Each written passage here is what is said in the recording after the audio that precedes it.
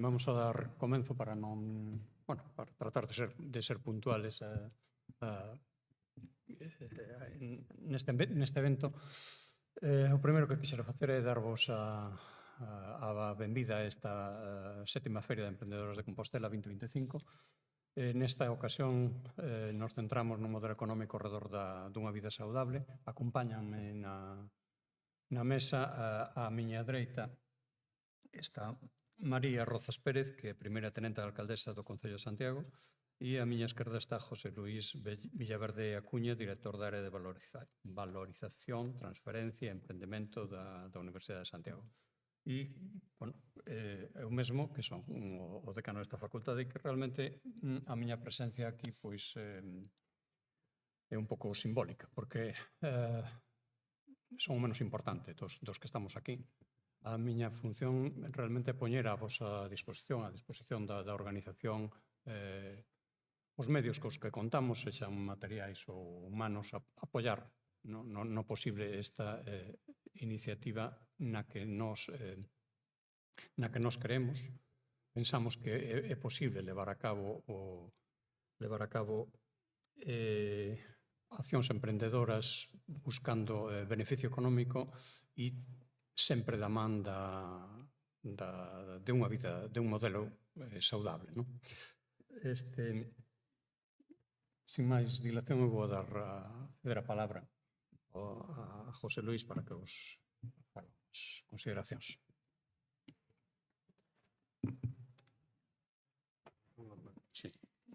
Estaba encendido e apaguei. Bueno, pois, moi bons días e gracias a todo o público por estar aquí. Eu sinto-me moi honrado de participar nesta mesa inaugural destas xornadas e, ademais, sento certa emoción. Lle decía hai un momento ao decano que, inda que son enxeñeiro e estudiei fora da Universidade de Santiago, o primeiro curso universitario da miña carreira académica foi nesta facultade. Entonces, e logo, durante todos estes anos de traballo en transferencia de coñecemento na universidade e en emprendemento, pois tamén é unha facultade que visitamos con frecuencia. E, polo tanto, pois, bueno, sinto un pouco que tamén é a miña casa.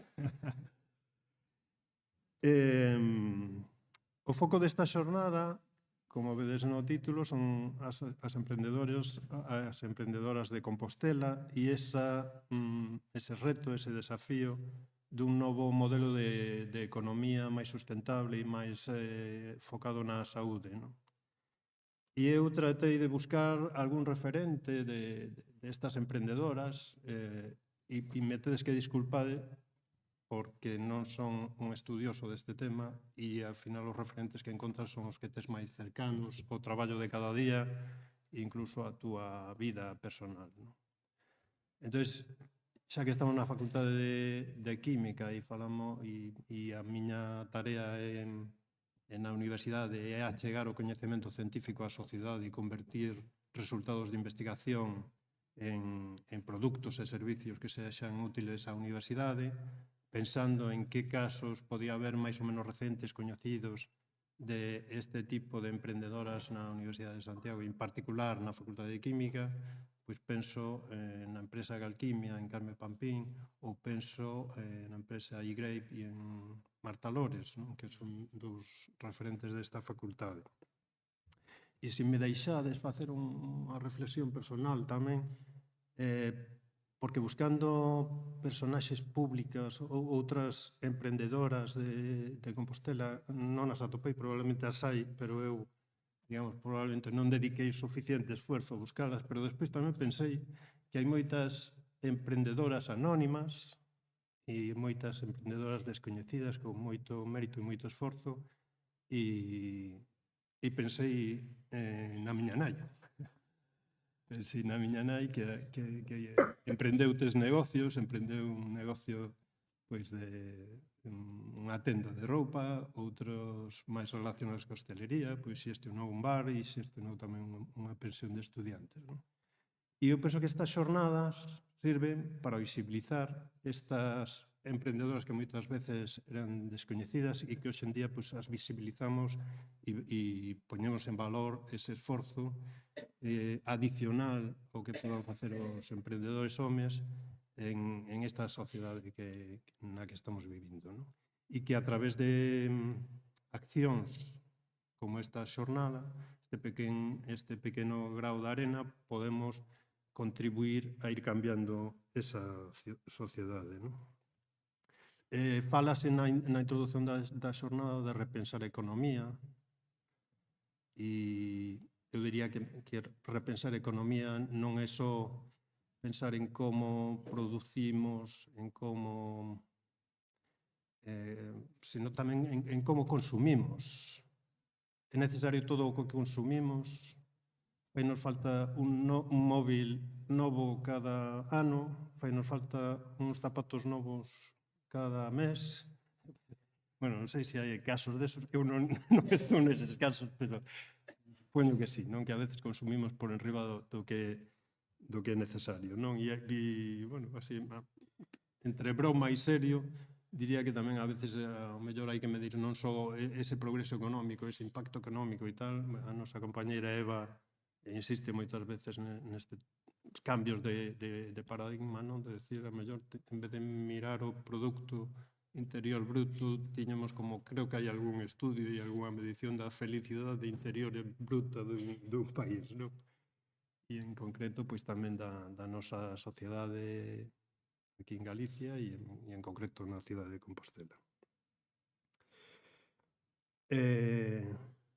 Como vos decía, a función da nosa oficina, da área de valorización, transferencia e emprendemento, que entendo que ten un nome complicado e largo, é identificar resultados de investigación na universidade que teñan posible aplicación e facer todo o posible para que ese potencial se convirta nunha realidade, non? E eu penso que tamén nesto a universidade pode contribuir a estes cambios de paradigmas económicos sociais a través de investigacións, a través de estudios e a través de achegas. Precisamente fai un par de días tiñamos unhas xornadas dedicadas ao impacto ou á transferencia do coñecemento xerado na universidade e xerado nos centros públicos de investigación, pero especificamente nas áreas de ciencias sociais, humanas e artísticas e xurídicas. Eu penso que este esforzo da universidade por facer chegar, digamos, eses resultados de investigación tamén se reflicte e ese compromiso social se reflicte no compromiso con a visibilización e o reforzo do papel das mulleres e, en particular, por decir algo que se fai desde a universidade e en concreto desde a nosa oficina, pois o programa Women Emprende leva funcionando, se non Eva me pode corrixir se digo mala cifra, pero creo que como mínimo desde 2006, que case son 20 anos de traballos e esforzos en este ámbito, non? Bueno, e vou ir acabando porque se empezo a mirar notiñas que tiña por aquí feitas, pois igual me paso a mañá falando. Así que vou a ir rematando simplemente dicindo que todas as contribucións son importantes, que ningún equipo solo, ninguna persona, nin incluso unha cidade ou un concello aislado, pero o ecosistema, o conxunto, as interaccións de todos esos agentes son os que farán posible estes cambios ambiciosos que se pretenden a través desta xornada. E nada máis.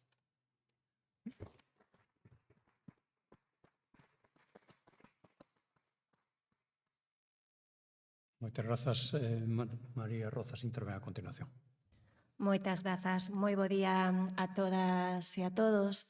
É un placer para min estar hoxe aquí nesta apertura da 7ª Feira de Emprendedoras de Compostela. Este é un proxecto, un programa do que nos sentimos moi orgullosas no Concello de Santiago, especialmente dende a área de promoción económica que teño responsabilidade de dirixir. É un proxecto polo que nos sentimos tan orgullosas porque creo que é a demostración de moitas cousas. A primeira, esa da que falamos tanto, pero se fai moito menos, que é a colaboración institucional. Moitas veces falamos da colaboración institucional entre diferentes administracións, pero a realidade é que non se practica tanto como debera. Este proxecto é exemplo diso, de a colaboración do Concello de Santiago dende a área de promoción económica coa USC a través de Woman Emprende para un obxectivo tan necesario como é apostar e visibilizar o talento feminino que temos. Eu quero parabenizar a Woman Emprende, está aquí Eva, pero sei que ten un equipo detrás, por a organización desta xornada, desta feira, pero sobre todo polo traballo que fai día a día, todos os días do ano, para axudar a creación de novas empresas na que a presenza femenina sexa acorde á presenza nas aulas. Quedanos moito traballo, aínda que por facer nese sentido, pero creo que iniciativas como esta, como a Feira de Emprendedoras, son iniciativas que claramente apostan por ese modelo. E quero felicitar tamén, ou felicitarnos, porque isto foi unha decisión conxunta, a temática escollida. Eu creo que pusemos o foco, esta xornada pon o foco nunha temática que era necesario abordar. Penso que dixen o mesmo o ano pasado, na inauguración da xornada do ano 2024. O ano pasado falábamos da economía dos cuidados. Esta é unha continuación perfecta daquela feira de emprendedoras, da economía dos cuidados á economía de saúde. Vamos a falar nesta xornada, vamos a escoitar a moitísimas mulleres falar da importancia da saúde e dunha vida saudable. E antes falábase de facer unha reflexión sobre a economía, de repensar a economía. Eu, xa me tendes escoitado aquelas persoas que temos coincidido en outros ámbitos, penso que estamos no momento de repensar a economía para poñer esa economía ao servizo das persoas, e non a inversa. A economía poñendo as persoas no centro, a economía para procurar un mundo máis igualitario, máis xusto e procurar un benestar para todas e todos. Vamos nese camiño con feiras como esta, como feiras emprendedoras, que axudan a construir ese mundo tamén máis feminista. Ao longo do día de hoxe escoitaremos a moitas mulleres, algunha delas que eu coñezo e teño unha admiración tremenda por elas, todo o meu recoñecemento para elas, son mulleres emprendedoras, mulleres que demostraron que se pode e que debemos intentar ese emprendemento femenino, e son mulleres, ademais, que nos van a falar de algo tan importante como a saúde física, a saúde emocional, a saúde infantil ou a saúde en clave femenina. Así que eu remato xa desexando que esta feira sexa un éxito, seguro que o será.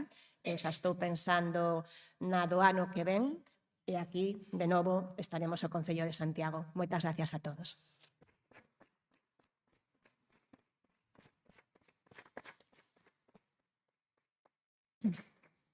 Moitas grazas, María. Súmome a ese desexo de que a feira sexa un éxito e que sirva para establecer contactos, que sirva tamén para inspirar e que sirva para visualizar o traballo no que estades comprometidas todas e no que nós simplemente botamos unha man no que podemos. E permitidme rematar só unha disculpa. Lamento que o alumnado non se sume a esta iniciativa. Vexo que, ahora mismo non hai ninguén, están polas aulas, confío en que algúns se vayan sumando ao longo do día, e eu mesmo teño que dar clases, así que vos deixo en breve, pero vos agradezo moito que nos propuxésedes realizar este acto aquí para nós, motivo de honra. Moitas grazas pola vosa atención e moito futuro con este tipo de iniciativas.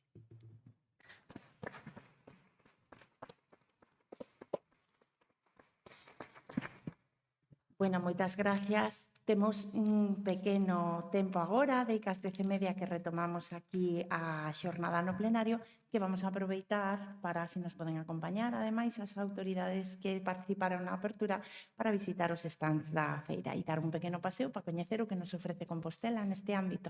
Graciñas.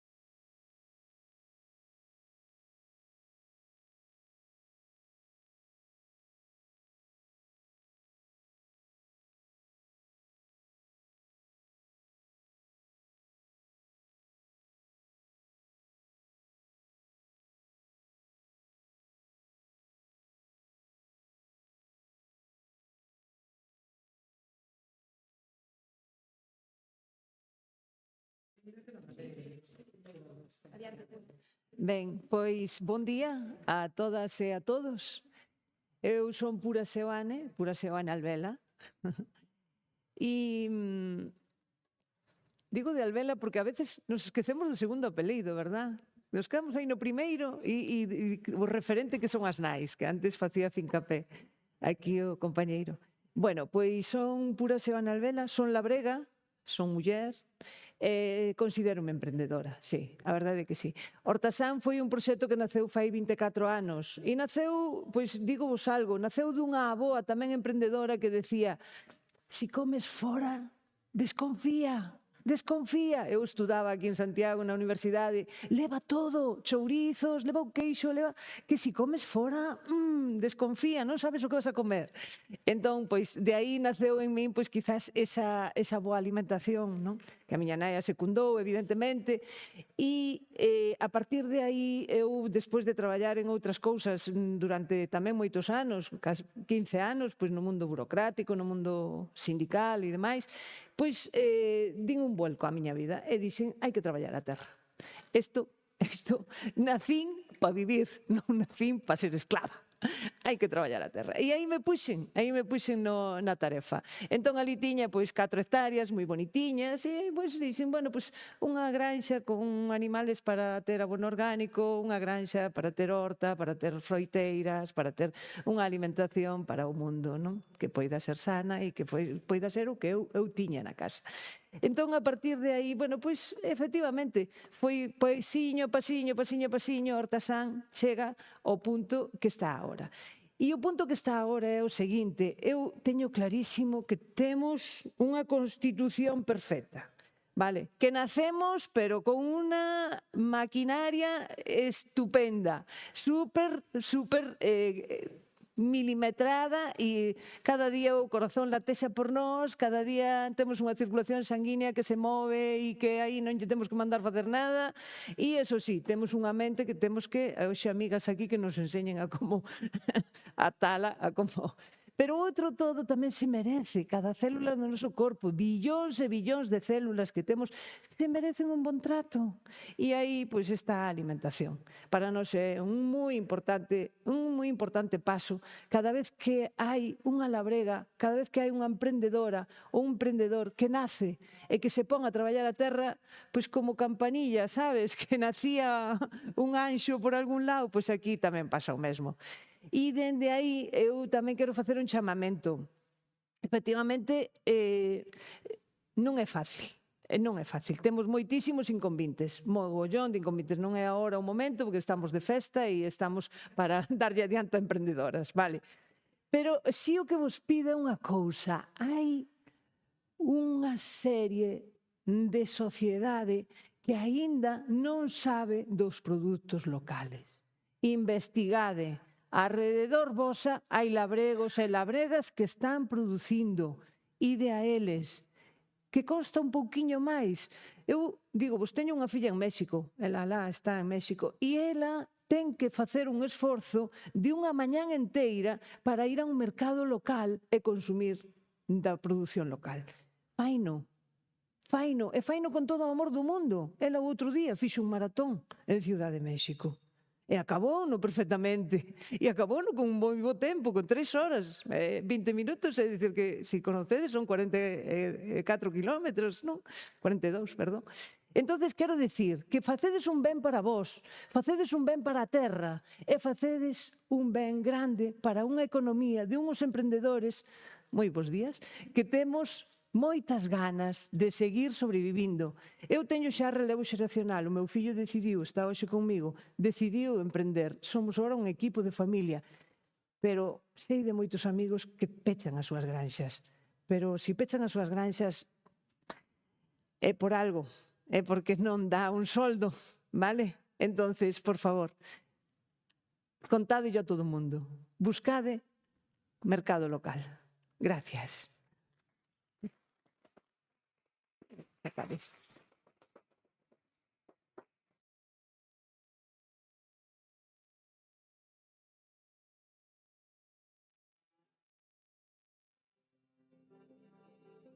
Todas as falas chegan ata min. Son camiño da innovación. Son albergue de coñecemento. Son catedral da biotecnoloxía. Son carácter investigador. Sonche moitas cousas. Pero, sobre todo, estou feita de talentos. Os que retornan ao fogar e os que chegan para quedar. Son calidade de vida, aberta ao investimento, emprendemento e desenvolvemento. Son eu, Compostela, capital da biotecnoloxía.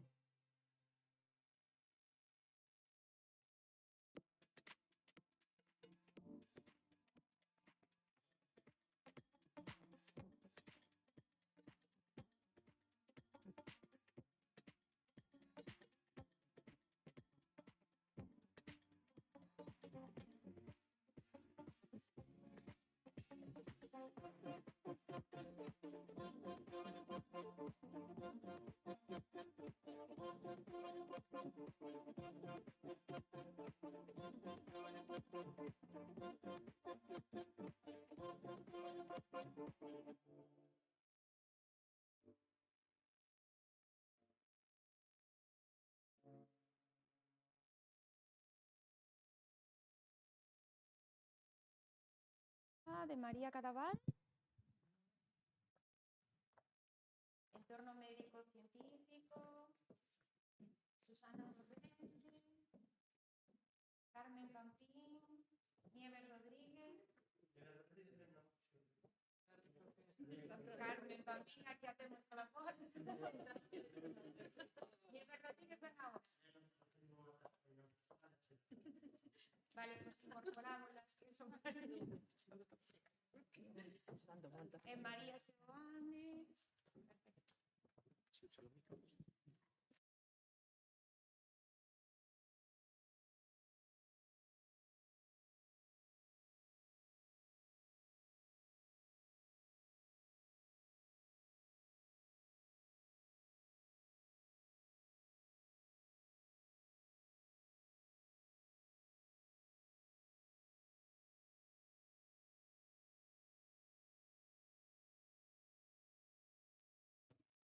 Ben, pois, bo día.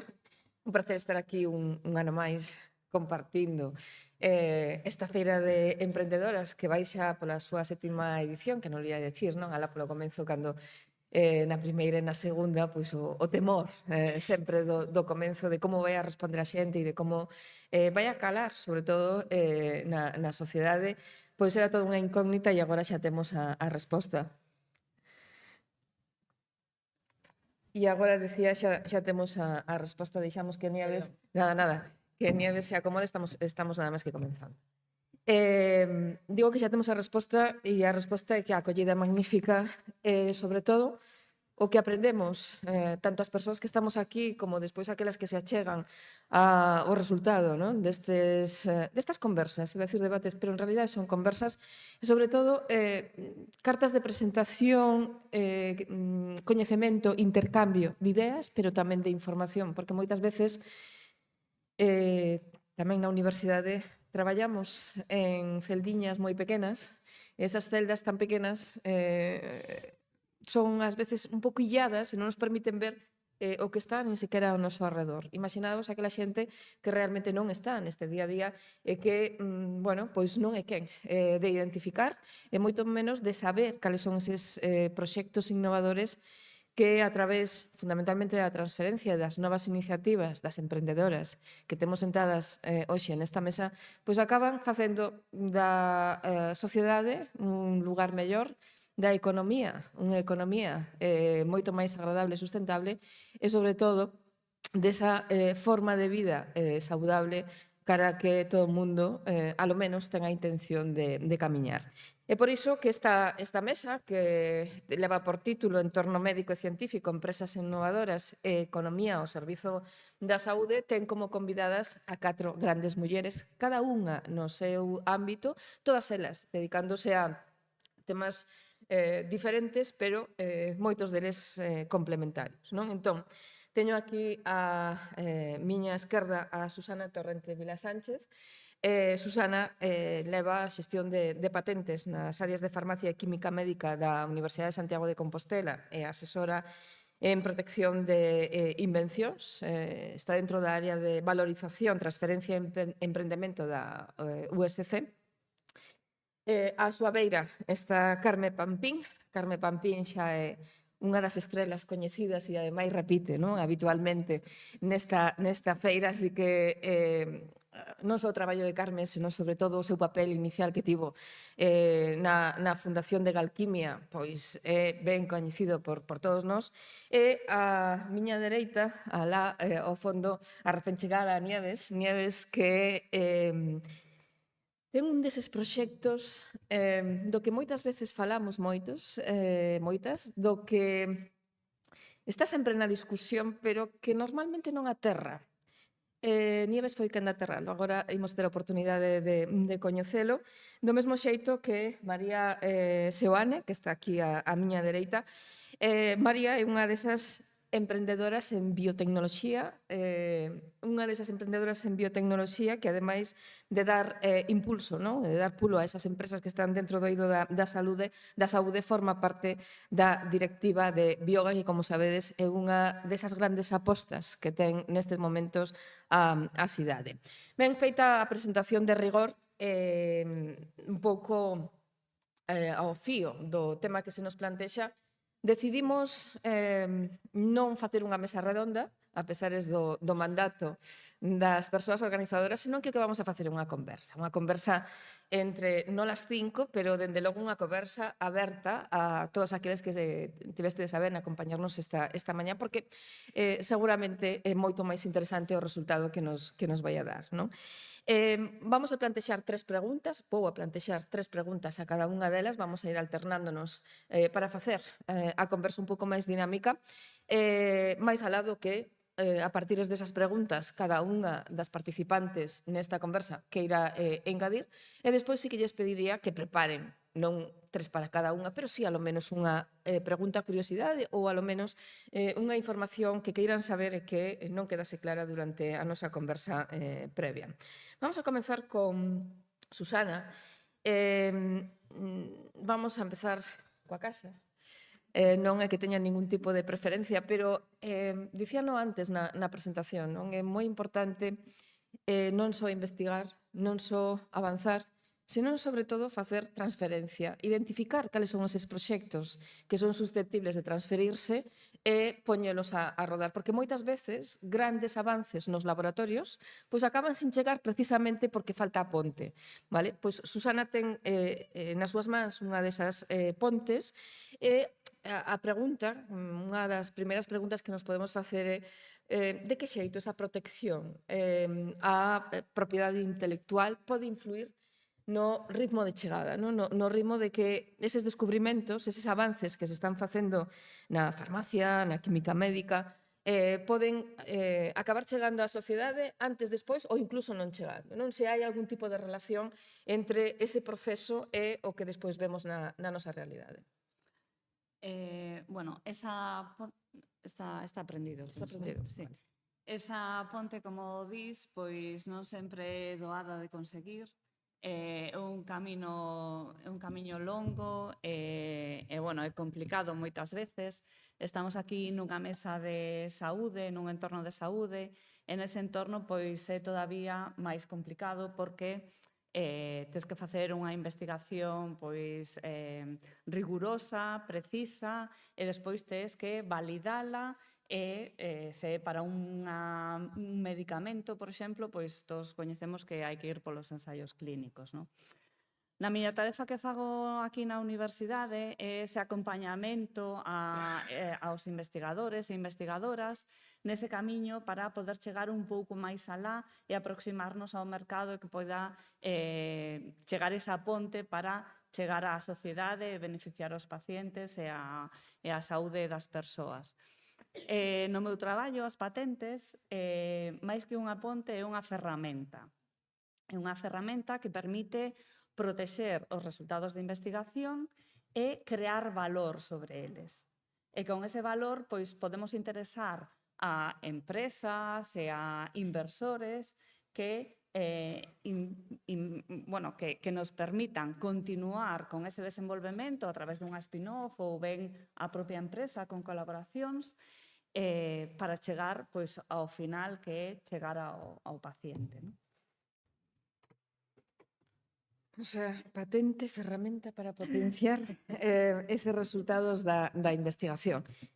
Quedámonos con esa primeira reflexión de Susana, dándolle paso a Carmen, ¿no? Como decía Carmen, ben coñecida, pero a min gustaríame empezar cunha cuestión, case cunha premisa de partida que ás veces en Galicia pois se fai, non sei se con razón ou sen razón, pero Carmen seguramente pode ter a resposta a esta pregunta que lle vou a plantexar, non? Galicia sabemos que no mundo é un recuncho moi pequeno e ademais xeográficamente non sei se estamos ben ou mal situados, depende como se mire, porque somos o centro visto dende o mar, pero dende terra igual estamos un pouco escorados.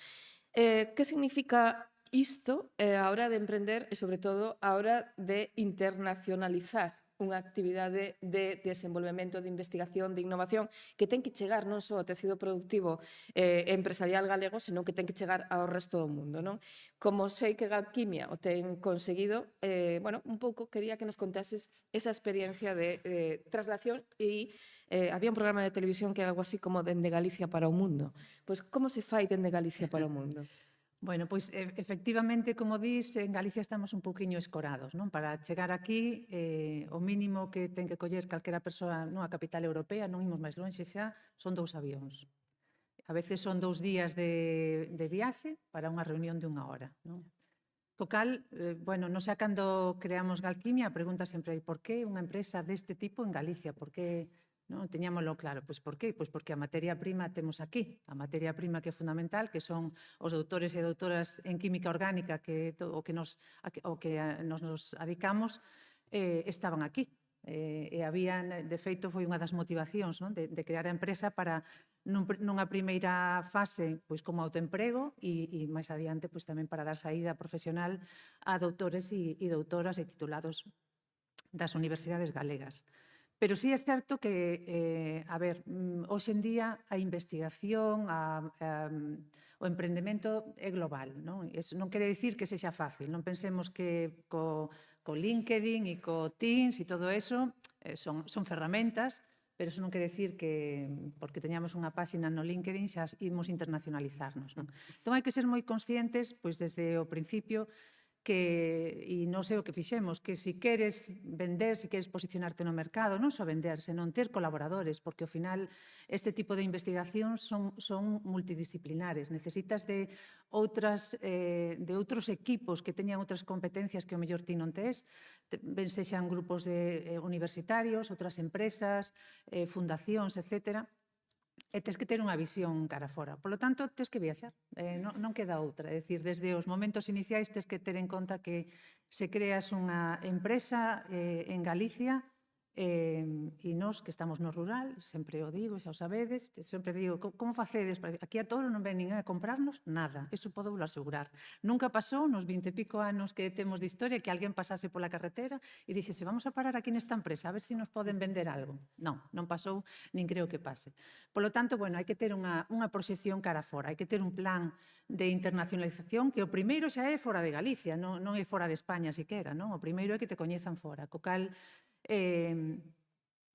para nós foi sempre un criterio decir, bueno, que esteamos cerca de algún aeroporto, polo menos, para minimizar o impacto, pero hai que ter unha visión de estar moi abertos cara fora. Hoxe en día, afortunadamente, é certo que todas as ferramentas digitais facilitan, non, enormemente, é dicir, xa non necesitas a veces pois eso, estar 2 días de viaxe para unha reunión de 1 hora, senón que a podes facer online, pero non sustituye, é dicir, hai que estar nos sitios, hai que asistir a onde están os centros de coñecemento, onde se moven as cousas, os congresos, os eventos, hai que sair fora, non podes pensar que, digamos que nós o vemos como é a peaxe que temos que pagar para decir podelo facer desde Galicia para o mundo, non? Pero hai que sair, non podemos estar encerrados e pensar que o mundo vai estar pendente de nós. Para eso nos temos que sair e facernos ver. Sair, facernos ver, ter un aeroporto preto e se tiver avións, aínda mellor, non? Bueno, esa é a se segunda, entramos xa nesa. a segunda derivada. Ben, antes de entrar en polémicas, non sei se chamarás estériles ou non, vamos a darlle paso a Nieves. Nieves, dicíalles, ten unha experiencia moi interesante, pero non é a súa experiencia, digamos, vital, non? Ela é catedrática na Universidade da Coruña e de repente vemos que é presidenta dunha asociación que se chama Las Lilás, pola cal hoxe está aquí. O tema de Nieves, xa non sei se vostedes apreciaron ou non, para min é moi excitante. E é moi excitante porque dende Galicia para o mundo tamén hai unha cuestión da que non sei se somos ou non conscientes, pero no século XXI que estamos asistindo a un cambio radical da pirámide poboacional. Supoño que somos conscientes porque ademais falan moitas veces os políticos disto, pero despois a hora de poñer en riba da mesa o que serían as ferramentas non para facerse cargo das persoas maiores, senón para ver aí a grande oportunidade que ten Galicia como país sendo o grande laboratorio do envellecemento do mundo occidental, podemos dicir. É dicir, Galicia neste momento podría ser o grande laboratorio de Europa para levar a cabo todo tipo de acción relacionados co que ás veces ha sido un xeito pedante os economistas chamamos como silver economy, non? Esta economía prateada ou economía das canas que non implica deseñar un conxunto de coidados para a xente maior, senón máis ben todo o contrario, aproveitar o potencial que toda a xente maior ten en todos os eidos e para poder desenvolver dende proxectos de arquitectura até proxectos evidentemente de medicina, innovacións tecnolóxicas, todo tipo de ocio, de disfrute, de programas específicos para persoas maiores, aquí espero non ofender a ninguén, de 50 anos, que son as que se atopan dentro deste núcleo do que se considera a silver economy, non? Entón, Nieves, o que quería que nos contases é un pouco cale, bueno, esa evolución da poboación, non? Que vos estades vendo na nosa sociedade, que problemática ten esa poboación e, sobre todo, cales poderían ser, dende o vosso punto de vista, posibles solucións, alo menos dende un eido moi concreto como pode ser, non sei se chamalo vivenda, pero sí a forma de vida, non? Vale. Bueno, primeiro, perdón por chegar tarde, pero había un accidente na autopista e estivemos parados un bo rato. Segundo, moitas gracias por terme invitado para estar aquí. E terceiro, vou facer como os políticos, que me preguntas o que queres e eu te contesto que me dá gana. Xa contaba con iso. Vamos ver. Efectivamente, a miña carreira profesional foi como catedrática de universidade, onde estive peleándome con esa problemática que está saindo aquí, investigación, transferencia, investigación. Dende o meu grupo de investigación criamos efectivamente unha empresa spin-off, internacionalizamos a actividade da empresa spin-off. A empresa spin-off incluso creou produtos de atención á dependencia. De feito, a empresa galega máis importante que está dando servicios tecnolóxicos para o soporte da axuda a domicilio fixémola nós, no noso laboratorio, queremos tamén software para unha residencia de maiores, e, sin embargo, despois de tantos anos de traballo profesional, onde facemos investigación e facemos transferencia e demostramos, por tanto, que valemos para todo, aquí me chaman por unha cosa que nada ten a ver, que é un proxecto que xa digo, menos mal que valemos para todo, porque este proxecto verdadeiramente é un proxecto que nada ten a ver coa universidade, é un proxecto de asociacionismo. Nos creamos a Asociación Las Lilás para resolvernos un problema particular que tiñamos as persoas promotoras. As persoas promotoras éramos un grupo de mulleres que facíamos militancia feminista. Nada a ver coa miña vida profesional. Éramos mulleres en fillos, cando de sempre decíamos a comuna, vamos vivir xuntas, vamos pasarlo moi ben de maiores, pero eso que era unha idea juvenil, vamos a decirlo así, juvenil con 40, pero juvenil, cando nos empezou a tocar cuidar pais e nais, e vimos o que era un Alzheimer, e vimos o problema da fragilización da xente maior, e como esas persoas todopoderosas que foron os teus pais, de pronto, son como bebés e tes que atenderlos, cuidarlos, levarlos ao médico, mesmo que non teñan unha dependencia cognitiva. Meu pai estaba perfectamente ben a nivel cognitivo, pero había que levarlo á porta da residencia, ir a aparcar, esperar, cando lle daba, entrar con el ao médico, porque entre o que o médico decía e o meu pai lle daba gana de entender, había un abismo bastante grande, pedir vez para o especialista, en fin. E eu pensaba, e estas cosas, por mí, que nas vai facer? Así que a motivación que xa tiñamos para ir pasarlo ben convertiuse en isto é imprescindible, porque por nós, sen fillos, ninguén vai facer isto. E pensamos en facer unha asociación fundamentalmente para xente que quisese compartir un proxecto de comunidade, non de comuna, pero de comunidade, xa maduramos, unha comunidade, onde pudéramos vivir xuntos e pagar entre todos os servicios. Hasta aí, esa idea temos falado todos cos amigos. O problema foi ponernos a aterrizarla. E cando aterrizamos decatámonos de unha serie de cosas. Primeiro, se nos íbamos a vivir todos os amigos xuntos, o primeiro que morrera, fenomenal, pero os últimos a tiñan clara. E como resulta que lei de vida que o ti morres antes que os teus amigos, ou os teus amigos morren antes que a ti, e iso sí que é tautolóxico, non? Pois tiñamos que concebir unha comunidade que pudese ter continuidade no tempo, para que a xente que fose sobrevivindo os demais non estivese tampouco sola e tivese tamén os mesmos apoios. Entón, facer unha comunidade onde xente que aínda non coñeces sabes que vai ter que reemplazar a xente que vai morrendo, significaba xa unha serie de consecuencias, que a comunidade fose moi grande, onde calqueira pudese atopar afinidades e xente ca que, bueno, pois non tes afinidade, pero non pasa nada, porque hai moita outra xente coa que tes afinidade. Así que chegamos a un número máxico de unas 200 persoas. Eso é unha grande aldea, é un número grande. Tamén hai que pensar que hai dous problemas, non solamente o problema de dependencia ou de cuidados maiores, hai dous problemas. Hai un problema de dependencia, pero hai tamén un problema gravísimo de soidade non desexada. E o problema de soidade non desexada é un problema absolutamente acuciante. E teño que decir que cando menos a mitade das persoas que están na asociación a día de hoxe, que por certo xa somos 136, cando menos a mitade está metido en Las Lilás por medo a soidade non desexada. Cada vez que eu escoito na televisión esa noticia de que atoparon un cadáver dunha señora que morreu nun piso e levaba 3 meses morta, a mí o que se me ve na cabeza é que soidade tan brutal tuvo que ter esa muller para que 3 meses despois ninguén a botase de menos.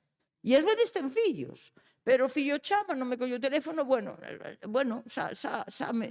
e a vida os leva a que empezan a preocuparse 2 meses despois de non saber nada da nai. É que é terrible, pero é así, non? Así que o noso proxecto é ese, un proxecto de comunidade, un proxecto máis de enxeñería social que constructivo. Aí a construcción, bueno, sí, vale, ten importancia, pero é un proxecto de enxeñería social. Como construir unha comunidade onde podamos convivir de xeito positivo en un entorno afectivamente rico e enriquecedor, e que nos dé a garantía de que empezamos a vivir ali estando perfectamente ben con 60 e tantos, con 70, e que vamos poder morrer ali con independencia do nivel de dependencia e deterioro cognitivo, de necesidades físicas que podamos ter. O que significa diseñar espazos tipo alosamento, apartamentitos, con espacios comunes, para que sexa doado ter unha vida social, pero tamén espazos para atención a persoas que xa teñen un déficit cognitivo grande.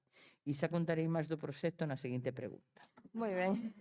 Deixamos entón un oco a María para que nos conte ela tamén o que fai e sobre todo, na súa experiencia, o que nos gustaría saber é cales son os factores clave que ti identificas para poder transformar unha boa idea dun laboratorio que se acabe trasladando a unha mellora da saúde real.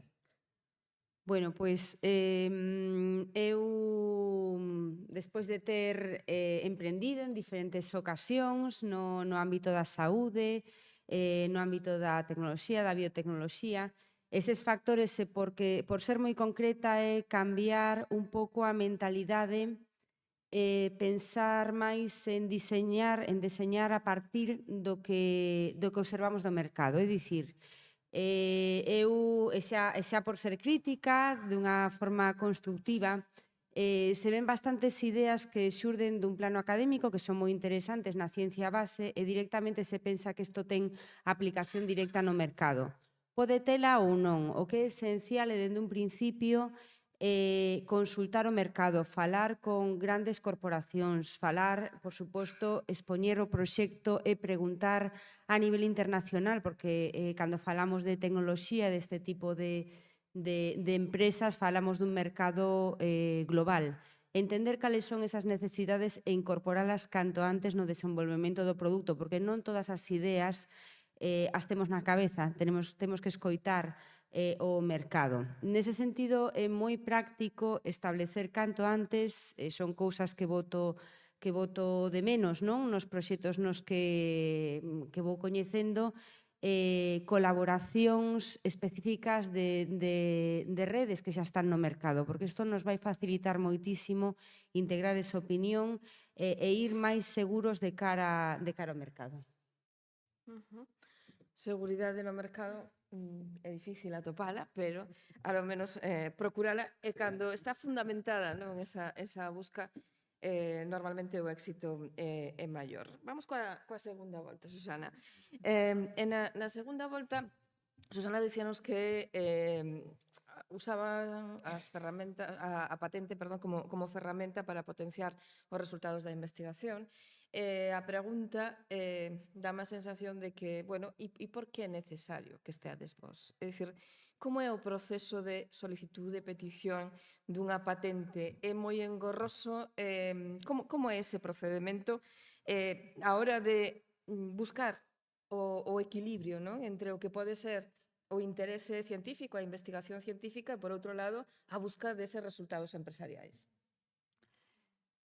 Bueno, nós somos como os interlocutores entre o que é o mundo científico, que, bueno, traballamos na universidade, entón é un mundo científico universitario, coa industria e con outros actores para poder desenvolver máis alá os resultados de investigación.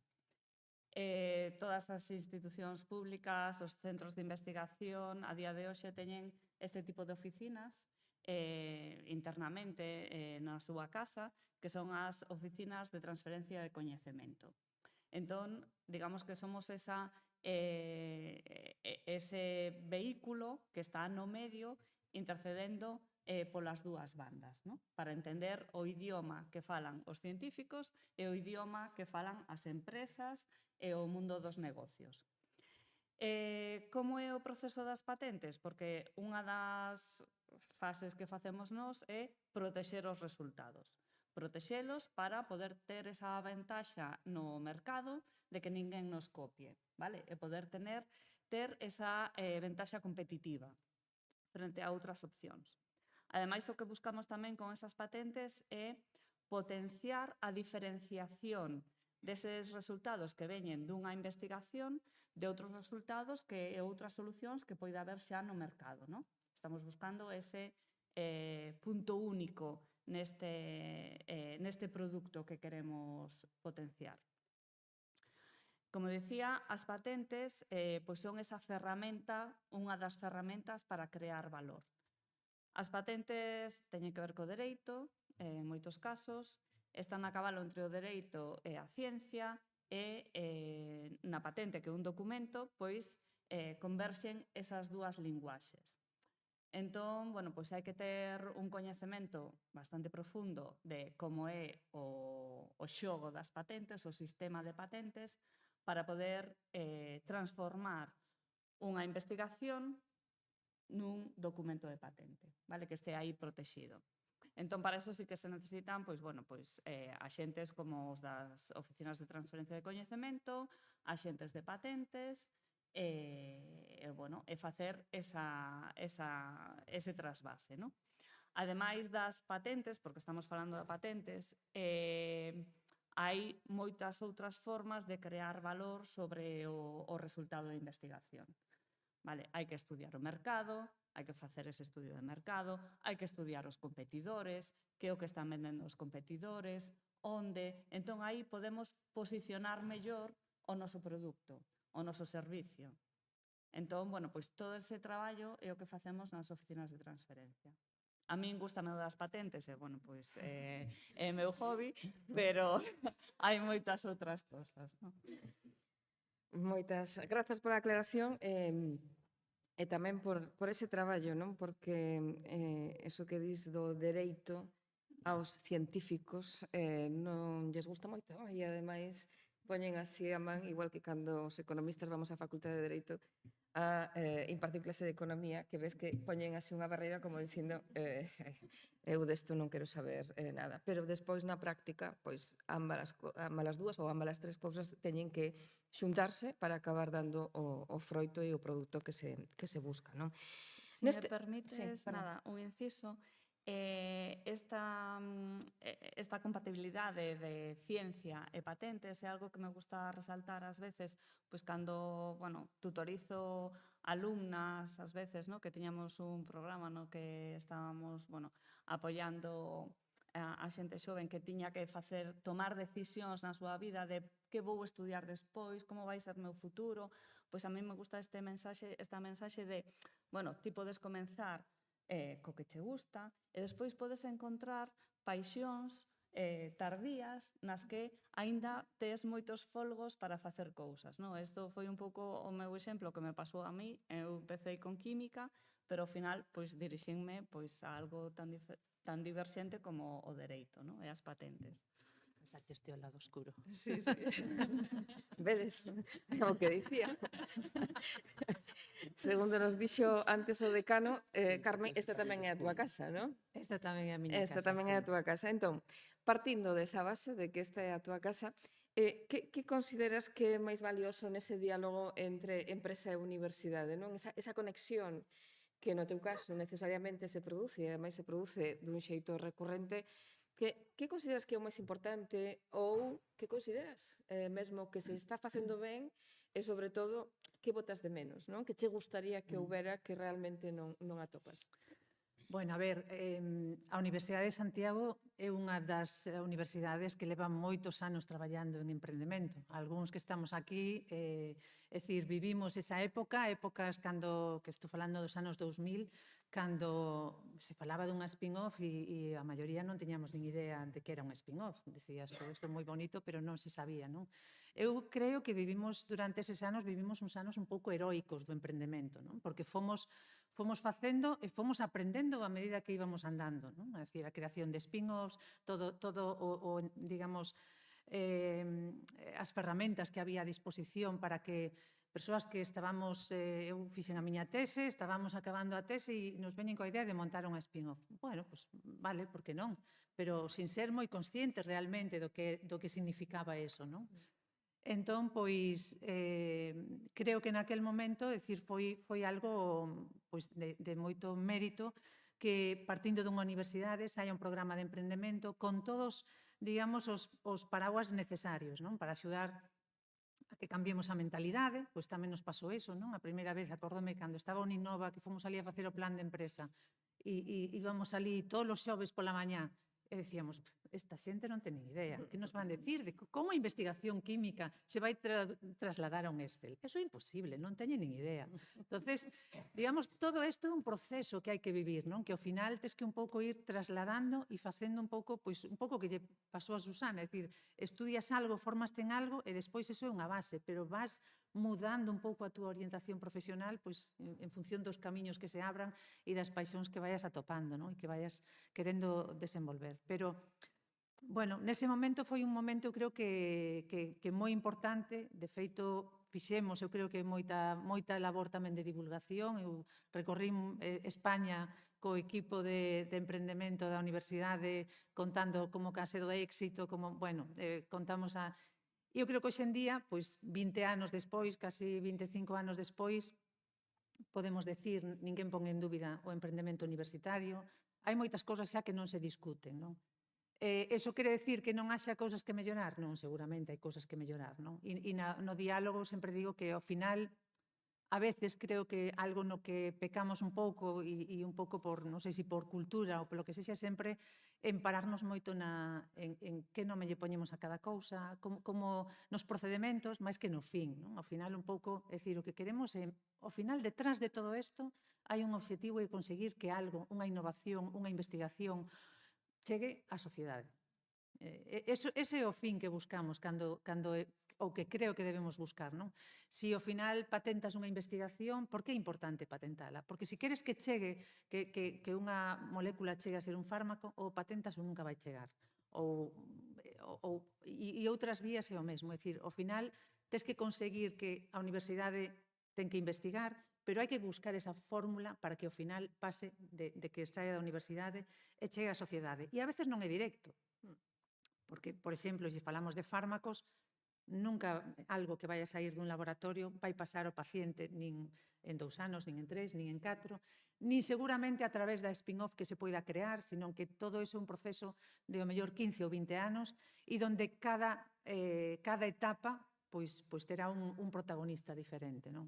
Entonces, a comunicación coa universidade e a empresa eu creo que ten que seguir aí, pero temos que buscar esa... É dicir, pasamos unha época onde facer spin-offs se cuestionaba.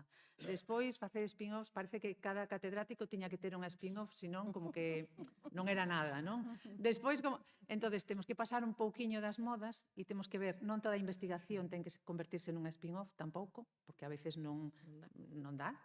Pode ser, é dicir, hai que buscar outra fórmula para levála ao mercado. Pero debe haber canles abertas, non? Para que realmente unha investigación, porque todo o que se falou aquí na mesa é protexer, pero tamén estar atentos ao mercado, non? Entonces, realmente, e eu despois de tantos anos de investigar, non lle vamos a quitar o mérito, por suposto, pero para os investigadores, investigar é fácil.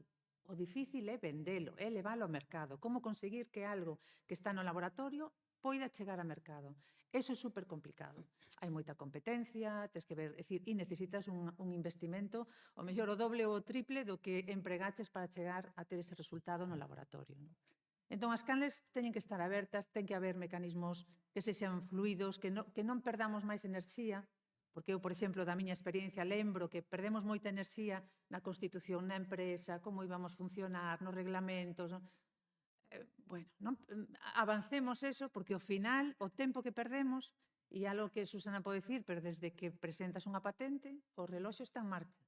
Cada minuto que estás perdendo, cada minuto de valor que perde a patente, porque son menos anos que tes para poder explotar esa patente, non?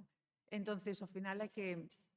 O foco ten que estar no destino final. Si queremos levar a un produto a mercado, un servizo, unha tecnoloxía, entre todos hai que buscar a mellor maneira, non sempre ten que ser a patente, non sempre ten que ser a spin-off, pero que está claro que hai que intentar que non nos poñamos internamente paus nas rodas, porque a competencia non a temos aquí, a competencia a temos fora, é global, non é co departamento do lado, coa universidade do lado, non, é moito máis alá. Entón, bueno, creo que para min esas serían Non sei se, entendo que non hai variña máxica, pero ese sería un punto importante. Efectivamente, a competencia está fora e además competimos co resto do mundo, que decíamos antes, non? E ás veces afanámonos en ver que cacho de parcela tengo do lado non vai a ser que invada a miña.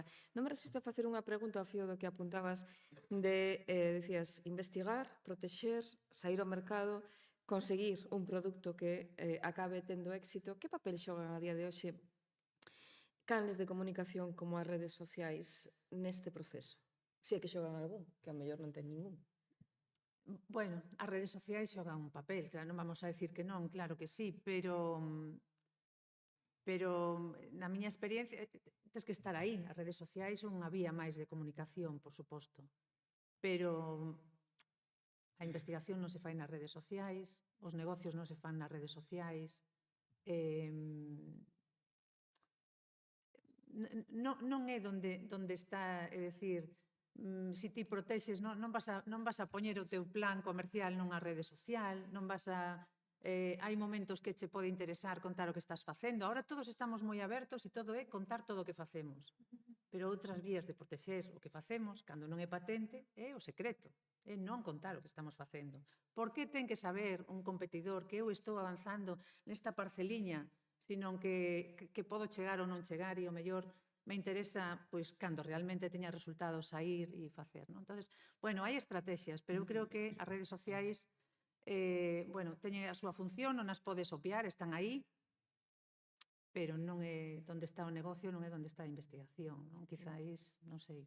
Se pode apuntar tamén sobre o que dixo Carme, totalmente. Para min as redes sociais son importantes para poder abrir conversacións en ferramentas como LinkedIn, pero hai que diferenciar moito tamén esta cuestión de satisfacer o ego ante o mundo, de mostrar as cousas sen estrategia. Eso ten que estar dentro de algo ben medido para establecer contactos e despois offline desenvolver os negocios, non? Pero efectivamente encontrar a utilidade e o balance e que sirva para o desenvolvemento do proxecto. Do proxecto, do produto, e aquí hai unha cuestión, que as cousas teñen que facer os profesionais, non? Dentro desos profesionais, antes apuntábanos Nieves un panorama que ás veces non se di porque nos dá medo dicilo, pero que pintou unha realidade moi crúa, a que seguramente calquera de nós, en algún momento da súa vida se ten enfrentado, e pensa que en algún momento lle vai a tocar. E a solución que Nieves e os seus colegas puxeron en riba da mesa non é só innovadora, non é só rompedora, senón que, podríamos decir, compite, non sei se pode chamar competir con outras solucións ou con outras respostas, non sei se solucións, pero sí, canto menos respostas que están agora mesmo en riba da mesa, non? Cal é a vosa sensación, a túa, non sei se falas ou non en representación da asociación, pero sí nos gustaría coñecer cal é a túa impresión ou sensación de todo isto que se ofrece para dar resposta a eses problemas que temos de xeito inmediato ou un futuro próximo. Mira, vouche contestar facendo referencia a cosas que se dixeron antes que son moi interesantes. A ver, a investigación que se fai nas universidades, efectivamente, desde os anos 2000, ficou claro que non se podía quedar nas universidades, que as universidades non podían ser unha burbulla, que era imprescindible estar en contacto co mercado, e a palabra mercado ten unhas connotaciones que son fatal para esta mentalidade progresista que temos dentro da universidade, pero temos que normalizar que realmente o mercado o que significa realmente son as necesidades da sociedade, da administración e da industria, e é atender ese mercado, esas necesidades da sociedade, da administración e industria, o que ten que guiar a nosa investigación, porque senón a investigación ficará nun papel ou nun caixón, pero nada máis. A protección, e isto era algo moi importante, a protección que se fai da investigación, o que acabades de falar as dúas, claro, as dúas vides co gorro da química. Eu veño co gorro do software, e o software xoga noutra liga. Vos seguro que escoitachedes falar do software libre. É un modelo de negocio completamente diferente. Nós non protexemos con patentes de feito.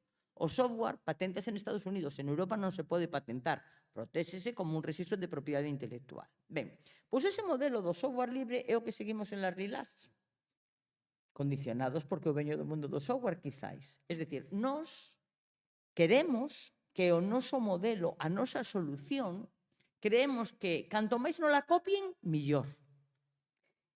E con isto respondo a túa pregunta. Efectivamente, agora mesmo hai soluciones comerciais e públicas para a atención a xente maior. Están as residencias.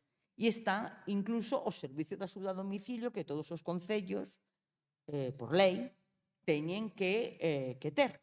Normalmente externalizándolo, contratando empresas mediante licitacións onde o prezo é o criterio máis importante. A empresas como Euleno, as grandes multinacionales que ofrezcan un prezo máis barato, lévanse o servicio de atención ao domicilio de un concello.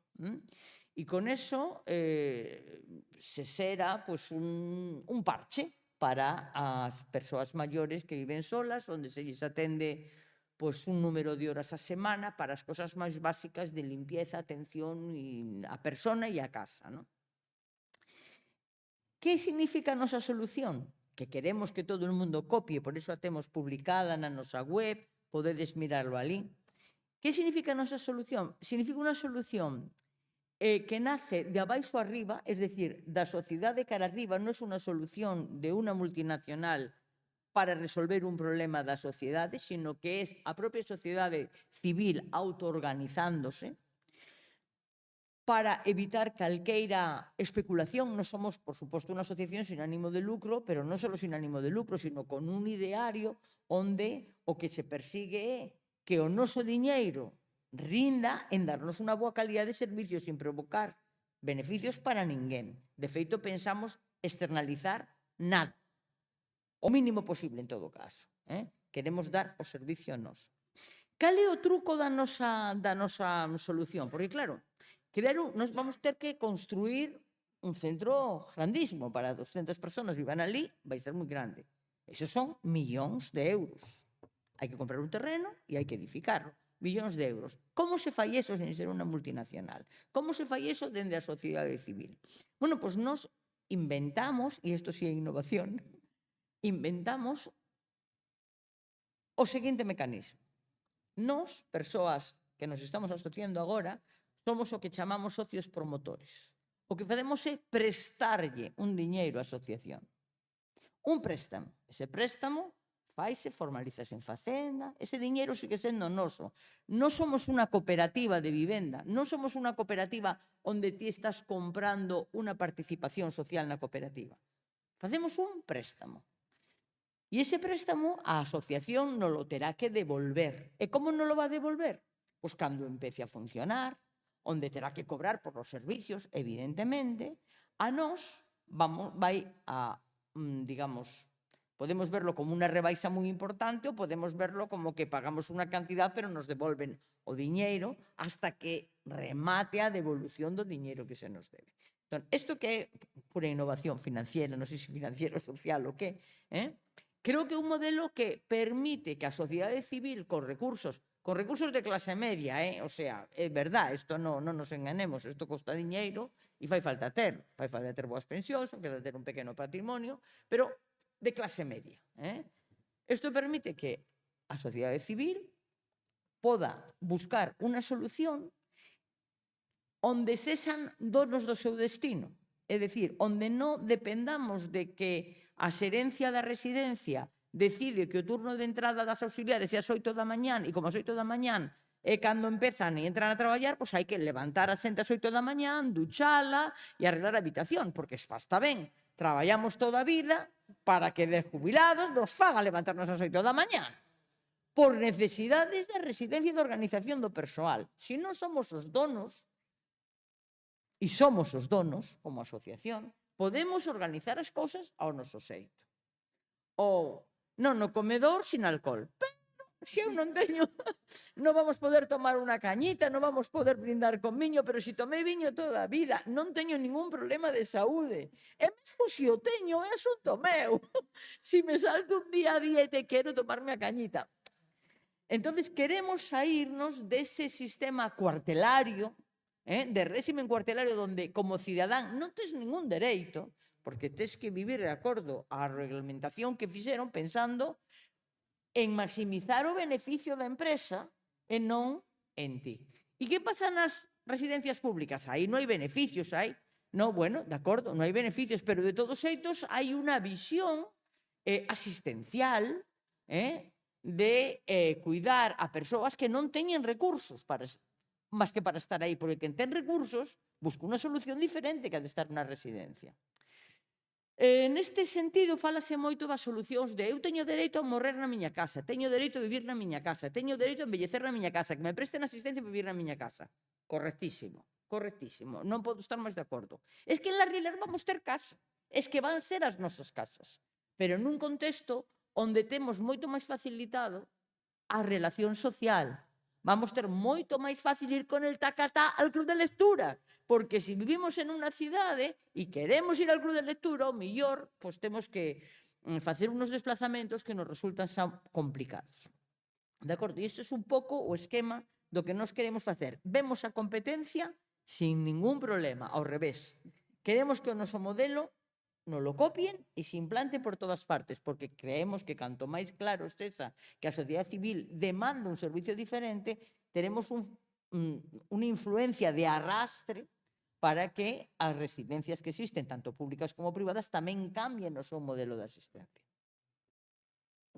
Entendido.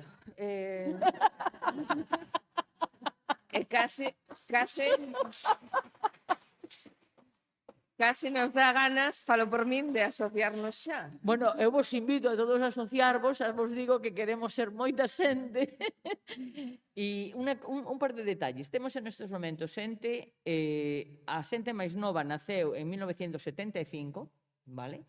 E temos xente de 81, 82 anos xa. É dicir, temos 30 e tantos anos de diferencia entre a xente máis nova e a xente máis bella. E isto é imprescindible. Necesitamos que a xente que viva na residencia cubra todo un abano de idades. Temos que facer o que chamamos xestión de idades. Na nosa página web está un pouco explicado cal é a distribución ideal e coa probabilidades que dá o INE de esperanza de vida, sabemos como ten que evolucionar isto. En todo caso, temos todo explicadito na nosa página web e estamos encantados de recibir solicitudes de asociar. Moi ben, pois despois de asociarnos vamos a seguir con María. Nun dos temas que tanto Carme como Susana seguramente van a estar interesadas ou son verdadeiras expertas dada a súa trayectoria, que aquí falouse por unha banda da investigación, por outra banda do mercado, pero hai nesa conexión algo que dicimos sempre os economistas que o que non se mide non existe, non? É moi importante medir, é moi importante ter métricas de referencia para saber cando algo está funcionando ou non está funcionando, ou alo menos cales deberán ser eses indicadores que debemos considerar no momento no que queremos levar unha investigación ao mercado. Pois sí, además a mí me encanta tamén porque eu tamén de formación son economista, entonces creo perfectamente niso, non? Que factores, que cousas hai que medir? Bueno, é certo que además gústame a pregunta porque como apuntaba tamén Carmen que quizá dunha reticencia inicial de creación de spin-offs despois houve un pouco unha furia en todo o mundo, no? Do emprendemento e todo isto e non todas as investigacións teñen por que dar lugar a un spin-off, existen outras formas de transferir o mercado e que poden ser iguales ou mellores para levar esa innovación á sociedade. Claro, os números de subsistencia, que tampouco é que me goste moito esa ratio de subsistencia de empresas nos 10 primeiros años son demoledores. Estamos falando de que de cada 10 proxectos que se constitúen como empresa acaban quebrando como empresa uns 9 aproximadamente. É certo que o que se adiante pois normalmente ten moi bons visos, non? Entonces, que cousas hai que medir? Hai que medir a atracción a mercado. Eu quero que intentemos abandonar un pouco esta idea de por exemplo, con respecto ás patentes, non? De que parece que así estás construindo unha maior ciencia, te vas aproximando ao mercado. As patentes son unha ferramenta fundamental e importantísima e hai que incorporar o criterio de mercado, como indicaba Susana antes tamén, para que sexan patentes que nos permitan abrir o mercado nun mundo global como hai que que traballar. Cousas que hai que medir, por suposto, clientes. Cando se cambia de modalidade, digamos, académica e se fai esa transferencia ao mercado e falamos de empresa, temos que tener moi claro que a nosa tasa de conversión tenemos que estar contactando constantemente cos nosos potenciais clientes, sacar números, ver como son as nosas tasas de éxito e a partir de aí pivotar a estrategia tamén. A aprendizaxe non sucede soamente no desenvolvemento dentro do laboratorio, senón que é un proceso iterativo tamén dende o mercado para dentro. E todo iso hai que incorporalo e ser o suficientemente tamén humildes e valientes para decir, bueno, o enfoque que lle estamos dando non é o que busca o mercado. Vamos a preguntar que é o que busca o mercado. E a partir de aí, con periodicidade, como mínimo mensual, ver como vamos acadando os nosos obxectivos. Coa idea final, porque tamén a miña visión como economista, de que temos que acabar conseguindo beneficios. É normal pensar que nos primeiros anos estamos falando de mercados con unha componente de I+D moi elevada. É normal unha cuenta de resultados negativa ao principio, pero ten que ter un fundamento para que acabe sendo no plazo de 3, 4, 5 anos con beneficio positivo, porque senón non hai modelo económico ni financiación ni con axudas públicas que o sustente. E sobre todo tamén a orientación da compra por parte do sector público moitas veces destas innovacións que tamén cando se lle presenta, non? Esa rendición de contas pois pode influir e afectar cara a un lado cara a outro. Sí, de feito, gracias por comentar isto, porque tamén quería incidir en ferramentas que hai que son moi útiles, como a compra pública innovadora, no que ademais Galicia é pioneira en España e das comunidades autónomas donde máis se traballa. Para min, esa é unha ocasión magnífica para ver como vai encaixando o noso produto no mercado. Eso aínda que non teñas certas fases regulatorias pasadas aún. Isto me dá tamén a dar outro punto, non? Que tamén quero animar, porque sí que noto que cada vez hai máis sensibilización co respecto da importancia da protección intelectual da innovación. Sin embargo, vexo, porén, que non a cuestión da regulatoria, por exemplo, cando falamos de dispositivos de uso médico, un marcado CE, unha aprobación de FDA, é algo que non se ten en conta normalmente, creo que co anticipo adecuado. É algo esencial para internacionalizar, é algo que aqueles colaboradores, grandes, industria, non lo van a pedir. É algo no que hai que planificar e investir dende o principio, orientar tamén a investigación para a obtención destas aprobacións, porque é a chave para entrar a vender fora dun entorno experimental, de investigación. Moi ben, pois vamos coa última rolda porque lles prometín interacción e vamos aí xa encima da hora. A última cuestión vai a ser común para todas elas dentro do seu campo, que unha vez que xa temos enriba da mesa as intencións, cando xa queremos saber o que hai que facer, a pregunta é, bueno, e en que fallamos, non? Cales son os erros máis frecuentes que detectástedes ou que ao longo da vosa trayectoria vistedes nos vosos distintos ámbitos, non? Así que empezade, Carme, se queres de primeira, pero a pregunta é común para todas. Moitos. Non me chega de aquí ás 12.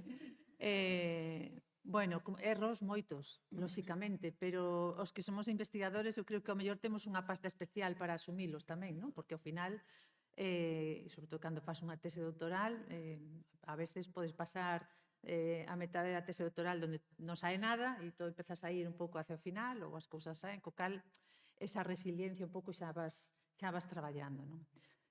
E máis cando emprendes e non tes experiencia, porque claro, temos que sumar que moitas veces cando falamos do tema da tasa de éxito nas iniciativas, hai que sumar varios factores, non? Unha que cando faz investigación, a ver, de por sí hai un risco técnico, non? As cousas poden sair ou non sair, hai un risco de mercado. Pero a maiores hai outro risco inherente a que se están creando empresas con persoas que non teñen experiencia, que é a súa primeira experiencia. Co cal eso Eu creo que suma ou incrementa sustancialmente pois, o risco, non? Entón, foi o meu caso, eu emprendín e non tiña experiencia ninguna en emprender. Polo tanto, vas aprendendo sobre o camiño. Para mí non é tan importante os erros que vas cometendo, senón aprender deles. É dicir, e que non cometas, non tropezar sempre na mesma pedra, non? É dicir, que erros vanse cometendo, cométense ao inicio, cométense no traxecto, cométense, pero que vayas aprendendo, porque iso tamén é o que facemos na investigación. E na investigación todos sabemos que aprendemos máis cando unha reacción química non sai, que cando sai a primeira. Do que sai a primeira, saiu, non nos paramos máis. Ahora, do que non sai, o mellor de aí acabamos tirando e nos acabamos convertindo en especialistas en esa área, en ese tema en concreto, pois porque realmente nos costou moito, non? E creo que na vida tamén é así, non? Os erros, se intentas é do que podes aprender. E creo que eso non temos que, digamos, aspirar a non cometer erros, sino a aprender deles, porque erros vai non saber.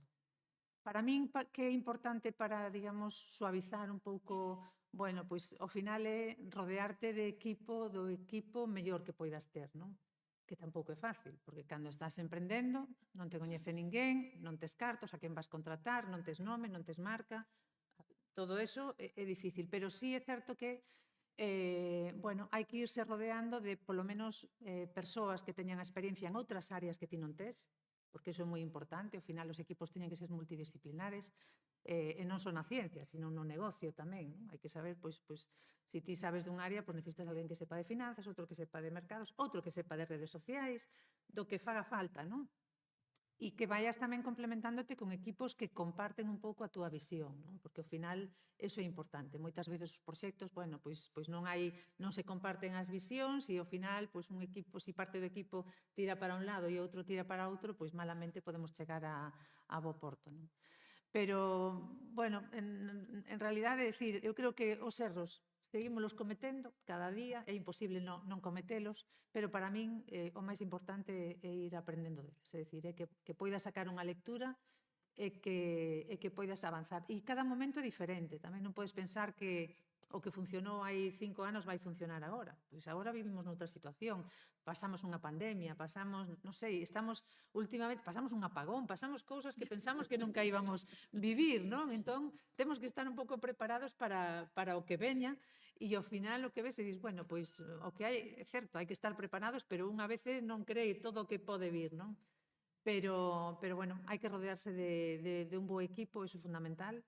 E a partir de aí, cando hai erros, aprender deles, que é o que facemos coa visión, e eu creo que é o que nos queda da visión da investigación, non? Que os erros é unha oportunidade para aprender e desenvolver algo, e de aí a veces saen cousas que profundizas e podes acabar pois convertíndote en especialista en algo do que ao principio non tiñas nin idea, non? Por exemplo.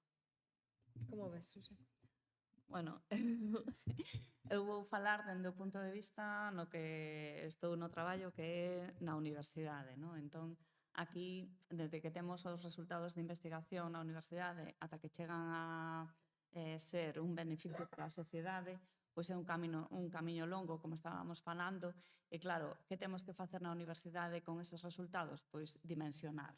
E aí está o problema. Como dimensionamos o risco que ten todo o camiño para chegar ao final, non? Como dimensionamos a financiación que vamos necesitar? Esa é unha parte fundamental para poder avanzar nese camiño, para poder desenvolver máis eses resultados, para poder estudiar o mercado, para poder contar cunha persoa que, se ese é un proxecto empresarial, pois nos axude a ir chegando máis alá, que será o futuro CEO da spin-off. A financiación é moi necesaria, por exemplo, estábamos falando de patentes, as patentes son carísimas. O sea, entón, claro, hai que dimensionar a protección. Como imos protexer esa invención para que chegue ao final? Na universidade temos que protexer nunha etapa moi temprana, porque aquí o que facemos é divulgar. Divulgar ao mundo científico, divulgar á sociedade, temos que defender tesis, Entón non podemos ter unha estrategia, que xa me gustaría, de segredo empresarial. Pero ás veces incluso o conseguimos, pero temos que estar todos moi concienciados, pero é complicado. Entón, esa dimensión do risco, dimensión da financiación, dimensión dos recursos e, sobre todo, dimensión do tempo. Porque eu o que sí que vexo, porque eu estive no mundo empresarial, nunha empresa en Valladolid, estuvo agora aquí, a dimensión do tempo na universidade é que é completamente diferente. Entón, claro, eso tamén o temos que dimensionar. E tamén temos que dimensionar o esforzo que require por parte de todos. Porque ao longo de tanto tempo, pois o esforzo non podemos desfallecer. Entón, temos que seguir esforzándonos e querendo ter ese fin de favorecer a sociedade.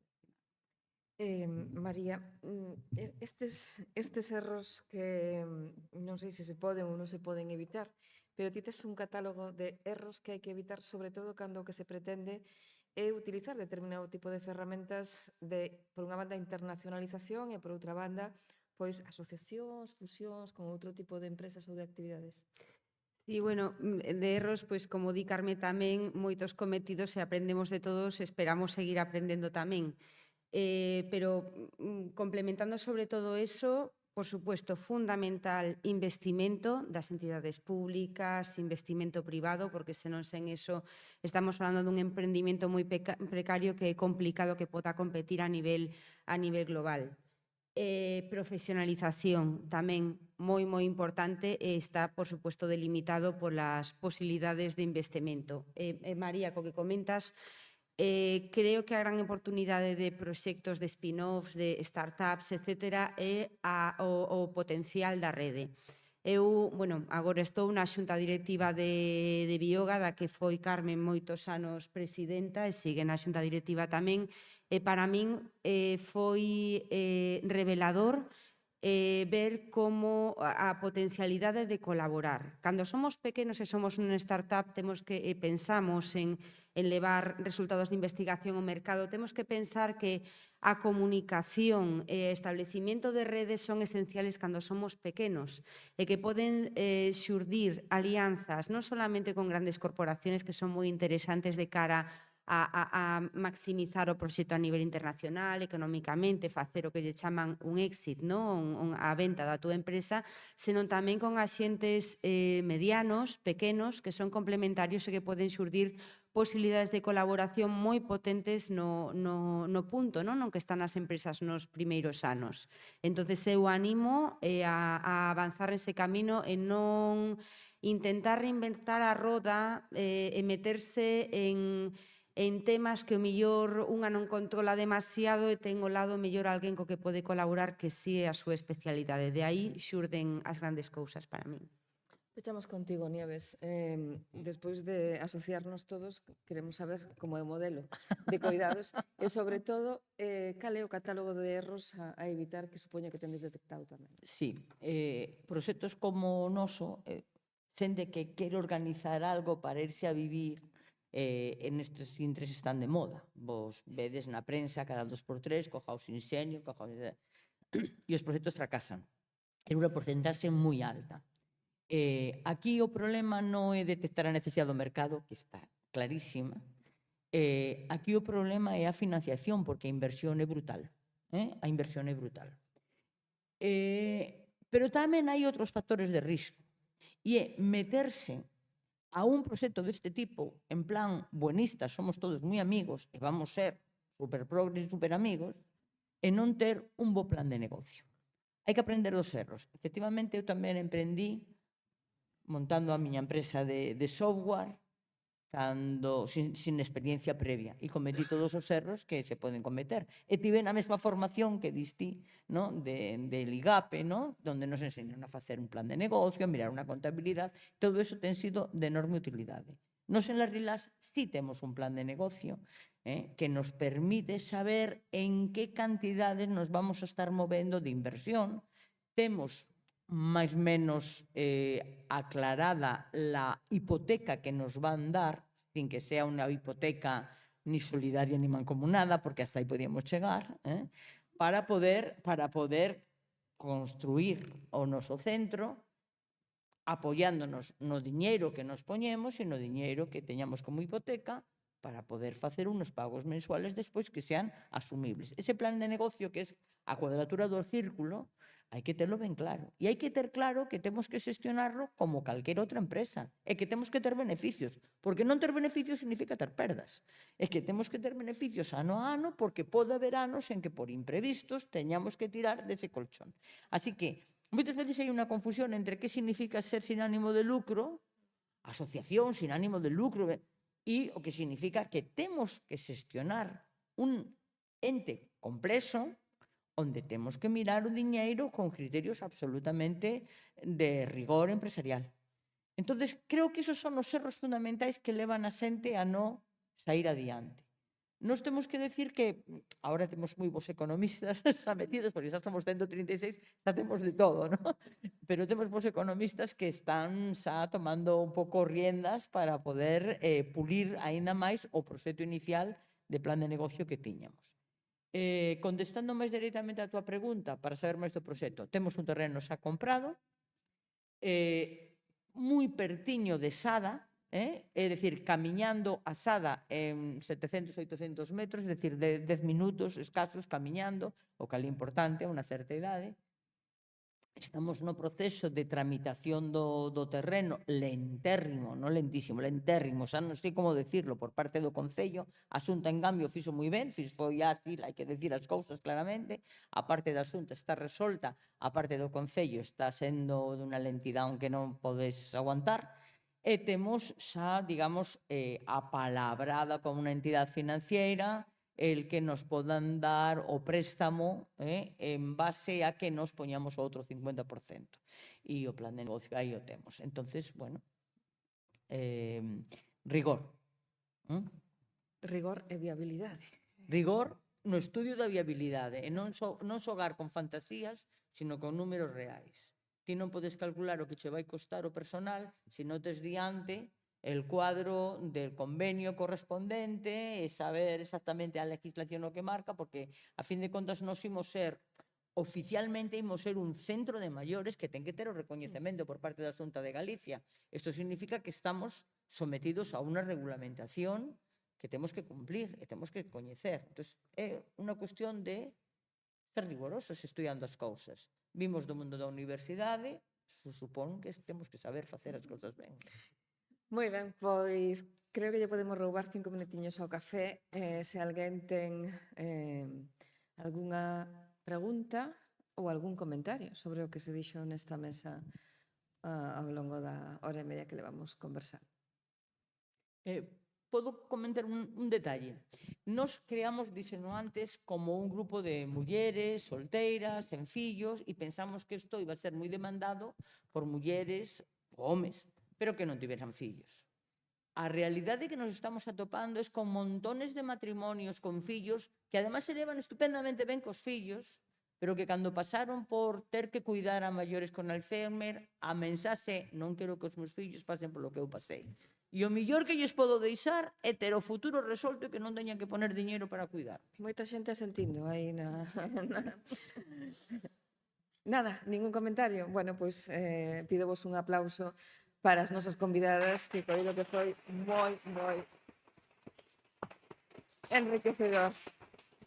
Moitas grazas, vamos ao café, ¿no? Sí, efectivamente, ahora vamos a ter a oportunidade de ter un café que nos vai a permitir coñecer un pouquiño máis, ademais algún dos proxectos que temos aquí hoxe amosándonos os seus produtos, pero vou vos pedir outro aplauso especificamente para María Cadaval polo seu traballo como moderadora desta mesa.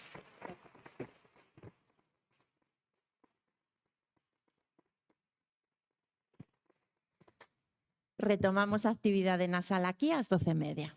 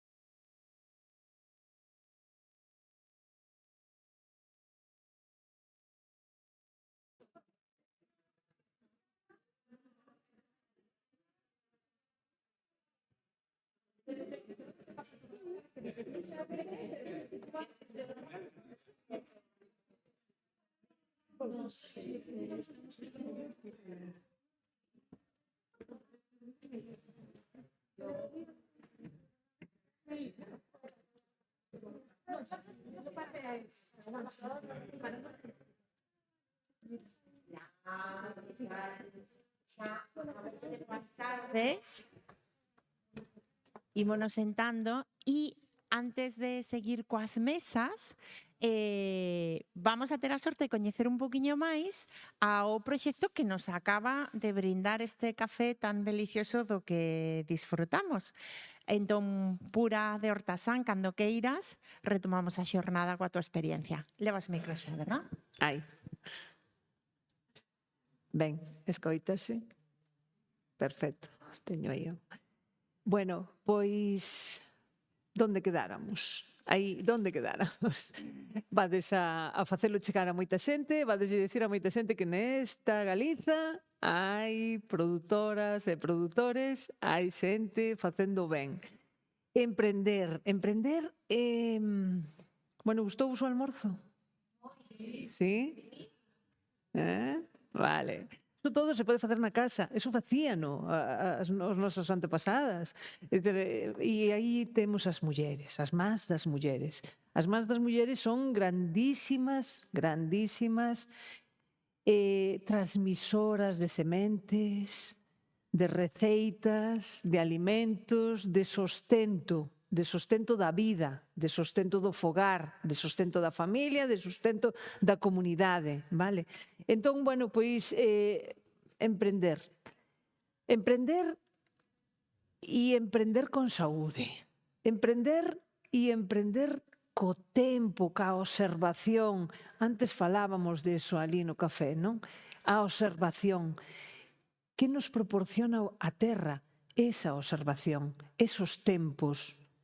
Unha semente é unha semente se seca e é unha semente. Primeiro estivo dentro dun tomate, acompañada con 60 sementes máis, pero despois vai facer 60 plantas e desas 60 plantas vamos a sacar uns kilos de produción. Isto son os tempos e a observación na terra é así. O tempo é nese momento o tempo. Entonces chegas á conclusión, o tempo non existe.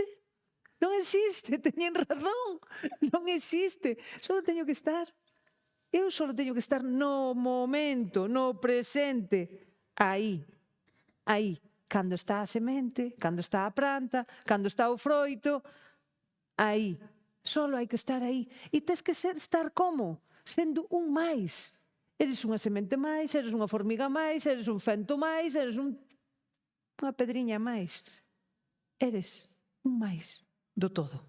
E iso, de verdade, vos digo que é unha amplitude de unha enerxía que levamos con nós, que xa digo, ahora mesmo non o digo eu, aquí, en plan, espiritualidade, que non teño nada en contra, por favor, o di a física cuántica. Somos enerxía. Señoras, por favor, amigas, alimentemos esa enerxía. Alimentémola.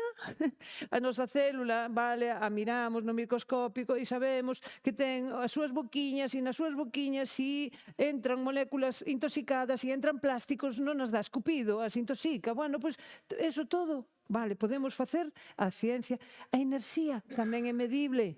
Tamén é medible, xa hai experimentos, como lle fai fascinante cando un electrón non dá pasado polas randixas porque está observado. E logo, cando non deixa de observarse, pasa polas... Se conocedes este experimento, verdad? Bueno, pois é que a enerxía é así. E como se nutre a enerxía? Pois a terra, os bons alimentos, pois a boa comida, pois o bon vivir. Vale. Hortasán deu un paso máis. Cando falamos do bon vivir, hubo cousas que nos foron moi ben, tanto a nós, a nosa experiencia, como a experiencia de xente que nos rodea e as plantas e a terra, vale? E unha delas foi a auga alcalina, que aí temos unha máquina de auga alcalina para que vexades. É dicir, de que se trata? Trátase de coller a auga que temos en Galiza, pois é moi ácida, vale? Vivimos con un subsuelo ácido de por sí e a auga que sale pois é moi ácida. Vale, eso que nos pasa no noso corpo? Acidez, acidificación, enfermedade, vale? Entonces convertimos esa auga pois por unhas placas pasa e electrolisis. Electrolisis que significa que vai a pasar para un lado a auga alcalina, os minerales alcalinos que necesitamos, pois cal, magnesio, e para outro lado vai a pasar os minerales ácidos que non precisamos en tanta cantidade, como pode ser ferro, plomo, zinc, etc. Vale. Por outro lado, temos todo o tema, estamos traballando tamén todo o tema de infrarroxo do sol. Conseguimos unha empresa que fixo unha cerámica que cataliza ese infrarroxo do sol e en distintas prendas non los emita, e nos desintoxica as nosas células perfectamente. E agora a última innovación de Hortasan, que tamén estamos comercializando e que tamén estamos contentísimos, porque tamén funciona xenial, é o rexenerador de aire que Pedro Llana, un grandísimo investigador, pois este é un home asturiano e fixo unha maquiniña que tú podes estar ao lado dela e aí che proporciona un aire de campo, un aire de mar ou un aire de montaña. Entón, aí ten os electróns funcionando no ambiente e o que podes é estar respirando e oxigenándote como se estuveras en esos medios. Bueno, isto foi un paso máis que deu Hortasan. E por qué? Porque comer ben está ben, pero que nos pasa? Que vivimos no mundo da presa, no mundo do ruído, no mundo dos grandes colores, no mundo das grandísimas, estas, como se chama? Cando hai golpes de estimulacións moi fortes. Entonces, claro, salimos aí afora e nos vamos a tomar o xelado que aparezca diante, nos vamos a meter a hamburguesa que non sei que, nos vamos a meter un pan blanco que aquelo non hai que non trague e que ainda por encima as células se poñen a temblar todas. Bueno, pois de alguna forma hai que limpiar eso. Pois limpando, como? Pois con outras metodoloxías, con outras ferramentas que tamén están no mercado. E hasta aquí. Seguimos cas grandes mesas que hoxe hai aquí porque, bueno, moitísimas gracias de verdade por ter este encontro. Gracias.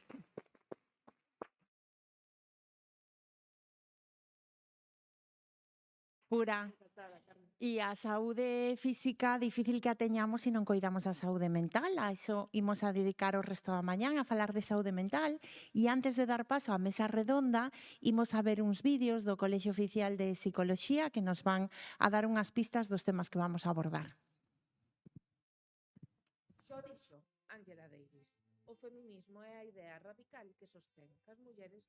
Xo dixo Angela Davis, o feminismo é a idea radical que sostén que as mulleres somos persoas.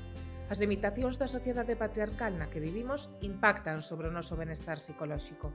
Por iso a psicoloxía debe ser sempre exercida dende a perspectiva feminista, que ten en conta como se ven afectadas as condicións de vida polo feito de sernos mulleres. As conquistas de dereitos polo feminismo, tan importantes como son o dereito ao voto, o acceso á educación, o aborto, a podermos decidir sobre o noso propio corpo ou a participar na vida política e na toma de decisións, son conquistas moi valiosas. É imprescindible coñecer e coidar deste legado para romper cas barreiras que nos limitan para ter as mesmas oportunidades.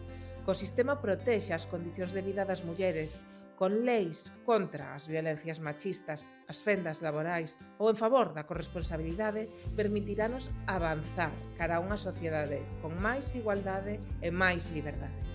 Todas e todos. Feminismo e psicoloxía, transformando realidades, conquistando dereitos.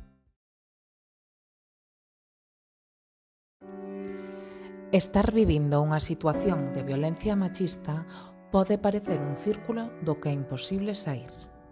Con profesionais da psicoloxía e un bo apoio social, podemos romper co círculo da violencia machista. Racha co círculo da violencia machista. Infórmate sobre os programas gratuitos de atención psicolóxica en violencia de xénero que ofrece o Colexio de Psicoloxía en colaboración coa Xunta de Galicia. Esta é unha mensaxe do Colexio Oficial de Psicoloxía de Galicia.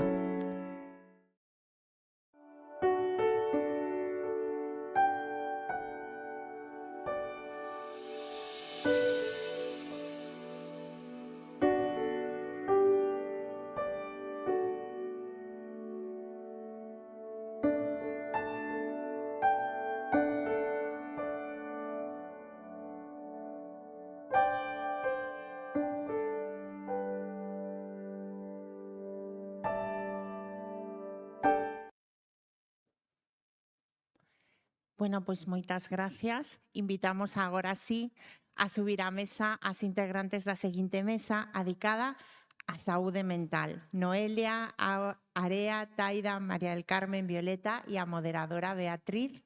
Cando que irades?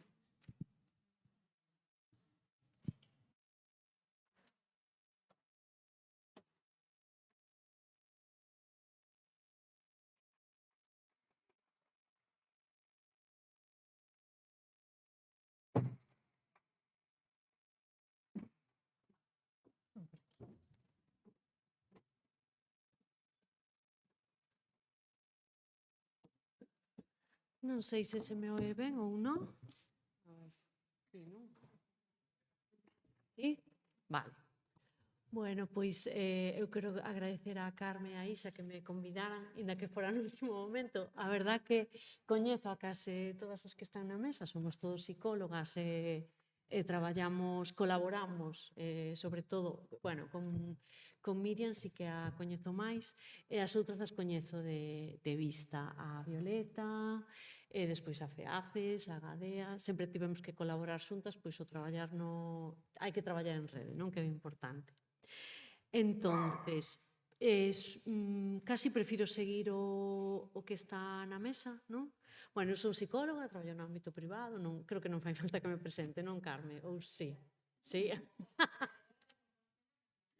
Bueno, son Beatriz Guerra, son psicóloga, traballo no ámbito privado desde fai 3 anos aquí en Santiago, pero bueno, sempre traballei en ONG de saúde mental, e tamén en administración local en violencia de xénero, en servicios sociais, non?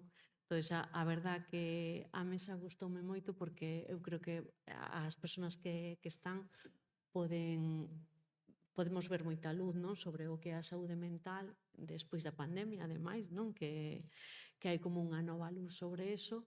E a verdad que me fixe moita ilusión, inda que ao principio xa sabedes que eu son bastante tímida para estas cousas, fíxeme moita ilusión. Entonces, creo que nada máis, xa non me presento máis, que xa podedesme preguntar.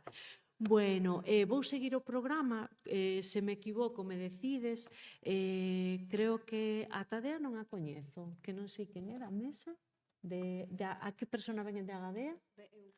Sí, es Tadea, verdad? Taida, perdona, vale. Nada, preséntote un pouquichiño, vale? Pero non sei se, creo que me dixeras que querías, non sei se ao final vas poñer un PowerPoint ou non, vale. Vale, presento así rapidamente a asociación de Agadea, que eu creo que a coñecemos todos os que vivimos en Santiago. Gracias.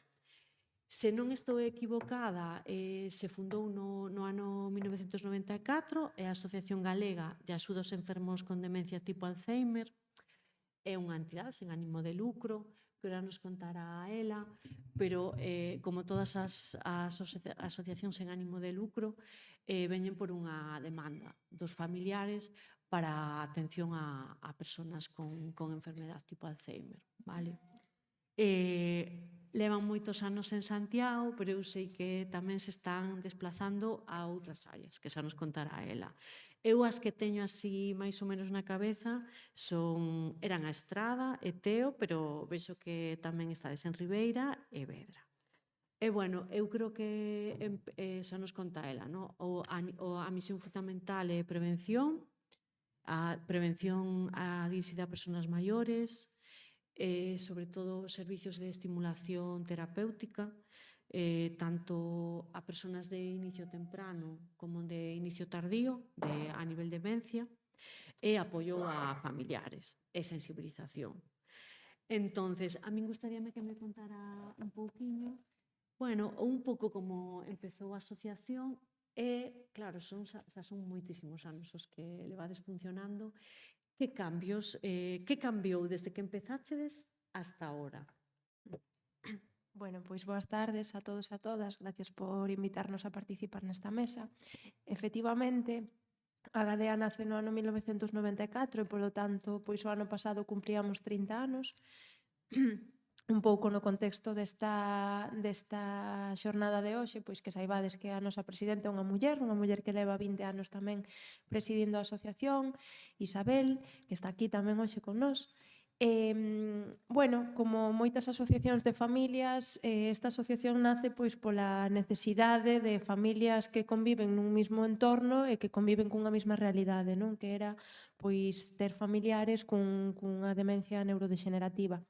30 anos despois, pois esas xuntanzas de 5 familiares que compartían os seus problemas, pois convírtense nunha asociación sen ánimo de lucro, pero profesionalizada, formando parte dela máis de 60 traballadores e traballadoras, das cales pois o 90% somos mulleres, non?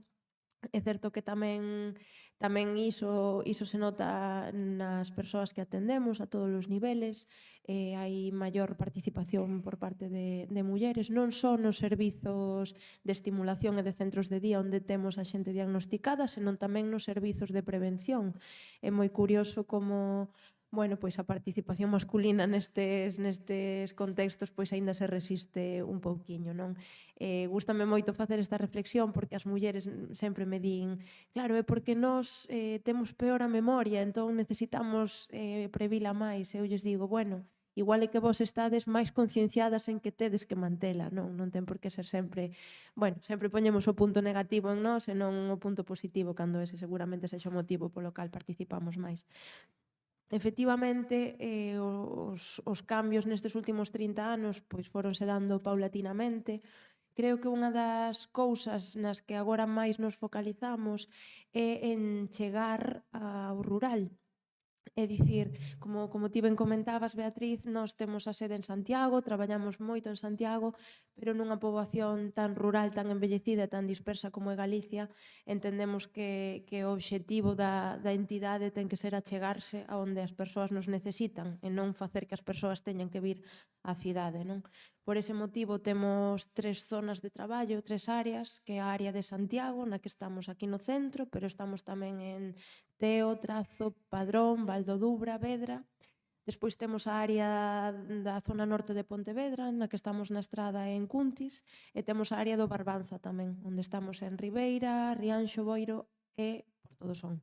Entón, bueno, un pouco ese obxectivo. Tamén dentro dos concellos grandes tamén queremos chegar ao rural, sobre todo para estes servizos de prevención, que é outro dos puntos nos que foi cambiando a entidade. Temos o foco centrado sempre nas persoas afectadas por unha demencia e nos seus familiares, pero cada vez máis queremos traballar nos puntos anteriores, é dicir, agora traballamos con xente maior que o que quere é prevención, porque sempre falamos de que o Alzheimer pois ten ese componente xenético que tanto nos asusta a todos, e, sin embargo, ese componente xenético pois non refire máis dun 2% dos casos, non? O outro 98% dos casos non ten por que vir por ese motivo. É certo que está asociado totalmente a idade, por tanto, canto máis maior eres, máis prevalencia, máis posibilidades tes, pero hai 16 factores modificables que tamén dan lugar á enfermidade de Alzheimer e por iso temos que cambiar un pouco o discurso que sempre se falou desta enfermidade, non? E entender que temos diferentes puntos e diferentes maneiras de previrnos e non esperar a que a enfermidade apareza para traballar. E os outros cambios que podería comentar é que tamén cada vez traballamos máis cos coidadores e coidadoras, con ese binomio, tamén ca sensibilización e a divulgación a nivel social e tamén ca formación. Tamén traballamos pois de cara a persoas que traballan neste sector para intentar que cada vez os coidados que se brinden ás persoas con demencia pois sexan o máis especializados posibles. Mira, eu sei que as mulleres son o perfil coidador, creo que a verdad que a estadística non má sei, pero eu creo que o 90% da población que coidas aos familiares con demencia. Dame medo facerche esta pregunta porque sei a resposta, pero non sei se nestes últimos 30 anos está cambiando esa parte ou estas mulleres teñen un pouquiño máis de apoio. Falo moi baixo, sinto. cambiar está cambiando positivamente, non? É certo que non podemos negar a evidencia nas nosas escolas de familias, que son estes grupos de apoio a cuidadores e cuidadoras, o 80% da participación segue sendo feminina, pero, bueno, é certo que tamén hai que recoñecer eses outros casos de homes que, ademais, pois, se atreven a divulgalo, a ser os exemplos que outros homes necesitan, igual que nós pois tamén o necesitamos noutros ámbitos que non son tan feminizados, entón nese sentido eu creo que o cambio é moi positivo e tamén o feito de que participen pois conxuntamente neses grupos, non temos que facer esa diferenciación porque todos e todas aprendemos de todos e todas. É certo que pois moitas veces ves, non, que a persoa que ven como familiar coidadora principal é a parella, e se a persoa que está diagnosticada é unha muller, quen ven é a filla, non é o marido moitas veces, non, en principio. Pero, bueno, o que a min me está parecendo moi bonito nestes últimos anos é ver que ven a filla, pero meses despois ven a filla co seu pai, porque ao final o pai pois tamén sufre na casa, o que pasa é que ten moita máis dificultade ou máis, igual, pois por eses estigmas a pedir esa axuda, non? Entón, pois nese sentido tamén valorar os papeles das fillas que neste sentido pois tamén están axudando a que os homes pois teñan menos prexuicios nese sentido e bueno, igualmente temos que coidar moito neste sentido tamén as mulleres para que elas pois poidan conciliar non só con ter fillos pequenos, con ter un traballo, con levar as labores da casa, senón tamén pois coidando dos seus pais, das súas nais. E bueno, por iso nós tamén traballamos con proxectos de igualdade, cos cales pois temos o foco posto en mulleres en situación de vulnerabilidade, xa sexa por ser coidadoras ou por vivir en ámbitos rurais. Tamén enfocámonos máis en atender a este tipo de perfiles que entendemos pois que necesitan de máis apoio por todas as casuísticas. Mira, eu entendo que a parte do rural é super importante. Foi unha demanda das propias familias que vos chamaban desos concellos ou foi como algo equilibrado desde a asociación? No, vamos ir ao rural, que nos fan falta, que fai falta. Eu creo que é algo equilibrado, porque claro que as familias o piden, non? Pero canta resignación hai de dicir, bueno, pois se teño que ir a este servicio, pois teño que coller o coche e ir a Santiago, non? Entón, tamén por parte da entidade quixemos facer un pouco pois esa contra, non? É dicir, ademais a xente do rural, pois entendo que acostumados a non ter tantos servizos, pois son terriblemente agradecidos e agradecidas e a resposta sempre é moi boa cando traballamos ali. Entón, tamén é un pouco pola filosofía de Agadea, pola filosofía da entidade. Se, como ben dicíades antes, non queremos residencias, queremos centros de día que teñan en conta a persoa, porque o primeiro que facemos con esas persoas que queren vivir nunha residencia é sacalas do seu entorno, non? E ofrecerlles quizáis un modelo de vida, un modelo de actividades que nada teñen que ver co que elas fixeron, non? Entón, por ese sentido, pois aínda que a nivel de entidade, a nivel de traballo é un esforzo, porque hai que recoñecelo, é moito máis difícil pois ter 20 centros que ter un grande no que estamos todos xuntos, non? Pero creemos que o beneficio é claro, sobre todo porque medra a entidade, medran os concellos, medran os puntos nos que atendemos ás persoas con demencia e tamén así creo que melloramos a sensibilización en xeral, non? Porque chegamos a moitos máis puntos, chegamos a moitas máis familias e, bueno, se sabedes os datos e a incidencia do deterioro cognitivo e das demencias realmente asusta, non? Porque é unha incidencia moi grande, ao final somos unha poboación envellecida e iso quere dicir que cada vez máis haberá este tipo de casos.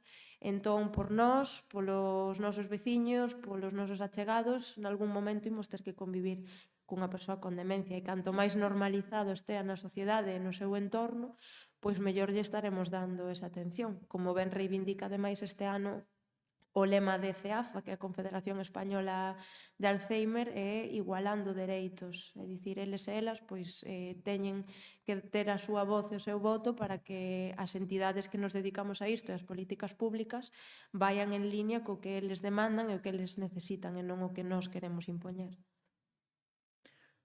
Mira, unha última pregunta.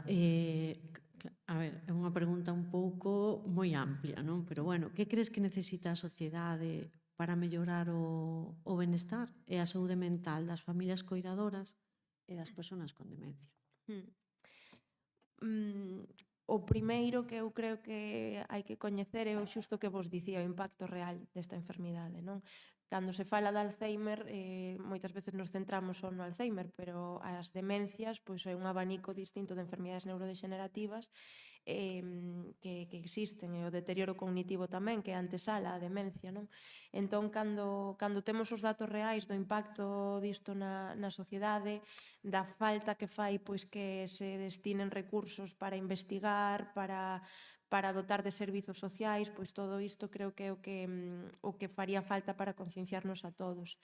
É certo que nos últimos anos, pois cos avances que houbo a nivel farmacolóxico, con novas técnicas de detección temperá, pois agora mesmo é un tema, é un ámbito que diría que está sendo atendido, que se lle está dando importancia, pero nunca é suficiente, non? En un lugar como o noso, Galicia, como dicíades antes, non? Que somos, pois, non me acordo o término que usastedes antes que me gustou moito, pero tendo aquí tantas persoas maiores, pois creo que é moi necesario destinarlle tempo e recursos a isto. Despois tamén o que creo é que temos que poñer moito foco nos coidadores e coidadoras, porque esta enfermidade é un binomio, tamén o dicíades antes cos modelos de residencias, canta xente di que non quere pasar por iso, por ter que coidar os seus pais, as súas nais, sen unha rede de apoio ao redor. Entón, pois, o igual que facemos servizos de estimulación para as persoas afectadas, temos que crear espazos no que os coidadores e coidadoras compartan, aprendan, e eles mesmos e mesmas teñan unha voz fora da entidade para reivindicar o que necesitan, tanto a nivel médico, a nivel público, a nivel social, porque iso é o que nos fai medrar. Eles e elas mesmos din que os que acoden a estas escolas de familias son, dentro desta poboación, son privilexiados, porque xa conocen o servizo, pero cantos veciños temos encerrados nas súas casas que polas dificultades que teñen o que conleva cuidar unha persoa con demencia non teñen apoio, non chegan aos nosos centros, non? Entón, por iso, cada vez que lles damos unha guía de apoio, lles dicimos, se coñecedes alguén que necesite, dádelle a eles, que a vos vos podemos dar outra, non? Entón, eu creo que esa rede tamén de apoio social pois é o que faría que a sociedade mellore a nivel xeral e que chegue a todos os puntos e a todas as casas a información. Gracias. Non sei se tes así algunha cousa máis que contarnos, aportar. Eu creo que quedou todo clarísimo, pero bueno, seguramente o mellor me deixei algo por preguntar. Creo que así está ben, e senón cara ao final, pois co resto de compañeras igual se me ocurre algo productivo que dicir. As preguntas ao final, Carmen? Vale. Bueno, xa vou por Violeta, porque está aí o carón, entonces... Mira, a Violeta vou a presentar moi pouquiño porque quero que se presente ela. Eu a coñezo de... Bueno, porque o mellor non temos ningún neno en común, pero o tivemos, non? Ou familia, seguramente. Pero sí que eu a verdade a coñezo porque é unha psicóloga infantil que moi recoñecida aquí en Santiago, que seguramente a coñecedes case todos vos. Sí que leva 15 anos aquí, en Santiago, e simplemente quero un pouquiño que se presente ela o seu traballo, que seguramente o vai presentar mellor que a min, e despois, se che parece, che fago así algunha preguntinha. Fenomenal, fenomenal. Bueno, primero, gracias por contar conmigo en este caso, para poder presentarnos y demás.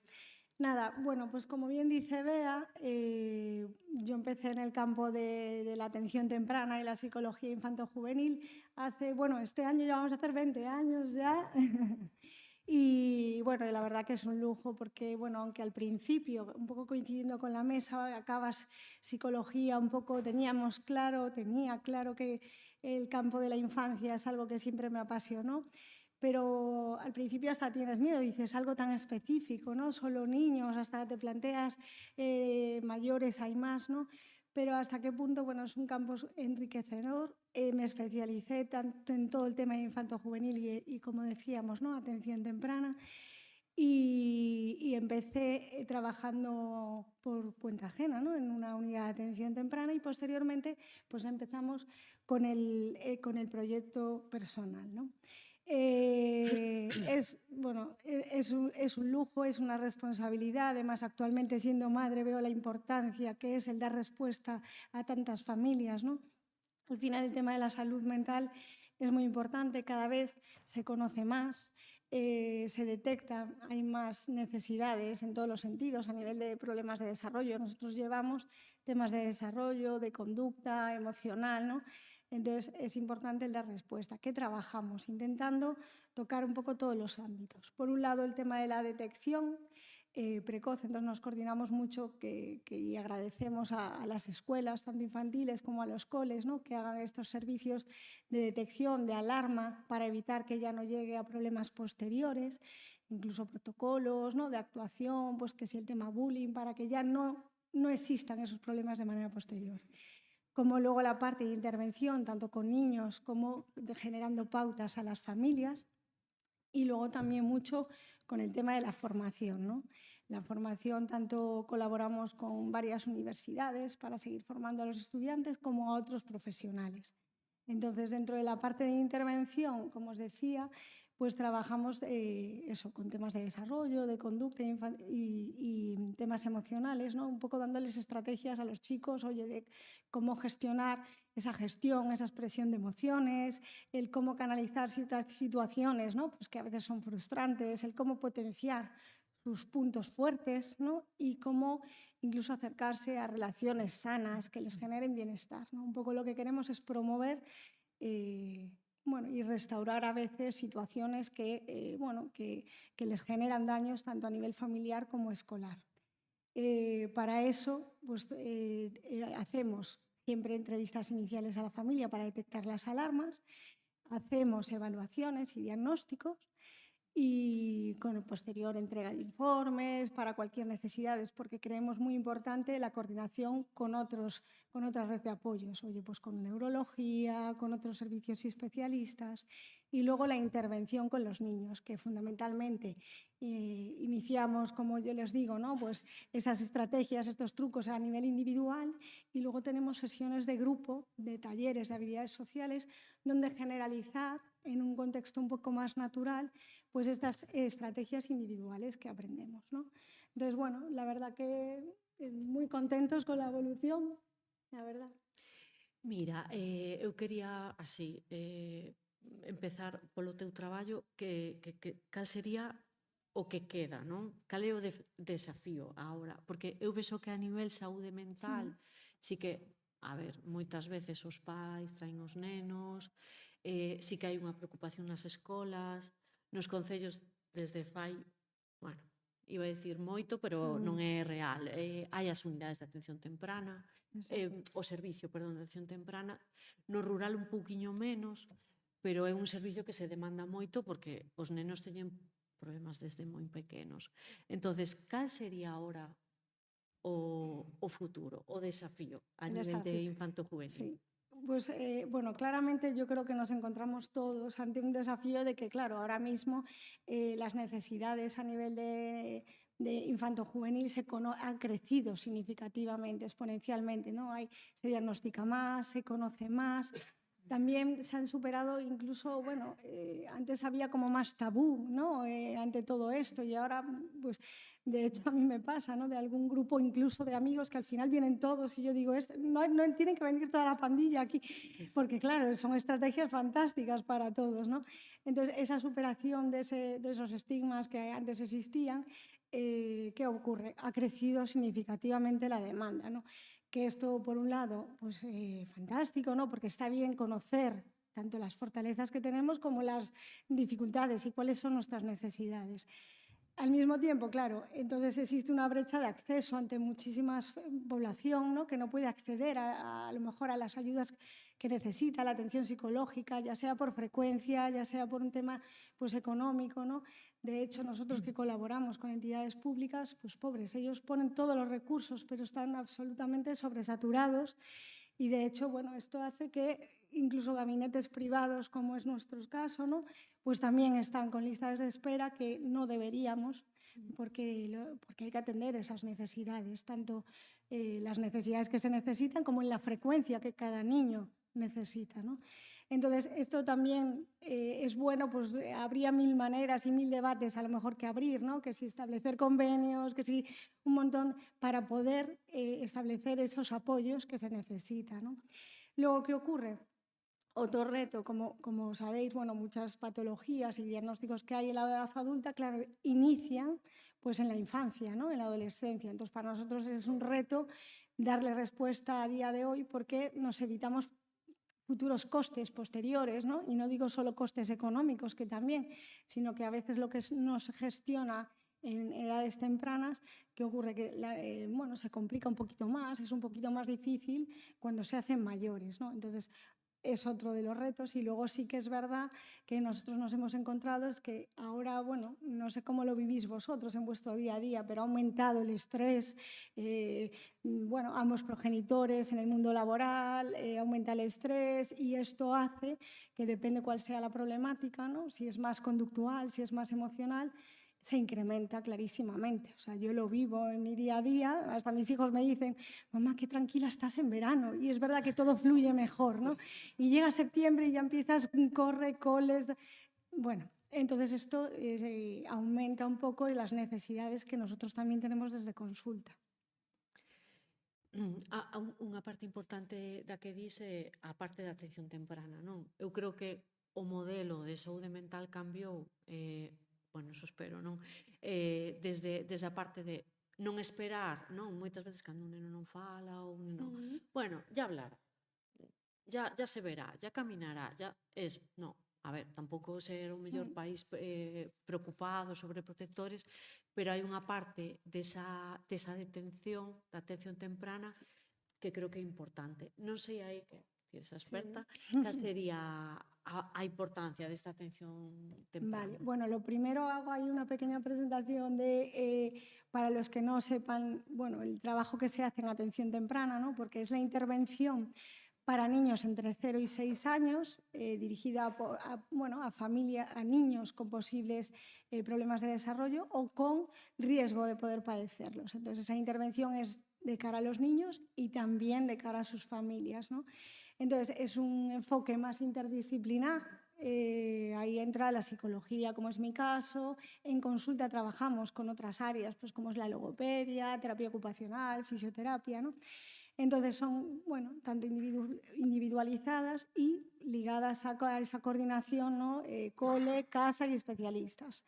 Entonces, bueno, yo creo que, dado que estamos aquí en un entorno y en un ámbito, ¿no? De emprendimiento, pues sinceramente creo que dentro del modelo educativo la atención temprana es que me parece una de las inversiones más necesarias y más rentables para la sociedad y para todo el sistema, tanto público, de sanidad, como educativo y demás, ¿no? Porque no solo generas el bienestar de los niños y las familias, sino que también pues, es como un impacto de retorno económico, ¿no? Porque al final todo esto, todo lo que mejoras, viene de vuelta, ¿no? A la sociedad, ¿no? Es muy importante. Por eso yo creo que, bueno, ¿por qué intervenir? Bueno, ¿por qué intervenir? Porque si lo previenes en la infancia, evitas problemas futuros como hablábamos, ¿no? Mejora todo tipo de rendimientos, y el educativo, o sea, al final, ahora daros cuenta, nosotros cuando vamos a coordinarnos en los coles, que es verdad que a veces los ciertos apoyos se dan, como la enseñanza en infantil no es obligatoria, ¿no? Pues se empiezan estos apoyos a partir de primaria. Bueno, yo desde aquí, todos los apoyos que se pudieran dar en la parte de la infancia, claro, previenes que luego a lo mejor hay apoyos y adaptaciones metodológicas que no tienen que cursar después, ¿no? Porque ya se gestionan, además de que de los 0 a los 6 los niños es el momento de la mayor plasticidad neuronal, el aprendizaje es mucho mayor, entonces todo lo que se pueda prever, pues ganamos, ¿no? Luego también el impacto a nivel social, es decir, todas las estrategias que le demos a los niños, cuanto más temprano, ¿no? Y toda la parte de la infancia. Claro, si los niños tienen esas habilidades sociales, esas habilidades emocionales, tú daros cuenta que esos niños van a ser los futuros adultos, los futuros papás, que le van a transmitir estos valores, estas estrategias a niños después, ¿no? Entonces, bueno, es una inversión que yo creo que es muy necesaria para ellos y para la sociedad. Isto, bueno, quedou bastante claro cando foi a túa presentación, pero solo repetir cal sería o perfil de usuarios que acoden á consulta e se notaches unha Sí. diferencia nestes últimos anos. Sí, a ver, yo sí que es verdad que empecé muy poquito a poco, es decir, yo cuando inicié yo, ¿no? A nivel de servicio, bueno, servicio de psicología, ¿no? Psicología educativa y sanitaria, y poquito a poco pues fuimos ampliando, ¿no? Que es lo más enriquecedor, ¿no? Generar un equipo al que poder acceder a más necesidades de más niños y familia, ¿no?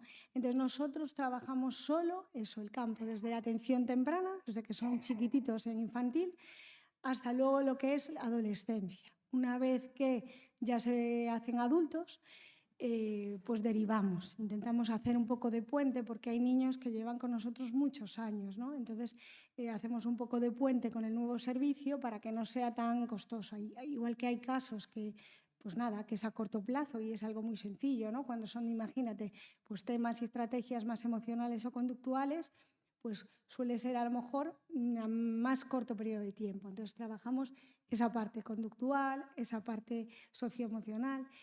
Luego, cuando trabajamos en trastornos más de desarrollo, pues llevamos muchos temas, pues que si temas de autismo, que si temas de, bueno, enfermedades raras, X frágil, que es, pues TDAHs, trastornos de aprendizaje, como, bueno, los trastornos de aprendizaje, lo que se conocía como las dislexias, ¿no?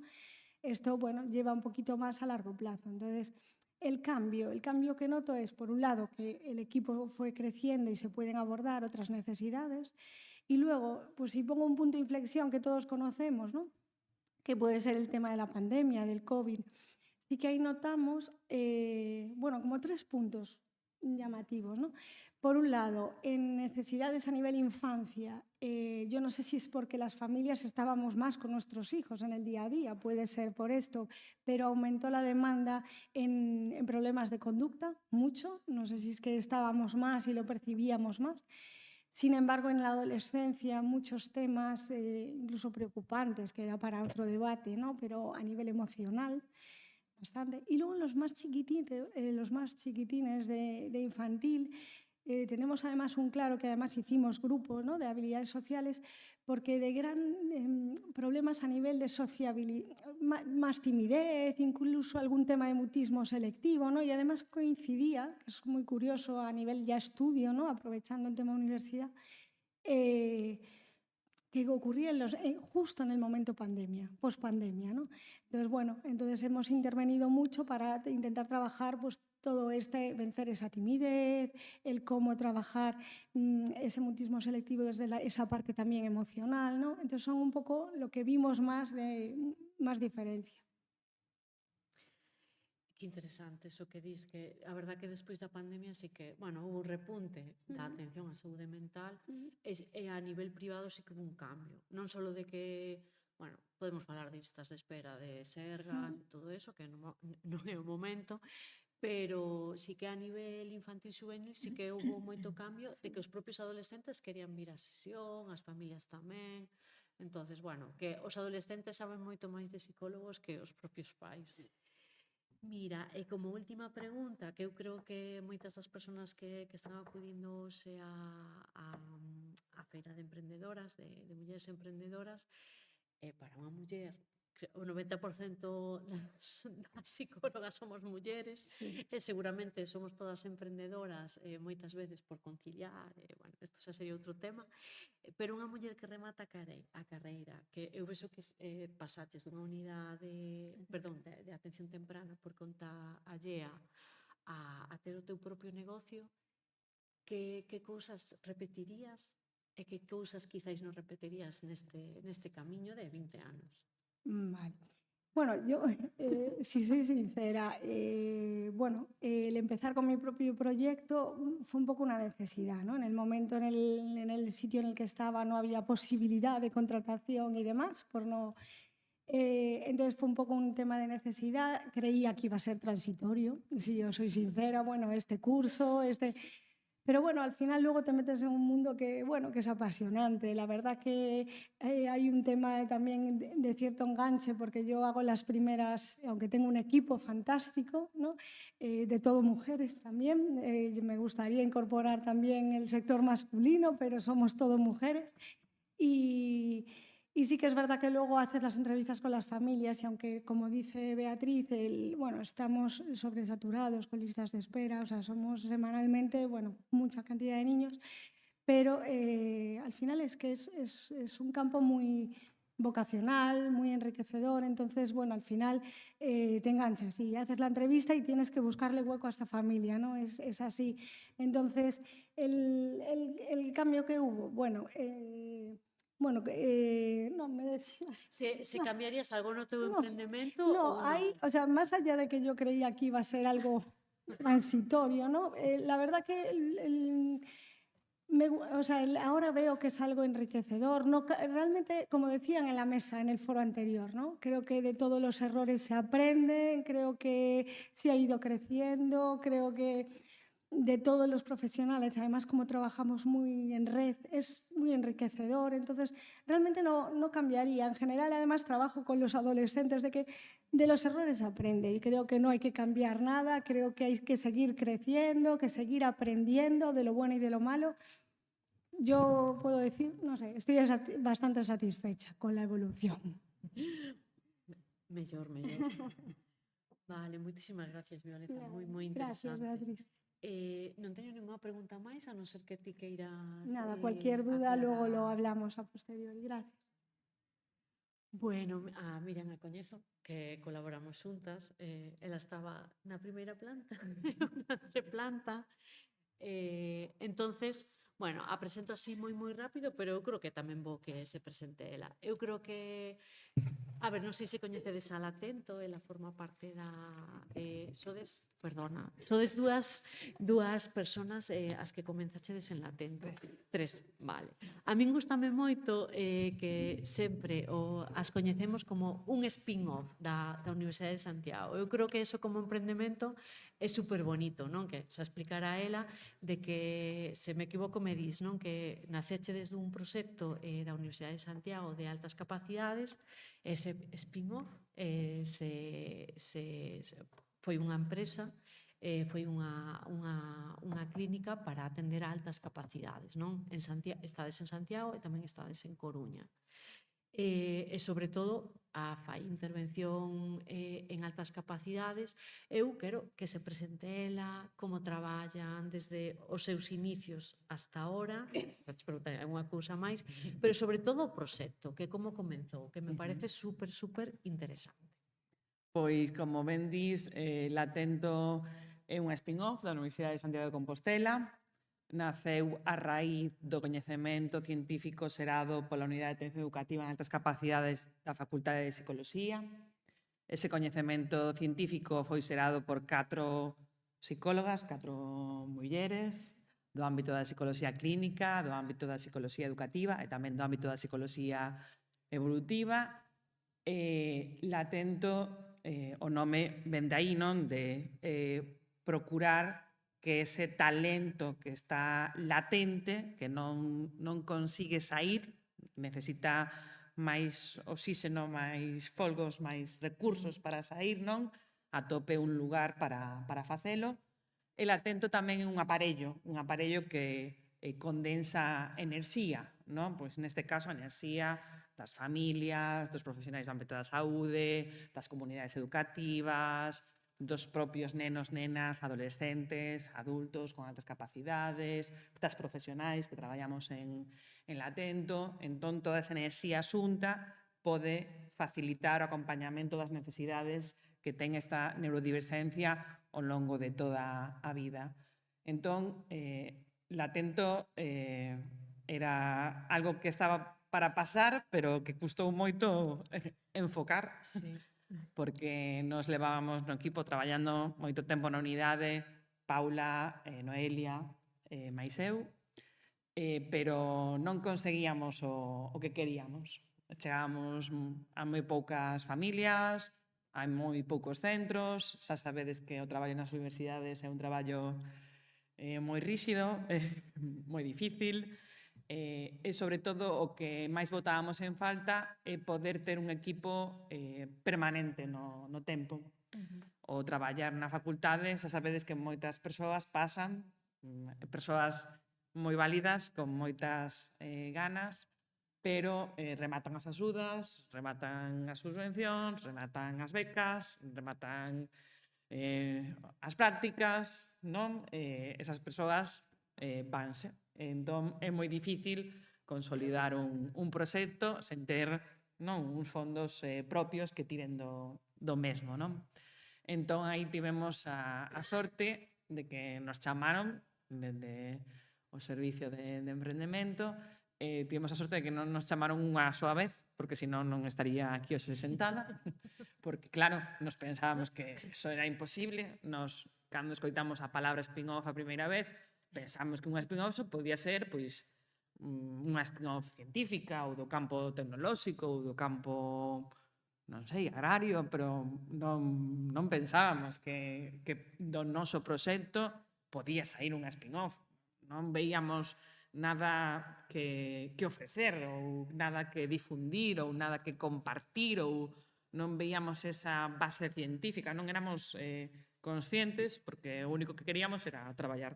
Entón, non facíamos esa lectura sosegada de todo o que había detrás do noso traballo. Entón, como digo, menos mal que non nos chamaron só unha vez, que dixemos que non, que a ver que era eso da mentorización, de acompañamento, de botar ali un montón de tempo escoitando como facer un modelo de negocio, unha base sólida, educativa, botar números, dixemos que non unha vez, unha segunda vez tamén dixemos que non, e unha terceira, quizás por vergoña, dixemos, pois vamos a ir, non, escoitamos, pero xa está, un día e logo vemos como sair do paso, non?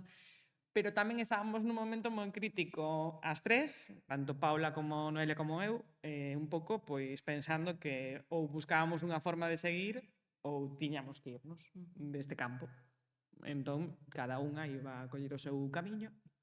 Entón, como foi un momento un pouco de inflexión, sorte que tivemos ese acompañamento durante 16 meses, quero recordar, moitísimo tempo, no que traballamos día e noite neste proxecto.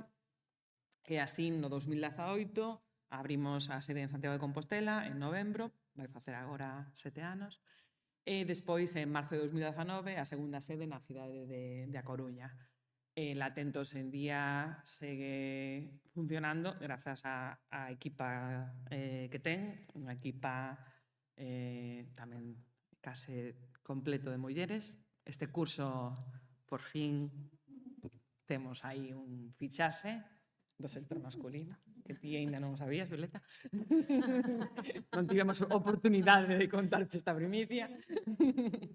Entón, gracias a paixón, eu vou facer neste momento de 6 psicólogas, unha pedagoga, un pedagogo, unha administrativa, pois está latento, pois procurando acompañar pois na infancia, na adolescencia, na adultez, todas as necesidades que se xeran a raíz de ter unha neurodiversencia, porque unha forma diferente de pensar tamén supón unha forma diferente de sentir, de interactuar, de relacionarse, de emocionarse, e que require dun acompañamento crónico.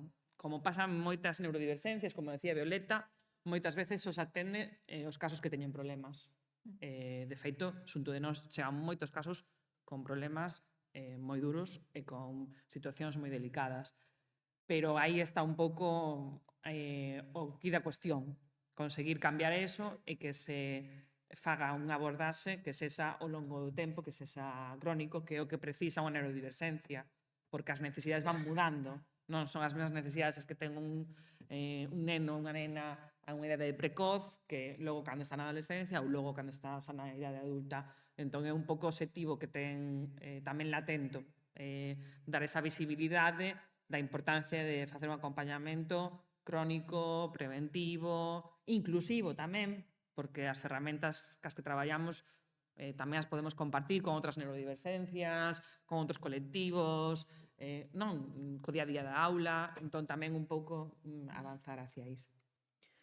Encantoume esa parte, o sea, eu creo que é maravilloso que acabas de decir de como a área de emprendemento pode axudar, o sea, que vos chamou 3 veces. O sea, aí a ver, vide para aquí, vide para aquí. E moitas veces os emprendedores, eu creo que, sobre todo os emprendedores de área social, área clínica, nos negamos a esa parte de a min que me vai axudar, non me vai axudar, é un plan de negocio, que dices un plan de negocio? No, como decía a outra compañeira antes, un plan de negocio, pero y la parte contable es como las subvenciones, decía, no, yo quiero trabajar. Eu quero ser psicóloga. Eu quero ser psicóloga, efectivamente. Esta parte de que vos chamaran varias veces, que unha persona externa creera máis en vos que vos mismas, eu creo que é moi importante para as persoas que sei que aquí hai moita xente que quere emprender. Sobre todo bueno, esa parte de tantos meses que vos allanou o camiño para este proxecto tan bonito. E non sabía parte del atento que me parece preciosa, non o sabía. Mira, como cambiou este proxecto ao longo dos anos? Houve un cambio de necesidades, porque hai un crecemento, desde que, claro, eu te coñecí no 2018-19, da que sabía do vosso camiño na universidade, pero como cambiou o proxecto nestos anos? Ou non cambiou tanto? Pois a verdade é que sí, porque realmente o que máis facíamos cando estábamos na universidade eran avaliacións. E realmente só dábamos un pouco esa resposta, non? De punto de partida, de dar esa información sobre o perfil cognitivo, sobre a casuística que estaba dándose acontecendo. Pero cada vez estaba tamén moi limitado ao tema da infancia. E cada vez temos máis demanda por parte de adultos. Pois, de feito, eu que sei, ao principio poderíamos ter 10-12 peticións de adultos que querían facer o proceso de valoración ao ano e agora, pois, ao mellor temos 10-12 peticións ao mes. Entón, mudou moito esa necesidade, a maioría de peticións veñen derivados porque están facendo un traballo persoal de acompañamento psicolóxico, en algún momento nese proceso a súa psicóloga lle recomenda tes que mirar, non tes que encontrar a raíz de todo o que está pasando para entenderte mellor a ti mesmo, non? Entón, cada vez son máis os adultos que se animan a coñecerse, a darse esa oportunidade de entender, non, as súas necesidades dentro de outro ángulo de punta, entre outro ángulo distinto.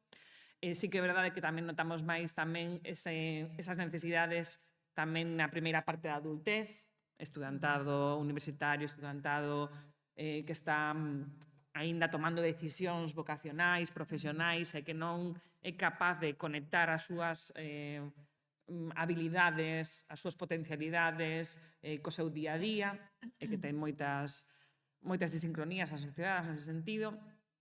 E cada vez tamén, como decía tamén antes Violeta, tamén temos máis casos na adolescencia, non?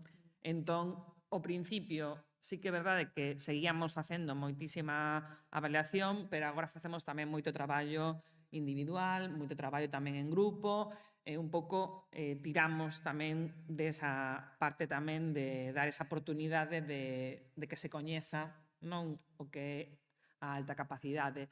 Cada vez tamén traballamos máis nos centros educativos, formacións, traballo en rede, buscamos un pouco visibilizar as necesidades que ten este colectivo. Entón, sí que foi mudando moito e tamén foi mudando a nosa perspectiva, non? Porque, como ti dicías, quizás cando estábamos na unidade, como vivíamos un pouco no día a día, na supervivencia, claro, non había outra forma de vivir daquelas, pois tiñamos como foco posto só no presente. E agora, gracias a esa mentorización fabulosa que nos fixeron tanto tempo, temos o foco posto non só no curto prazo, senón que sempre estamos un pouco buscando como ir mellorando, como ir cambiando, non? Ao longo do tempo para así estar máis próximas dos nosos obxectivos. Entón, sí que é verdade que cada vez tamén nos chegan situacións máis complexas, pois na adolescencia tamén temas relacionados con problemas de saúde mental, suicidio, trastornos alimentarios, autolesións, bullying, bueno, situacións moi complexas, o que tamén nos leva a ter a sorte de colaborar con outros profesionais, con outras entidades, aprender, non? A compasar, non? Ás veces facemos máis pois, o traballo grupal nós, ese sostén de que teñan un lugar seguro onde ser eles mesmos, onde ser naturais, onde compartir como son sen sentirse, non? Que non pode ser así. Esa parte individual pasa a mans do profesional especializado nesa área, porque non somos educativas, somos dese ámbito máis evolutivo. E outras veces ao revés, non? Pois facemos nosa intervención porque ten moito que ver cas peculiaridades que se presentan ao redor da alta capacidade, ese acompañamento grupal ou ese acompañamento puramente académico faise dende fora, non? Entón, esas sinerxias cada vez son máis comuns e iso fai que cada vez podamos dar unha resposta como máis aceitada a esas necesidades. O que máis me gustou de cando vos coñecín e despois revisando tamén a nova información, tedes unha parte que gustaríame que explicaras que é a parte grupal, de adolescentes sobre todo, non? De rapaces tamén. Claro, porque nas altas capacidades hai esa parte de se sinten raros, se sinten extraños, que se aburren, hai esa parte tamén de enriquecemento, non? Nos grupos, pero hai unha parte que tamén é unha parte de enmascaramento de descubren cando que teñen altas capacidades o mellor na adolescencia. Esa parte grupal de ver outros chavales, non? Que teñen os mesmos hobbies que eles, bueno, sabemos que as aficións de algúns rapaces con altas capacidades non coinciden non, les gusta o fútbol, les gusta anime, manga, depende un pouco, non? Eu polos adolescentes que tiven. Entón, esa parte gustame moitísimo porque eu creo que funciona moi ben. E gustaríame que explicaras os diferentes grupos, bueno, a ver, senón que moi longo, pero me parece algo moi enriquecedor. Sí. A verdade é que temos grupos que funcionan pois tanto de forma semanal como quincenal, como mensual, un pouco porque en Latento, sobre todo aquí en Latento Santiago, veñen familias de todas as partes de Galicia. E cando digo isto, o digo a ciencia certa. Ourense, Lugo, Viveiro, Tui, Monforte, Porto de Sant Julián... Bueno, podría estar así todo o rato. Curiosamente, moi pouca xente da comarca. E moi pouca xente tamén da cidade. Temos moita máis demanda de fora, nese sentido. Sí que é verdade que nos grupos danse unhas posibilidades totalmente diferentes que no traballo individual, polo que ti decías, porque ao estar con outros e outras cos que compartes máis facilmente, tamén o traballo que se fai dentro do grupo ten outra trascendencia, outra sustancia. Entón, traballamos pois con idades máis temperás, centrados na autorregulación, no autocontrol, no coñecemento das emocións, na expresión das emocións. Logo damos tamén como moita importancia máis adiante o traballo en torno a manter a curiosidade, a manter o interese, a búsqueda de paixóns, a fantasear, inventar, porque a creatividade é unha ferramenta moi importante tamén para ser máis adaptativos nos nosos entornos e no noso día a día e para ter máis ferramentas a hora de solucionar problemas e ser máis flexibles de pensamento. Logo, nesa adolescencia, entramos un pouco no campo do pensamento crítico, de sentirse parte da sociedade, de que a miña palabra, non, o que eu podo facer pode ter unha trascendencia, unhas consecuencias no meu entorno inmediato, e así vou construindo tamén a miña identidade e vou sabendo que significa este potencial que teño e como se pode transformar, non? E como podo estar en sintonía con el. E logo outra vez, ao final da adolescencia, voltamos outra vez a esa parte de expresión emocional, de autocuidado, de sostén, de un pouco de atopar un lugar no que ser ti mesmo.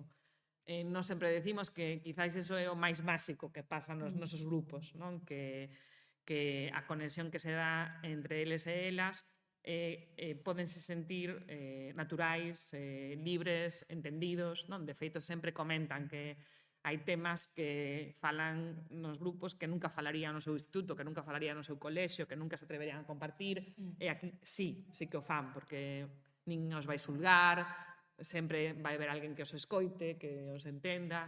De feito, temos que terquear para que os mozos e as mozas non veñan antes do taller, non se queden despois do taller, non? Pois son 2 horas de taller, Pois non lles chega nunca. Entón, chegan, a sala de espera pois convértese nunha merenda. As familias tamén aproveitan moito ese ratiño, quedan falando entre elas, non? A pesar de que moitas veces vais un paraugas, pero sí que tamén se crean, non, esas redes de apoio, esas relacións que moitas veces van fora del atento, non? Pois comparten cumpleanos, comparten tempo libre, incluso temos algún noviazgo tamén, relacións que volverán dentro duns anos o mellor, tamén, non se sabe que vai pasar, pero refírome que atopan pois esa forma de ter a oportunidade de coñecer o seu potencial e estar en armonía con el. Porque eu creo que moitas veces o tema está aí. Se ti non estás a gusto co teu potencial, terminas distanciándote do teu potencial. E todos temos un potencial, non? Entón, eso é o que pasa, que moitas veces non vivimos, non? Con ese potencial. Moitas gracias, Miriam, que interesante. Non sei se tes así algo máis que Non, comentar. por suposto. Bueno, pois vamos con Área, que é psicóloga e traballadora social de FEAFES Galicia, que é a Federación de Asociación de Familias de Saúde Mental. A federación leva todas as asociacións de Santiago de saúde mental, atende a persoas con sospeita de diagnóstico, sobre todo, explicará ela, non, de trastorno mental crónico, esquizofrenia, trastorno psicótico e tamén trastornos de estado de ánimo, de ansiedade. Levan moitos anos traballando aquí en Galicia, que fan un traballo maravilloso, porque eu creo que, xa falaremos o estigma dos trastornos mentais segue aí, a pesar de que se fala moitísimo máis. A esquizofrenia sigue sendo estigma. Sí que me gustaría que se presentara ela e as súas funcións e os servicios que ofrece FEAFES. Hola. Bueno, pois nada, efectivamente, eu son Área, veño en representación de FEAFES. FEAFES é a Federación de Asociacións, é dicir, é unha agrupación de asociacións, porque as asociacións relacionadas coa saúde mental foron xurdindo nos anos 80, unha vez que van pechando todos os centros psiquiátricos, as persoas con diagnóstico de saúde mental se quedan, os familiares sobre todo, se quedan un pouco abandonados, non? E entonces empezan as propias familias a crear as asociacións, non? Nos anos 80. E entonces había dispersas por toda Galicia, moitas asociacións pequeniñas, e entonces xurde FEAFES no 95, un pouco como vamos a intentar agrupar e facer entre todos a forza, non? Porque a unión fai a forza, de cara a representar ao colectivo, os dereitos do colectivo nas institucións, sobre todo, e a hora de solicitar axudas e subvencións, non? Entonces, é certo que FEAFES xurde un pouco con esa idea, non? Con esa necesidade de agrupar as asociacións pequenas que hai dispersas por Galicia. E así comeza os primeiros anos de andadura. Pero é certo que logo empeza a detectar que parte do colectivo de saúde mental, que nos atendemos a todas as persoas que teñan un diagnóstico de saúde mental, principalmente se iniciou con temas de trastorno mental grave, pero eso, se dá tempo, foi mudando, é certo que vai mudando, co cambio, hai un cambio de perfil evidente, que xa varias compañeras da mesa van comentando. Pero vemos que moitas persoas que teñen estes diagnósticos e que teñen unha vida medianamente máis normalizada e estabilizada, que son diagnósticos que podemos ter calquera, que nos pode xurdir, se atopaban con que a mellor non se sentían a mellor identificados ou non eran o perfil desa asociación ou dunha asociación que era a mellor un perfil máis ocupacional, de rehabilitación. E entonces, entre eles, a área de emprego quedaba un pouco fora da atención, non, das asociacións no seu momento. Entonces, pues, a Federación dice, bueno, pues vamos a coller esta área, digamos, un pouco que non está sendo e que hai unha demanda no colectivo e vamos a intentar darlle aí un pulso para poder orientar, facer orientación laboral e prospección, intermediación con empresas e dar apoio no posto de traballo a este colectivo. Entón, empezamos a facer tamén dende a entidade unha atención xa directa, non só para as asociacións, é dicir, aí empezamos a atender tamén directamente ás persoas que teñen diagnóstico e empezamos aí a ter servizos propios, digamos, non? E temos, bueno, tampouco por non enrollarme, pero temos moitos outros servizos de atención directa, de asesoría xurídica, por exemplo, que é algo tamén moi demandado e que moitas asociacións non teñen capacidade ou non teñen posibilidade por recursos de telo, e entonces a Federación ten varios asesores xurídicos que presta atención a persoas, a familiares, as propias asociacións que están federadas e chama moitos profesionais externos, traballadoras sociais, psicólogas, de centros de saúde, de concellos, teño un caso con esta situación e necesitamos un pouco de información ou asesoramento ou derivar pois por un tema de herdanzas ou por un tema de medidas de apoio, de as antiguas tutelas, etcétera, etcétera. Non? É un servicio, a verdade, moi demandado. É unha entidade sin ánimo de lucro, todos os servizos que ofrecemos son gratuitos, eso tamén é importante. E despois, aparte destes servizos que vos comento, temos un servicio de información e asesoramento xeral, temos unha línea 900 gratuita tamén, e intentamos dar unha atención integral, é dicir, cubrir dende acompañamento emocional, cubrir un pouco o que falaban as compañeiras, hai unhas listas de espera importantes nas unidades de saúde mental, e entonces intentamos facer un pouco a contención ata a próxima cita, intentar buscar a posibilidade mediante coordinacións dun adianto dunha cita para evitar ingresos que a mellor podían ser innecesarios. Os ingresos en psiquiatría, a mellor sabedes, pero normalmente son moi desagradables para a persoa e as familias, a veces supoñen contencións, etc. E hai veces que por un adianto dunha cita cun psiquiatra ou tal, é algo que se podría evitar axustando unha medicación, non? Entonces, bueno, pues intentamos facer así, pois decimos un pouco eso, somos técnicos de atención integral, eu son traballadora social e psicóloga, pero realmente ao final faz un pouco o que te vas atopando.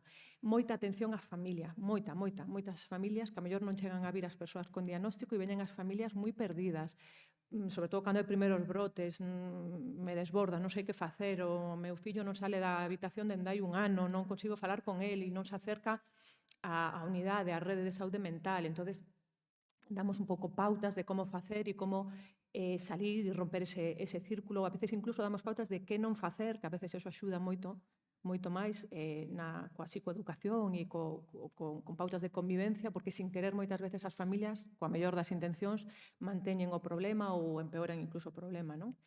E vou así un pouco rápido porque teño un reloxo aí que hai outra compañeira, pero estás acostumbrada, non?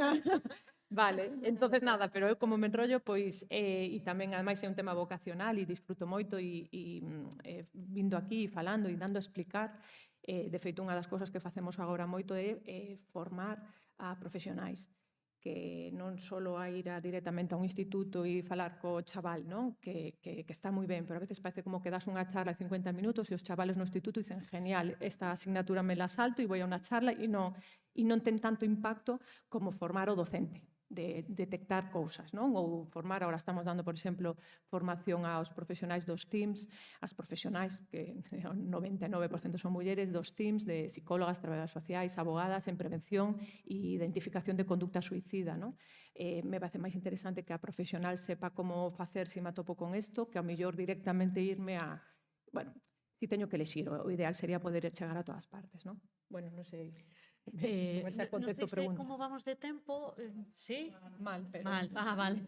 Vale. Bueno, nada, eu quería recordar que as asociacións que se fixeron de saúde mental, igual que as asociacións que cando se montou a Gadea, que partiron moitas veces das familias e sobre todo de mulleres que claro, cando houbo, isto sería moi longo de explicar, pero cando se pecharon os psiquiátricos, as persoas con trastorno mental volveron ás súas casas. Entonces as familias estaban moi perdidas e se crearon esas asociacións e aí partiron as mulleres de hai unha necesidade, vamos a crear un movimento para que estas persoas podan non só estar ocupadas, ter o seu psiquiatra, ir ás citas, senón non como iballe preguntar a área como cambiaron as necesidades non destas persoas, non só a partir do COVID, non? Se ao final, cando hai unha medicación psiquiátrica que estabiliza esta persona,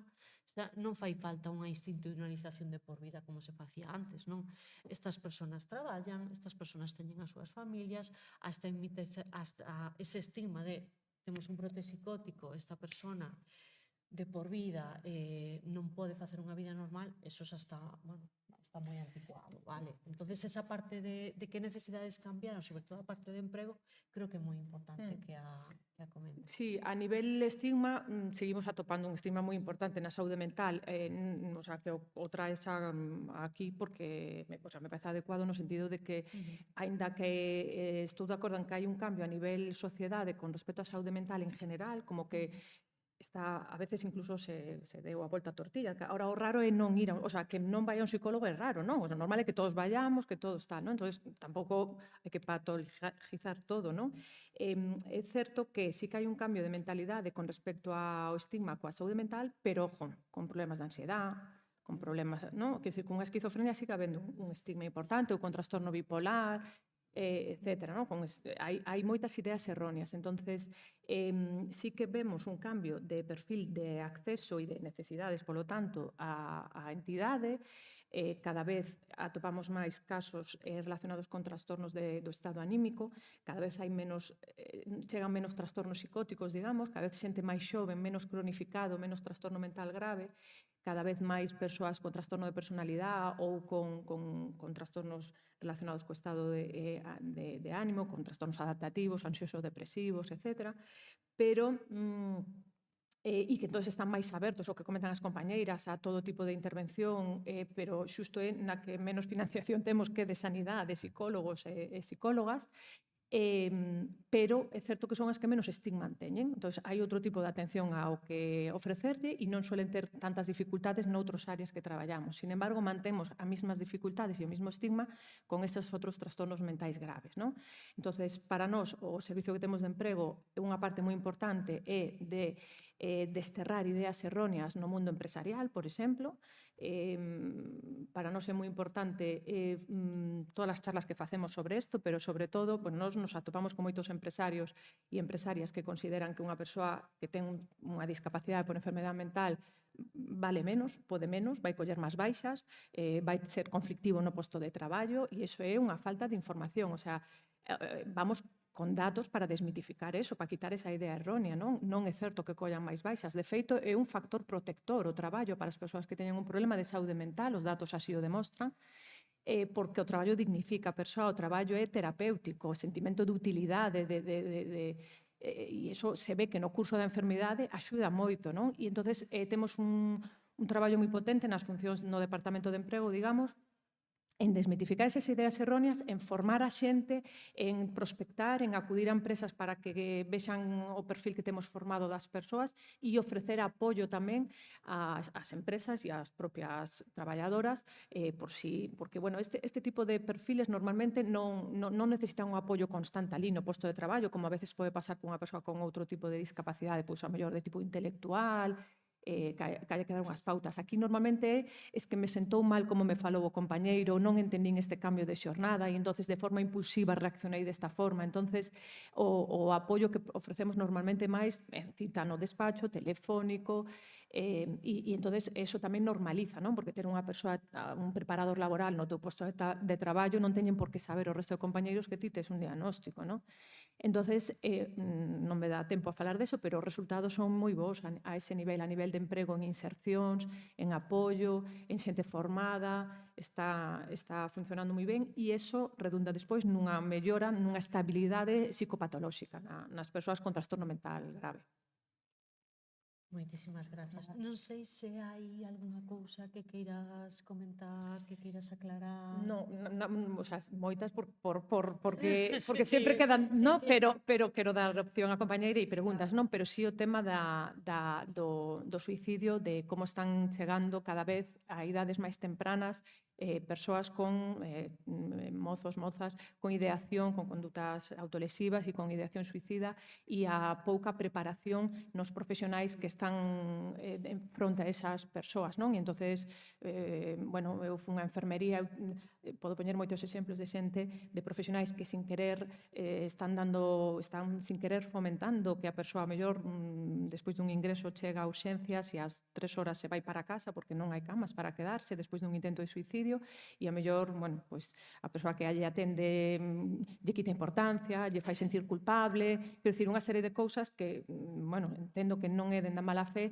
pero por iso vamos á Facultade de Enfermería, de Medicina, de Psicología, de Traballo Social a explicar non fagades isto cando estedes xa traballando o día de mañán porque o que facedes é aumentar o risco da persoa. Entonces, o tema do suicidio daría para moito, pero para min é un reto que temos todas agora as que estamos nestes ámbitos e que se ven forte.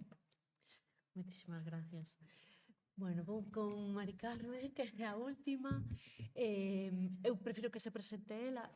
Ela é psicóloga, traballa no grupo de intervención psicolóxica de emerxencias do Colexio de Psicoloxía.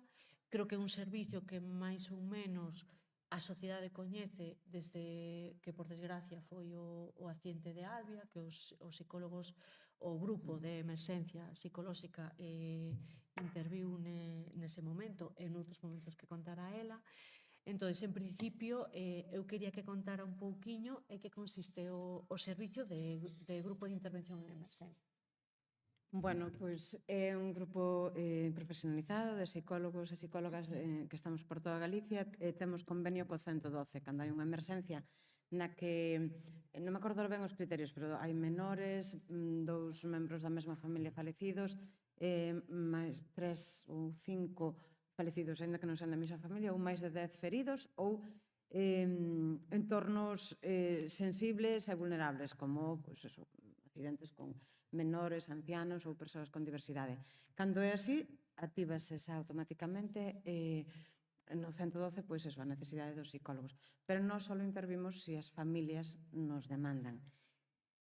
É un pouco isto que acaba de pasar aquí, é tamén a psicoloxía de emerxencia. Os psicólogos de emerxencia si pode ser que non se nos ven onde estamos, vamos, e o que chegamos despois de que xa a emerxencia pasou, entonces xogamos moito co tempo, xogamos ou non xogamos, pero eso, chegamos tarde, non podemos evitar a emerxencia, e cando chegamos, pois o que facemos é dar estructura ou donde non hai, axudar a que se reactiven, non poñemos nada novo, o que facemos é reactivar as ferramentas de afrontamento que teñen as persoas. E as ferramentas de afrontamento que temos son individuales de cada un de nós, de como afrontamos a dificultad, pero son tamén familiares, de como nos coidamos uns a outros, e son tamén comunitarios, de como a comunidade coida unha persoa que está vulnerable e que está sufrindo o peor momento da súa vida. E o psicólogo de emerxencias pois actúa como neses 3 niveles. Bueno, eso, eu podría falar desto un montón de tempo porque me encanta, me apasiona. Ademais, eso, as emerxencias, aquí víamos, non? Pois eso, terceira idade, infancia, as emerxencias ocurren a todos. É algo transversal. Eu recordo a primeira formación que fixen alá polo 2006 de psicoloxía de emerxencias empezou dicindo la catástrofe sucederá. Quedamos me cajo en diola. Quedamos todos como mi madriña, onde me metín. Eu xa salo de aquí, pero claro, non se sabe cuándo. Vale. Igual sapamos e non... Pero sí, é verdad, a emerxencia non creo que haya ningún ser humano que pase pola vida sin ter unha situación de emerxencia. Bueno, pois eso tamén é algo que a sociedade aprendeu a que é necesario nunha emerxencia tamén, ademais de coidar o benestar, a vida, salvar a vida das persoas, tamén fai falta coidar a parte emocional, porque dependendo de como se afronte ou de como se comunique unha mala noticia ou de como se reestructuran os coidados, na emerxencia hai cousas que non se pode evitar que doian, o sea, é imposible que non nos doia unha situación de pérdida. O que é posible é que se añadan cousas a esa situación de pérdida nas que eu, no momento máis vulnerable da miña vida, poda volver a conectar ca confianza e ca seguridade. E iso é o que os psicólogos de emergencias vamos a facer, que é axudar a que as persoas volvan a conectar con algo de seguridade e algo que os quiten de ese vértigo, esa incertidumbre que produce a emerxencia. E como damos esa seguridade? Pois, botando man das ferramentas humanas, o sea, como damos a seguridade? Pois eso, a eses tres niveles. Por un lado, acompañando sin que, facendo que a persoa desde o corpo volva a tomar control. Como se toma control? Pois, primeiro que as cousas vitales, non? De non ter frío, estar sentado, conectar co presente, e para eso, bueno, pues hai que utilizar determinadas estrategias para axudar a conectar co presente. Pero despois tamén coidando de outros, o facer nas emerxencias ou poder coidar de outras persoas fainos tamén conectar co que me está ocurrindo. Eso volve á presencia. Ademais, se eu podo coidar de outro, na medida do posible, no que poda, pode ser, pois eso, darlle unha manta ou dicir queda aquí un momentiño por si chaman, eres ti quen vai a dicir quen se están intervindo ou algo así, non? Se eu podo coidar de outros, empodérome, non? Collo as miñas ferramentas e fágome presente no que estou facendo. E despois tamén a seguridade podémola dar facendo ver canto apoio comunitario hai. Nunha determinada emerxencia, todos estamos remando para o mismo. Policías, bombeiros, traballadores sociais, incluso os políticos, non? Que sempre falamos tan mal dos políticos, pero tamén están aí, non? É como dicías, nombrabas ao Albia, sí, foi como a primeira, o sea, non foi a primeira, pero foi a máis visible. Eu recordo que cando cheguei ali ao Albia, bueno, que xa viña así como consternada e compungida da noticia, pero chegar ali a ver que todas as persoas estaban remando para o mismo. Ali non había, o sea, todos estábamos para coidar as persoas que estaban sufrindo máis, pero eso, desde policías hasta nós, hasta as persoas que estaban de veciños, hasta as persoas que limpaban os locales, non? Que estaban pendientes de, bueno, isto ten que estar en unhas condicións adecuadas para que quen está esperando unha mala noticia poda estar o mellor posible. Que consecuencias positivas ten intervir a nivel psicolóxico nunha emerxencia? Fundamentalmente previr o trastorno por estrés postraumático. Ese como máis fundamental. Pero así o máis académico. Pero no aspecto vital, as consecuencias máis positivas é que as persoas retoman ca súa vida, cas necesidades da súa vida antes, o antes posible. Creo que a xente que está no público non sabe en que emerxencias pode intervir o grupo de o Albia o máis visible, pero non sei se podes comentar algún máis en que o grupo actual. Bueno, nestas que vos dicen que por protocolo se vai, eso, sempre que hai menores implicados, entonces intervimos desde mortes por suicidio, que comentabas antes, pois ás veces somos os primeiros en chegar para poder acompañar as familias, pero despois, bueno, o malo desta é que moitas das cousas son, moitas das emerxencias, sobre todo as que hai menores, son moi mediáticas. Entonces, teñen nombre e apellidos. E iso é tamén un riesgo, porque ás veces dende prensa e tal, se nos chama como hasta onde é importante falar desto para poder enseñar á población, pero hai cousas nas que non. Probablemente todas, en moitas das emerxencias mediáticas por mortes por violencia de xénero, mortes, accidentes múltiples de tráfico, accidentes laborais múltiples, desaparicións sospeitosas, naufraxios, en todas esas están o GIPE. O que pasa que eso, que non se nos ve, que é parte do que temos que facer, que non se nos vexa. A mí pareceme moi importante tamén que desde o colexio, non? O do grupo de intervención hai unha parte que a parte de violencia de xénero, non? Que actúa a nivel de emerxencia cando hai unha morte por violencia de xénero, de axudar sobre todo a eses menores, os hai, e a familia que está sufrindo a morte. Tamén é importante comentalo tamén. Nese caso, dende o colexio tamén hai un programa de atención a vítimas de violencia de xénero. E no GIFCE, no grupo de emergencias, hai agentes dobres, chamamos, que son persoas que están formadas en violencia de xénero, que están nesa rede de apoio ás vítimas, e psicólogos de emergencias. Entón, cando hai algo así, vai un GIFCE normal e un axente doble. Exacto.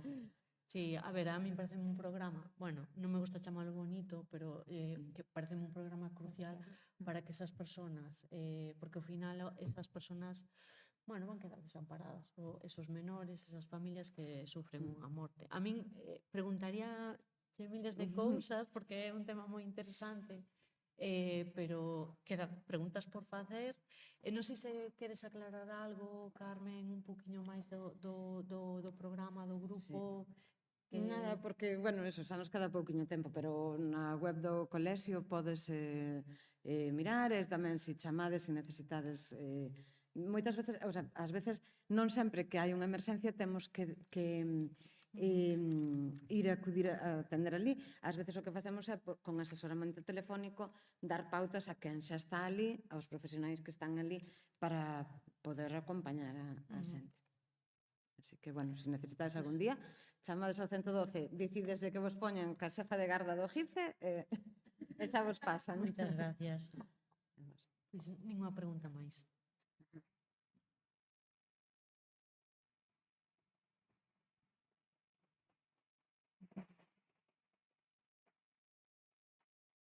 Non sei como de enteira salides desta charla, porque a min foronme tocando todo o que contaron, sabes? O final, entre as familias, as propias experiencias, das amizades cercanas, bueno, pois dase un conta tamén da fragilidade, non? E da vulnerabilidade que temos todos e todas ao facer a vida, e do importante que nesas vulnerabilidades estar recollidas, estar sostidas e estar acompañadas. Moitísimas grazas por estar hoxe aquí, polo traballo de todos os días, que tanta falta nos fai, e, bueno, pois eu penso que temos que sair daqui tamén co compromiso de cada un no seu traballo e no seu espacio seguir cuidando a saúde mental de todas as persoas que nos arrodean. Vémonos ás 4:30 para retomar esta xornada, que disfrutedes ata entón do almorzo. Moitas grazas.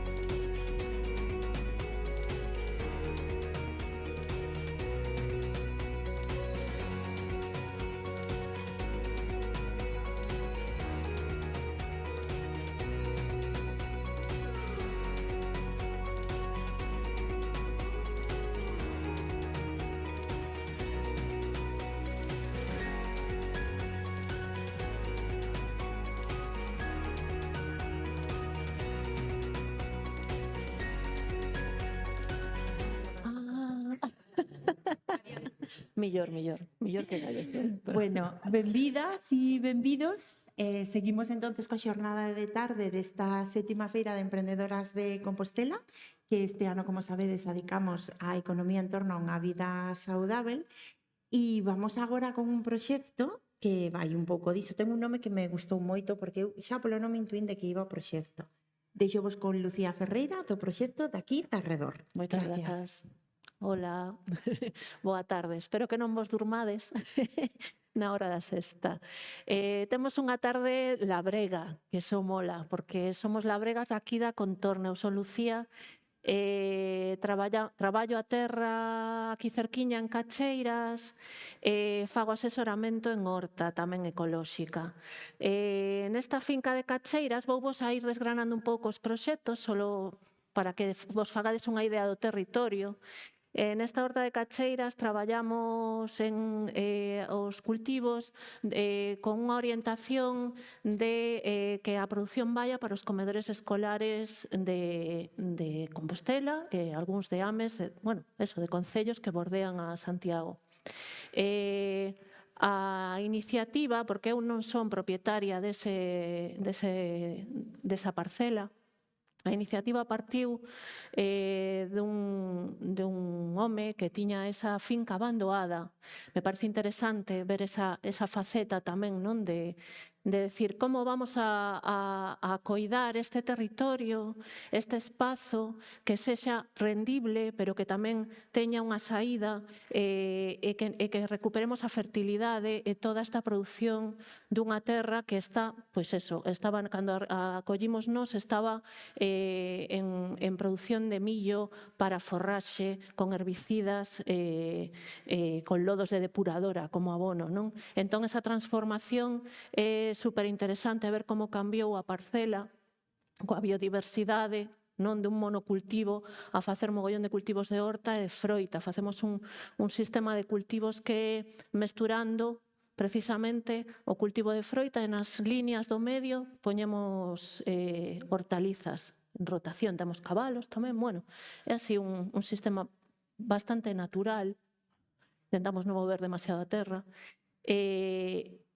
Son pequenas, producións medianas. A horta ten como 2 hectáreas e media, entón dá para producir hortalizas, pero ningún de nós nos dedicamos exclusivamente a eso. Eu tamén me dedico a formación en horta ecolóxica e logo traballamos con outros proxectos, outros proxectos daqui da contorna. A nosa finca está asociada a Daqui de Arredor, que é un proxecto que levamos xa moitos anos, que xurdiu de pequenos labregos de toda a contorna, nos xuntamos para comercializar os nosos produtos de proximidade. Ao cabo dos anos nos percatamos, non porque facíamos esta comercialización tamén a comedores escolares, pero nos percatamos que os comedores mercaban moito produto transformado ou semi-transformado. Por exemplo, os comedores non poden procesar os alimentos, unha cabaza, vamos a poñer o exemplo da cabaza, que é moi gráfico, pelar a cabaza, cortala en grandes cantidades, porque terían que ter a moito persoal para facer somente ese traballo. Entón, nós tiñamos como unha limitación, non lle podíamos vender a cabaza inteira, porque non nos a mercaban, porque eles estaban, por outro lado, abastecéndose deste produto non ecolóxico e de lonxe, e nós non tiñamos esa posibilidade. Entón, ao cabo do tempo, desenrolando ese proxecto durante moitos anos, fixemos un anteproxecto e fomoslo presentando por varios concellos para facer un centro de transformación comunitario, un centro de transformación, unha pequena industria artesanal de conservas ou produtos semitransformados, vale? En vez de facelo nas nosas propias explotacións, facer algo máis rendible e de traballo colectivo. Finalmente o conseguimos. Foi o Concello de Brión que abriunos un pouco un espazo que tiña baldeiro, en Brión tamén no Centro Comercial de Montebalado, un mamotreto que se construíu hai uns anos, prácticamente baldeiro, en desuso, por temas de especulación urbanística e tal, eles tiñan a planta superior. E nesa planta pois, se decidiu transformar un espazo que había ali pois, nunha pequena industria. Entón, se pediron unhas axudas e tal, pero o importante de todo isto é que está xa funcionando e temos 3 líneas de transformación, unha que é de conservas vexetais, outra é de zumes, que se tivechedes a oportunidade ou se pola mañá ou, bueno, aquí fora podes degustar os alimentos que transformamos. E outra de, bueno, outros preparados tipo masas e cereais. Dende o comezo, todo este proxecto se baseou en informar a consumidor e facer unha comercialización directa, o máis directa posible, o máis fluido, local. Temos como tamén unha especie de código de non comercializar tampouco a moita distancia, porque todo facemos nós, basicamente. Entón, agora estamos desenrolando, empezamos xa a comercializar tamén en un mercadiño que o Concello de Ames acaba de abrir en Bertamiráns. Empezou a semana pasada en Ames, en Bertamiráns, na Praza da Maía, os sábados, e entón a partir deste sábado pasado, xa todos os sábados temos ali uns postos en conxunto.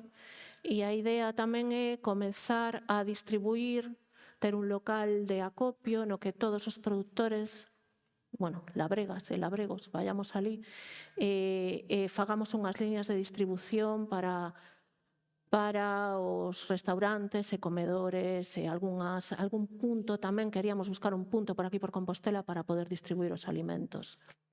Como vedes, é un sistema así moi artellado dende hai moitos anos, pero a base de todo isto é que somos moitas. En derredor somos 100 socias xa, e que temos, pois eso, moita diversidade, traballamos en micro... Ahora me vedes a min, pero detrás de min hai un microcosmos, digamos, que é de labregas e labregos de aquí, xente que colabora independentemente, non teñen por que ser traballadores da terra ou xente que traballa, que coñece, xente que colabora e que vai aos mercados e fai toda esa laboura incluso de divulgación e de formación. E, bueno, que nos parece estupendo estar aquí e poder compartir e que todas saibades un pouco que o que se está a bullir aquí ao lado, non? Nada, pois, se tendes algunha pregunta ou queredes saber algo máis.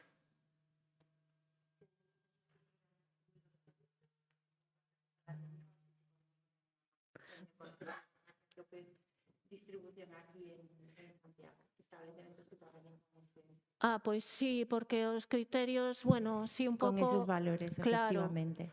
Claro, nós temos a sorte que xa hai moitos anos o Concello de Ames fixo unha normativa interna de discriminación positiva para os labregos da contorna. Entón, nos comedores de Ames teñen, por norma, se o produto o hai no redor, non o collen prioritariamente, independentemente do prezo, o collen prioritariamente. Claro, ten que ser ecolóxico ou con unha produción controlada, sen químicos, bueno, teñen que saber un pouco que é o que estamos a producir, pero teñen esa normativa que a nos serviu de ponte, pero de maneira, vamos, eu creo que é imprescindible, porque realmente para nós é moi complicado. Os mercados están, bueno, xa cambiaron, xa o sabedes, me imagino, a xente en xeral vai máis ás áreas, ás grandes superficies, os mercadiños e os pequenos mercados cada vez funcionan peor e para nós os transportes e todo eso e o tempo é vital. Entón, esta idea de comercializar, bueno, de intentar sacar o produto en comedores, en colectividades, pois para nós é superimportante. A parte, todo o tema da saúde, que esa é a parte que quería igual facer fincapé, xa non só de que os produtos sexan saudáveis, o tema de o traballo colectivo, de a xente que estea xunta tamén pola saúde mental, por o tema tamén toda esta separación que houve estes anos, estes proxectos fan que nos xuntemos, que teñamos algo en común, que traballemos por eso. Hai moita xente que, xa vos digo, está xubilada e sigue participando de algunha maneira nesto. Entón, me parece superimportante. Pois moitas gracias pola túa experiencia, Lucía. Non sei se alguén do público quere facerlle algunha pregunta.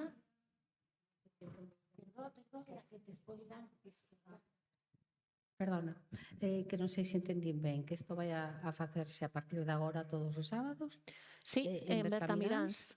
En que locais? Porque en Bertamiráns hai un mercadillo todos os sábados. Non é no mercadillo, é pola mañá, na Praza da Maía, pola mañá na Praza da Maía. Que é a praza esta que está no cruce, que vai para Ortoño. Sí. Na Praza da Maía, e nos puxeron uns toldos, en plan jaima, vale? Temos un posto ao aire libre, non é nun local, é na praza mesmo. E mañá e tarde, non? Non, solo pola mañá. Solo pola mañá. Sí. Vale. Sí, eu, a ver, exactamente, se te digo a verdade, que estive a semana pasada, pero non cheguei a primeira hora. Eu creo que de 9:30 a 1:30, se non me equivoco. Vale, era para confirmar, porque escoitei, pero non cheguei a si iba a ser xa todos os sábados Sí, é todos. Ou iba a ser ao lado deste mercadillo que hai do campo tamén, que dende fai anos, non? En Bertamilán. Pero bueno, sí, xa te entendí perfectamente. Non, nos facíamos outro mercado en Brión, un pouco ven a ser o preceptor, o precursor deste. O facíamos sábados alternos, pero tamén era Monte Balado, era un sitio pouco concurrido, xa viña xente xa debotado. Ahora non, ahora está máis aberto ao público en xeral. Por fin o conseguimos, que levábamos moitos anos tamén buscando ese espazo un pouco diferenciado. Que é máis importante para dar a coñecer todos os cultivos ecolóxicos que hai, porque, en fin... Sí, nos costa moitísimo chegar ao consumidor final. Esa é a verdade. Bueno, moitas gracias pola información. Pois moitas gracias, Lucía. Tamén aproveito para darlle un agarimoso saúdo aos compañeros de desenvolvemento local do Concello de Ames. Sí, moi ben. O proxecto que ti puñas de comedores é un proxecto que é unha boa práctica, que moita xente está indo a estudiar Ames para copiar, nosos primeiros dentro do Concello de Santiago, porque eles nunca perderon a rede de comedores escolares que tiñan no que eles cociñan, non? Para o alumnado, non? E iso lles permite... Non é catering. Efectivamente, iso lles permite, entre outras cousas, ter o control da política de compra sobre o produto do que falabas. Si, é xestión municipal. Efectivamente. Tamén, sí. Efectivamente, son exemplo diso. Pois nada, despedimos a Lucía e vannos a chegar unhas mensaxes de fora de quen hoxe non pudo estar aquí e vai a chegar algunha que nos fala do mar. Imos a ver que nos contan.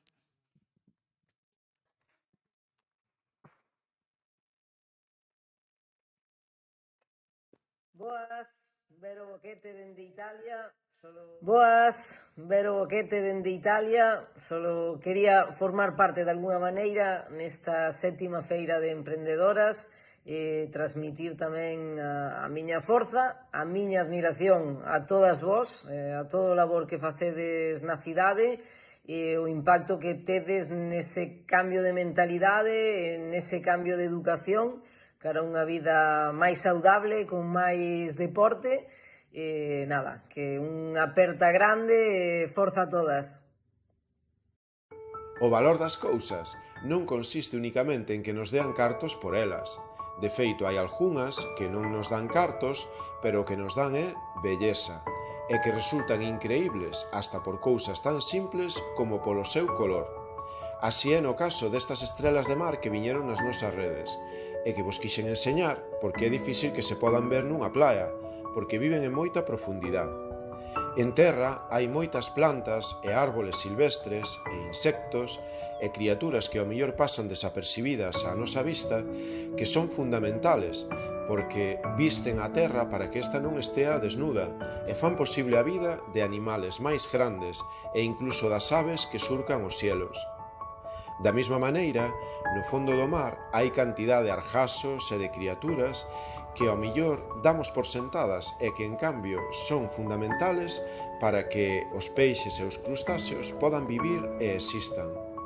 Por iso cada vez hai máis xente preocupada de coidar non solamente das cousas que nos dan cartos de maneira directa ou beneficios porque os comemos e nos alimentamos deles, sino tamén aquelas outras cousas máis pequenas que fan posible a vida dos demais e que enchen o mundo e o planeta de color para que sea un lugar moito máis bonito no cal vivir.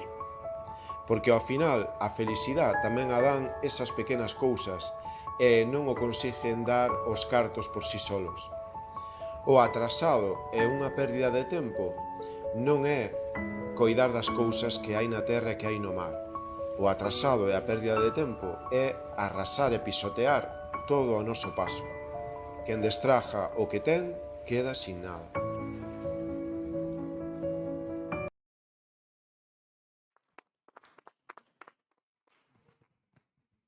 Bueno, que bonita reflexión e que sorte terá Vero mandándonos unha mensaxe la que foi pioneira de tantas cousas e que, ademais, cando está en Compostela, pois as que adestramos aquí, hoxe non nos pode acompañar Uxía, unha das promotoras de RESE, do seu centro de entrenamento persoal, pero que saibades que ven aquí, entrena aquí e temos a sorte algunhas de poder entrenar con Vero Boquete. Pero bueno, e moitas gracias a Rogelio que nos falaba desa importancia de coidar o que non ten beneficio directo, pero que ao final nos dá esa política das pequenas cousas que tanto influen na saúde. E esa, arredor deso, vai a xirar a mesa, a última mesa deste día.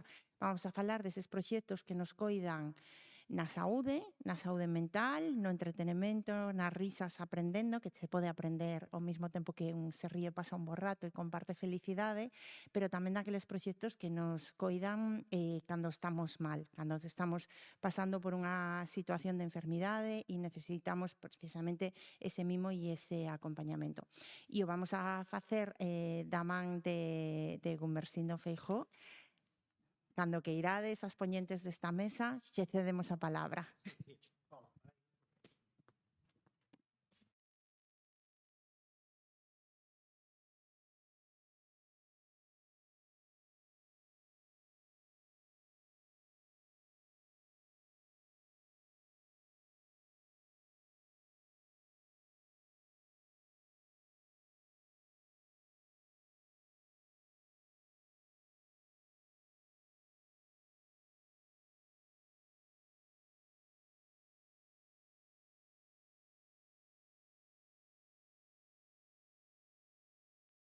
Segredo que estábamos a falar. Non? Exacto. Ben, moi ben. Aí poñemos. Bueno, pois nada, antes de nada, moitas grazas a todas por estar aquí. E, bueno, e o convite que tanto dende o Concello como dende a Asociación Alumni pois me fixeron para, bueno, que tratara de moderar un pouco esta mesa redonda. Entón, bueno, para facela un pouco máis interactiva, bueno, primeiro vos comentarei así unha primeira quenda, pero vamos a poñer para quen vive en directo co móvil, xa puideras poñer as vosas preguntas e entón, se xa saen aí, pois xa vamos respondendo. Entón, se me pos aí, é fácil, tendes que coller o móvil, escribides solo menti.com e un número que aparece aí, exacto, e entón podedes facer unha pregunta. Puxen máximo 200 caracteres para que a pregunta non fora xa un párrafo, non? Que nos puxeran ya media clase do todo.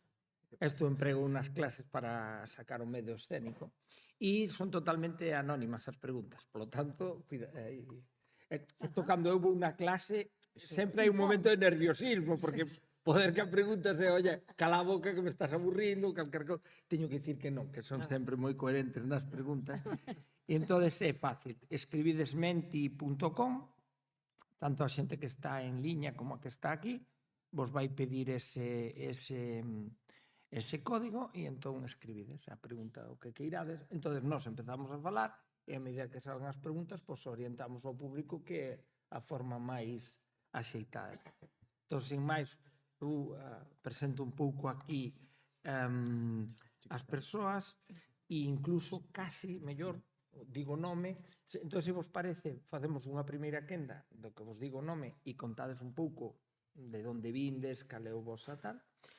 Logo, se non hai preguntas, facemos unha segunda quenda na cal eu a pregunta que me gusta cando temos en conta o mundo de emprender é hai un momento que hai unha decisión moi valente que é dicir, vou a emprender. Entón, cal é esa forza impulsora que leva esa?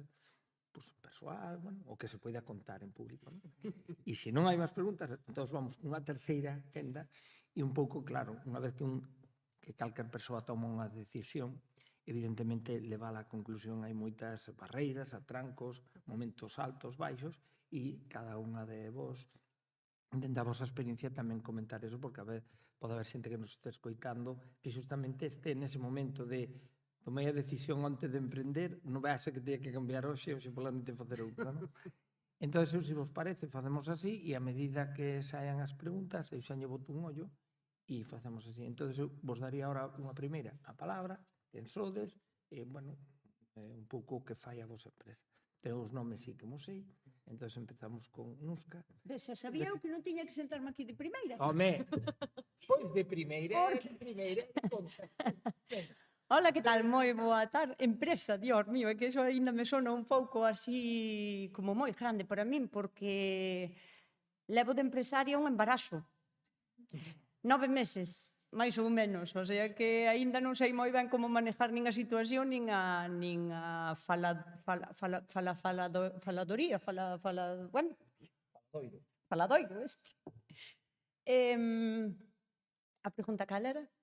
A pregunta é, evidentemente, cal é o nome da túa empresa, aínda que ten solo 9 meses. Vale. Onde está e que fai?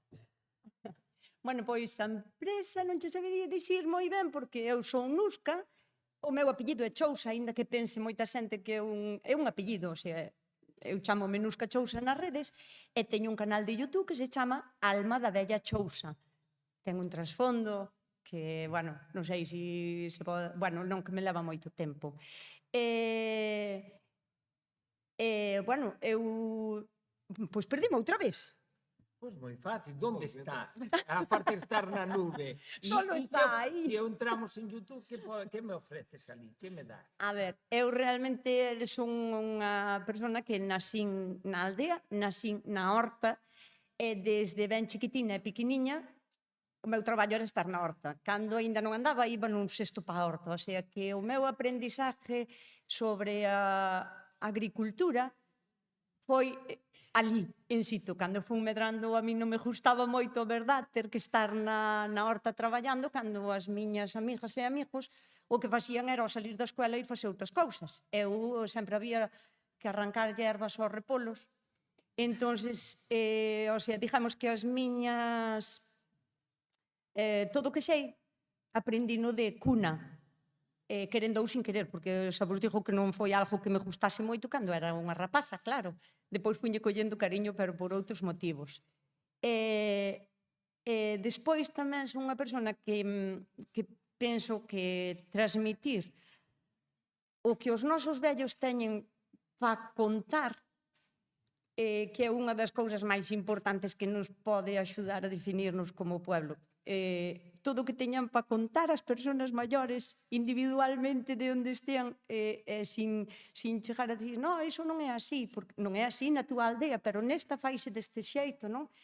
Entón, como xa sempre me gustou, non sei por qué, manter as tradicións, tamén fun collendo e adquirindo os conhecimentos sobre a nosa gastronomía, da miña zona polo menos, entón pareceume maravilloso abrir un canal de YouTube. Bueno, non me pareceu maravilloso en principio, porque realmente son unha persona que No, que me encanta, que non podes dicir, pero a la foches. Sí, non fun meter unha forza. Bueno, eso porque, mirad, eu son analógica e halógena neste mundo digital, porque tuve que aprender a forza todo o que pouco sei. Cando me dixeron que había unha cousa que se chamaba YouTube, e que era para subir vídeos, isto antonte, non é hai 20 anos, antonte. Dixo eu, que sentido ten que unha persona queira subir un vídeo do que está facendo nun sitio que o vai a mirar outra xente, o sea, na miña cabeza, pero que pérdida de tempo, non? O meu canal foi aberto un pouquiño á forza, axudada polo meu fillo, porque dicía, O sea, intento, mami, porque tes moito que contar e tes moito que facer. Eu subía malamente vídeos a Facebook sin saber moi ben aínda que era o que estaba facendo, pero había resposta da xente, non só de xente maior, había resposta de xente tamén moi nova, que se interesaba polo pouco que eu quería dicir, e dixo eu, ai, pois aquí hai canteira, quero dicir, sí que hai interés verdadeiro, non? Da xente. Ti párame, porque eu cando teño un micrófono e público cautivo xa non quero máis, que sí, pero sí.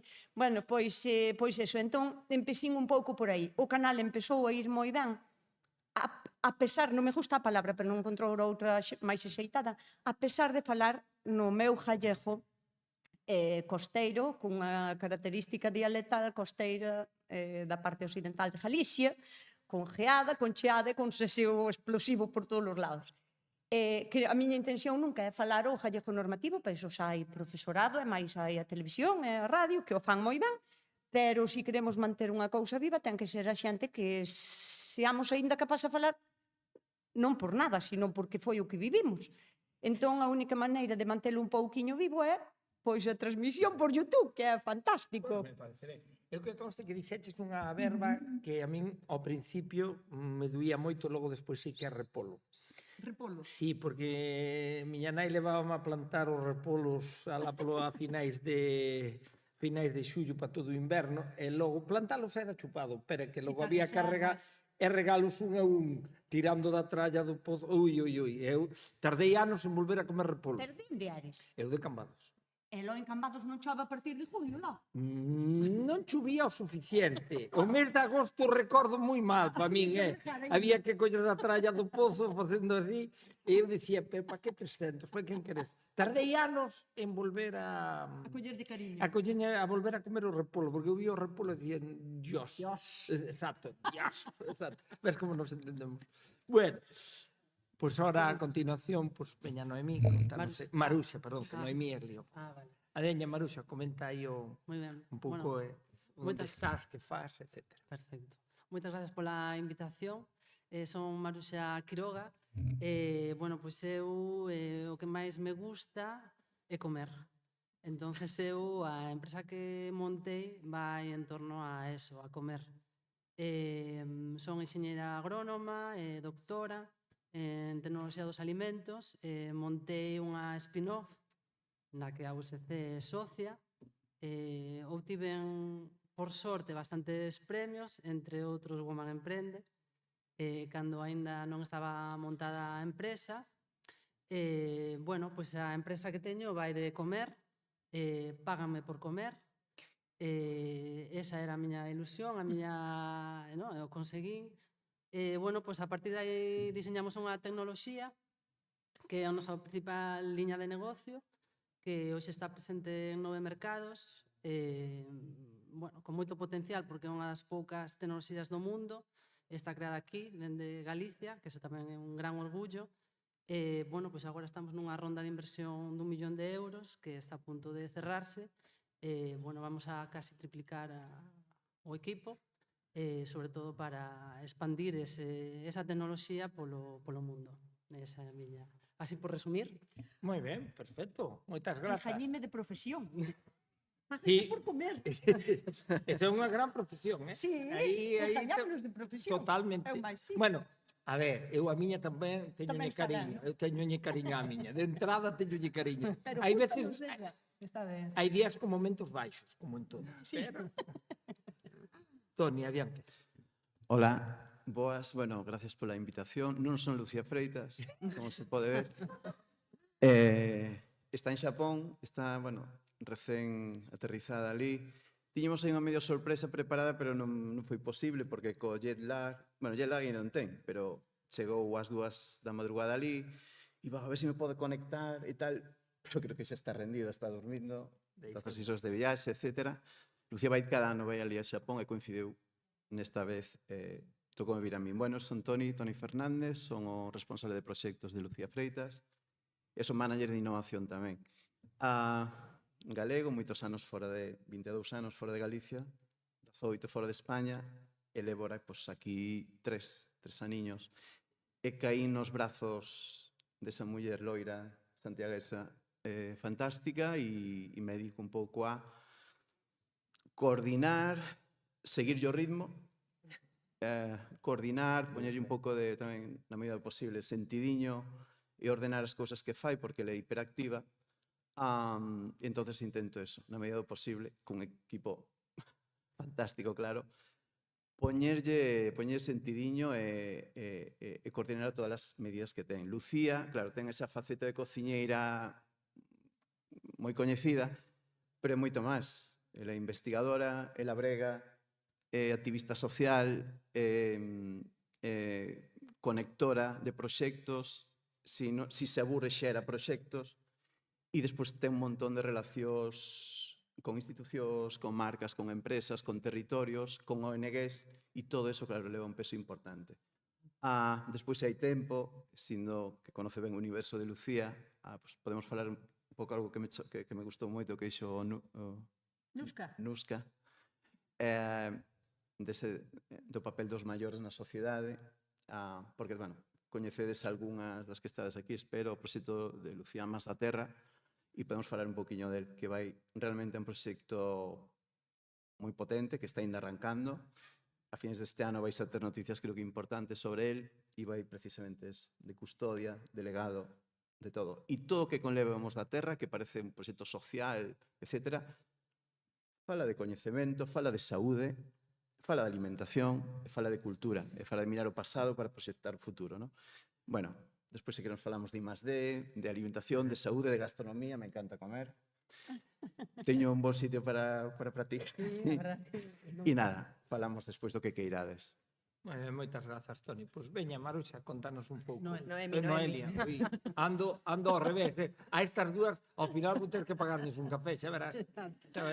Vaime salir a min a mesa, cuidado, vai compensar, Temos a... Tiña boa pinta. Non me digas que eu hoxe non comí moito, sei que igual teño que facer unha parada técnica.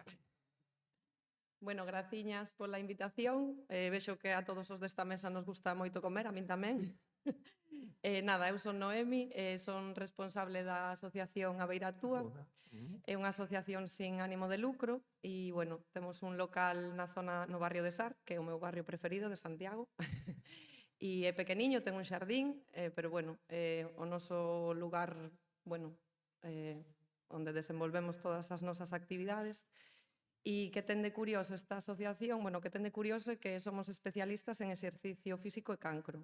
Damos actividades para persoas que están en proceso oncolóxico, bueno, para que poidan vir ali, facer as súas actividades, facemos charlas, talleres, e un poquinho así todo o tema da saúde, que englobe todo un pouco o tema da saúde.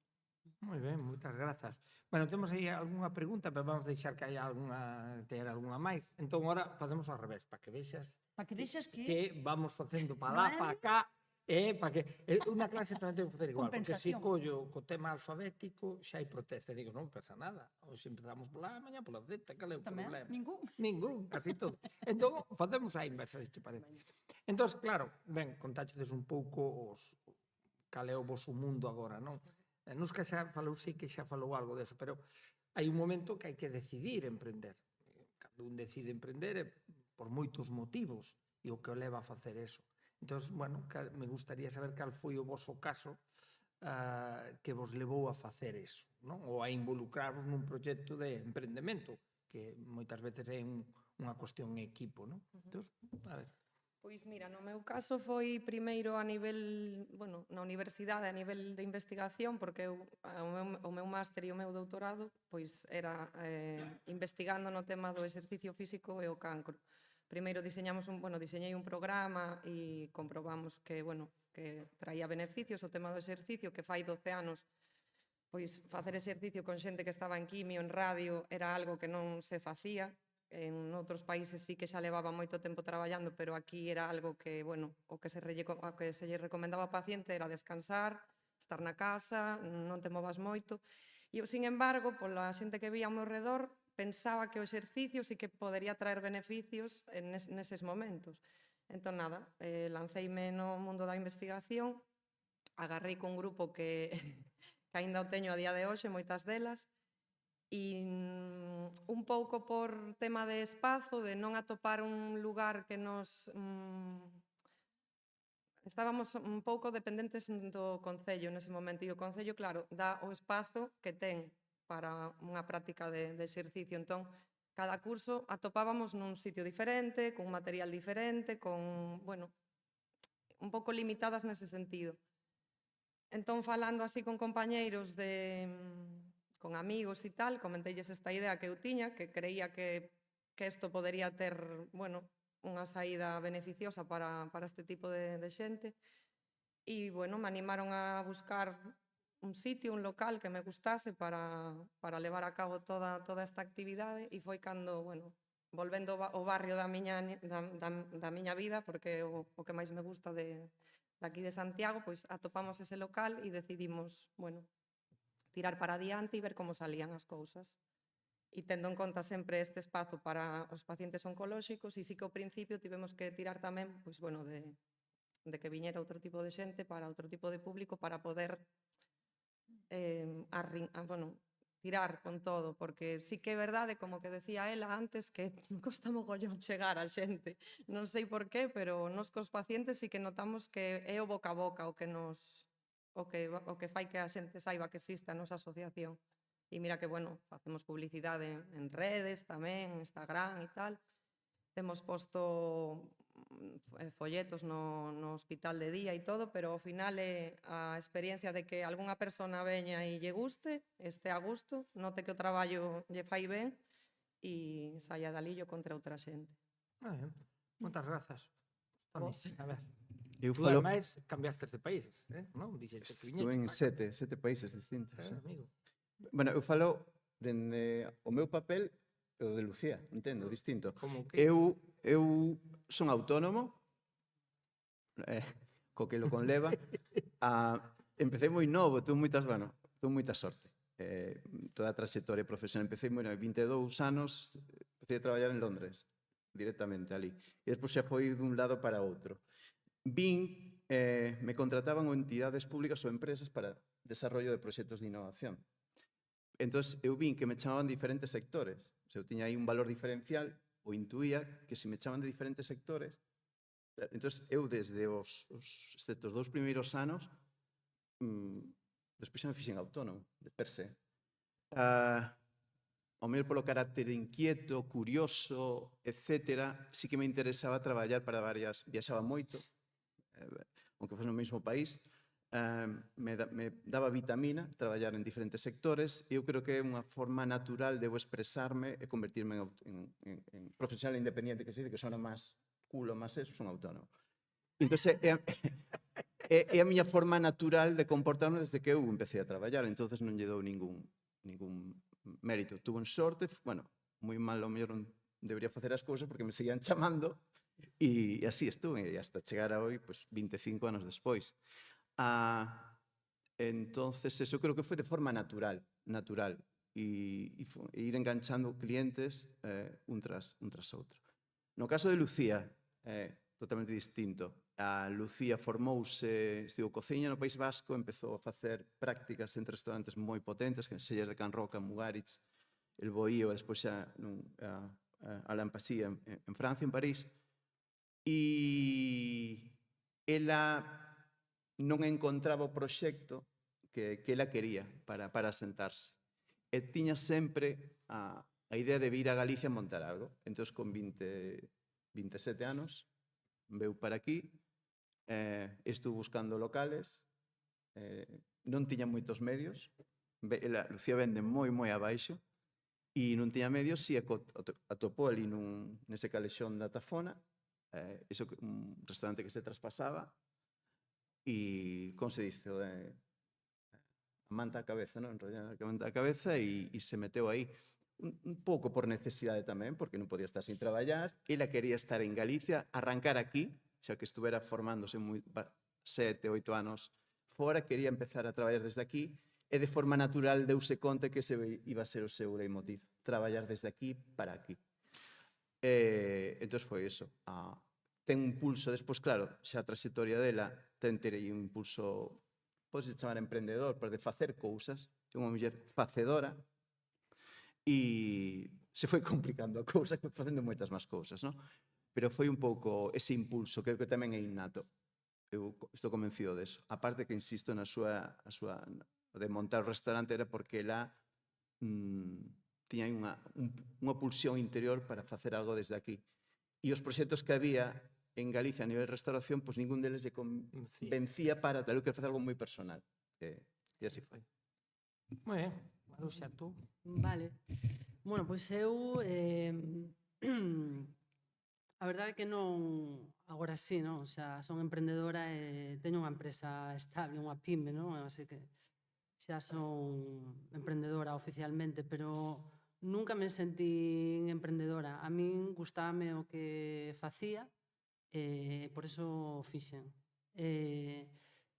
Bueno, traballei sempre, porque veño unha familia humilde, todos os meus estudios pasguei no seu, xa traballaba de camarera, de azafata e todas estas cousas case con 16 anos, desde os 16 anos hasta agora, pois, mantívenme, nunca me mantiveron. Eso que estudiei 2 carreras e unha tesis doutoral. E nada, logo estive traballando nun centro de investigación no País Vasco, no Vasculinari, profesora, sigo facendo docente ali, tamén son docente aquí, nesta universidade, son un máster. Pero, bueno, estaba traballando nun centro de investigación, puntero, Tecnalia, unha corporación moi importante, de moitos proxectos europeos, viaxando moito.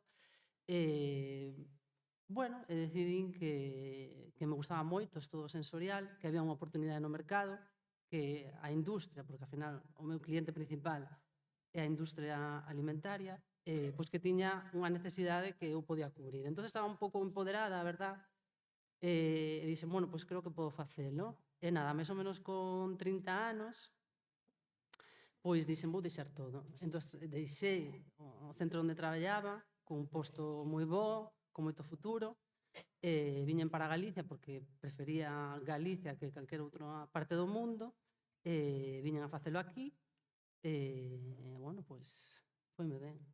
Empecé, a verdad, que cun ordenador na casa de miña nai metida, en plan unha cueva, e dixen, isto ten que ir para adelante, isto ten que ir para adelante, e foi, a verdad, que gústame emprender. De feito, agora gustaríame invertir, participar en outros proxectos, gústame este mundillo, que eu era unha científica do mundo meu, que é o de análise sensorial, de comer, de probar, de valorar, de reformular, moito I+D, moita control de calidade e tal, pero, bueno, agora gústame tamén isto de emprender e de dirixir unha empresa que a verdad que é moi diferente a outro lado, que era un mundo científico do que eu veño. Moi ben. Pois toca. Me ha tocado. Pois, eu a verdad que estou aquí principalmente por 2 motivos. Un deles foi que, bueno, no meu tempo formime como cociñeira porque me gustaba tamén moito o mundo da cociña, non? Entonces eu impartín cursos de cociña para, bueno, obradoiros e así, para ayuntamientos, bueno, asociacións e iso, non? E tiña isto das redes aínda como un pouco collido por pinzas, porque a moita xente pensa que se cobran cartos a paladas, pero tampouco non é tanto así. Entonces, eu teño facturas como todo o mundo e dixo, eu teño que facer algo, non? Por unha parte, botín un pouquiño despois de acabar o COVID, buscando, bueno, porque a todo isto, admiro a xente que cando lle preguntan a que te dedicas e sabe responder, porque eu, sabes que pasa? Ao non ter carreira, dediqueime a tantas cousas das que vivín ao largo da miña vida que non son moi concisa dicindo a que te dedicas? Pois ao que podo. Entón, claro, titulacións de cociña sí que teño. Entón, dixo eu, pois hai que ir traballar. Entón, o que fixen foi buscar traballo porque necesitaba ir a traballar. E a verdad que a hostelería sempre escoitaste, está moi mal, non se encontran traballadores. Bueno, eu o que non encontrei foi un traballo de xeito. Quero dicir, eu buscaba un traballo de cociñeira, son unha persona capaz e moi traballadora. Eso teño que dicir, o meu valor sei cal é. O sea, a min podeme dicir a cousa unha vez, non fai falta que me repitan despois xa o levo eu ben e todo eso. Bueno, pois non encontrei un sitio no que traballara justo por unha polo sueldo, outra polas horas, non, hasta cierre. Eso de cierre, traballei cando era máis rapaz, hasta cerrar era hasta cerrar. A porta do cielo era eterno, nunca era tal. Entón non encontrei un traballo de cociñeira en varios restaurantes que chegara co coche a tempo.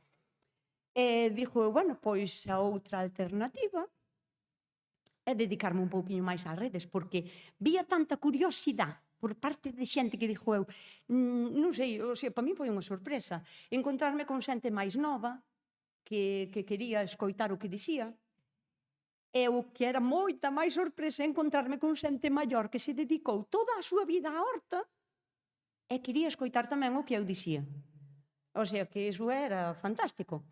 Entón as redes empezaron a crecer, de verdade non vos podedes imaginar a cantidad de preguntas diarias.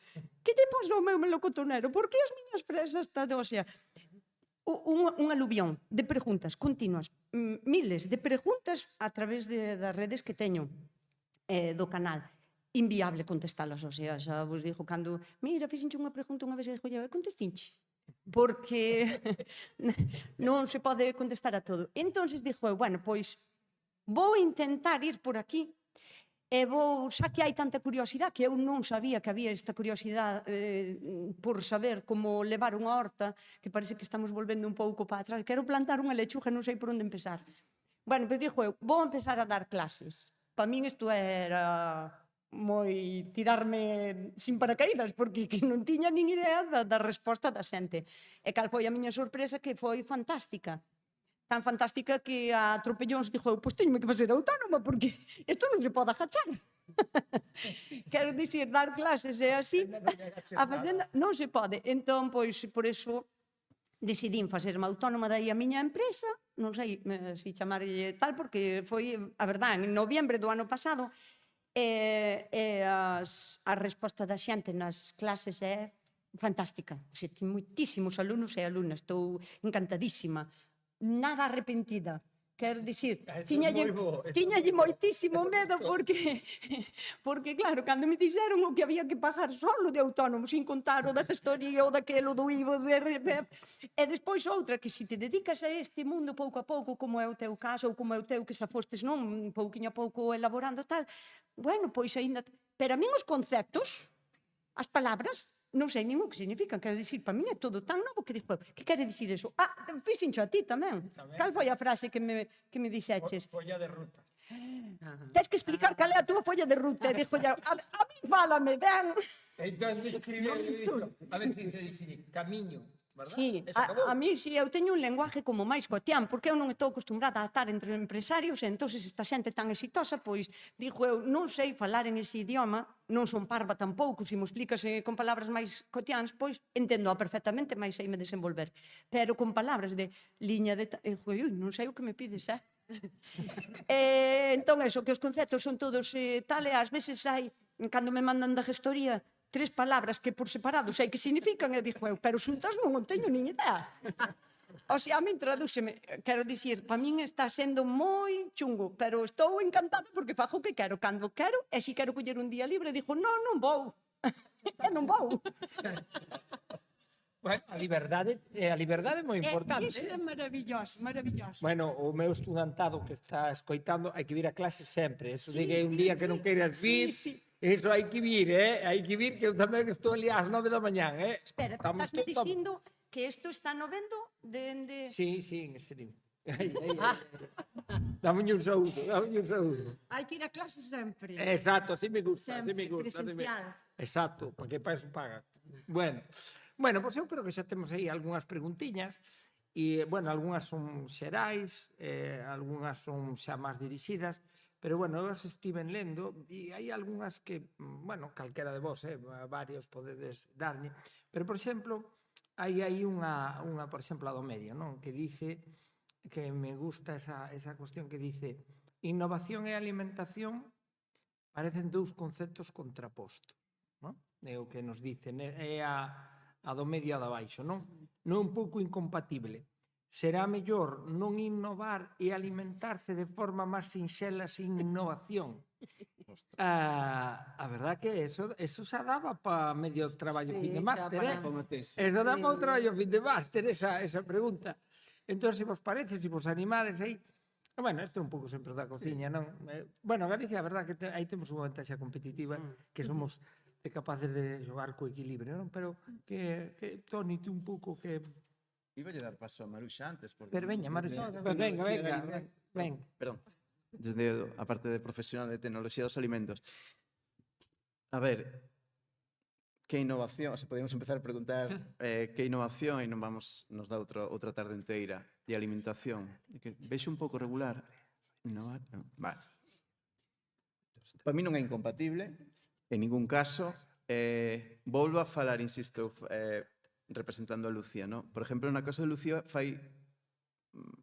ten moitas liñas de innovación. No caso da alimentación e da gastronomía, ela é unha obsesa de quitarlle, ir desvestindo os platos ata chegar á esencia deles, no?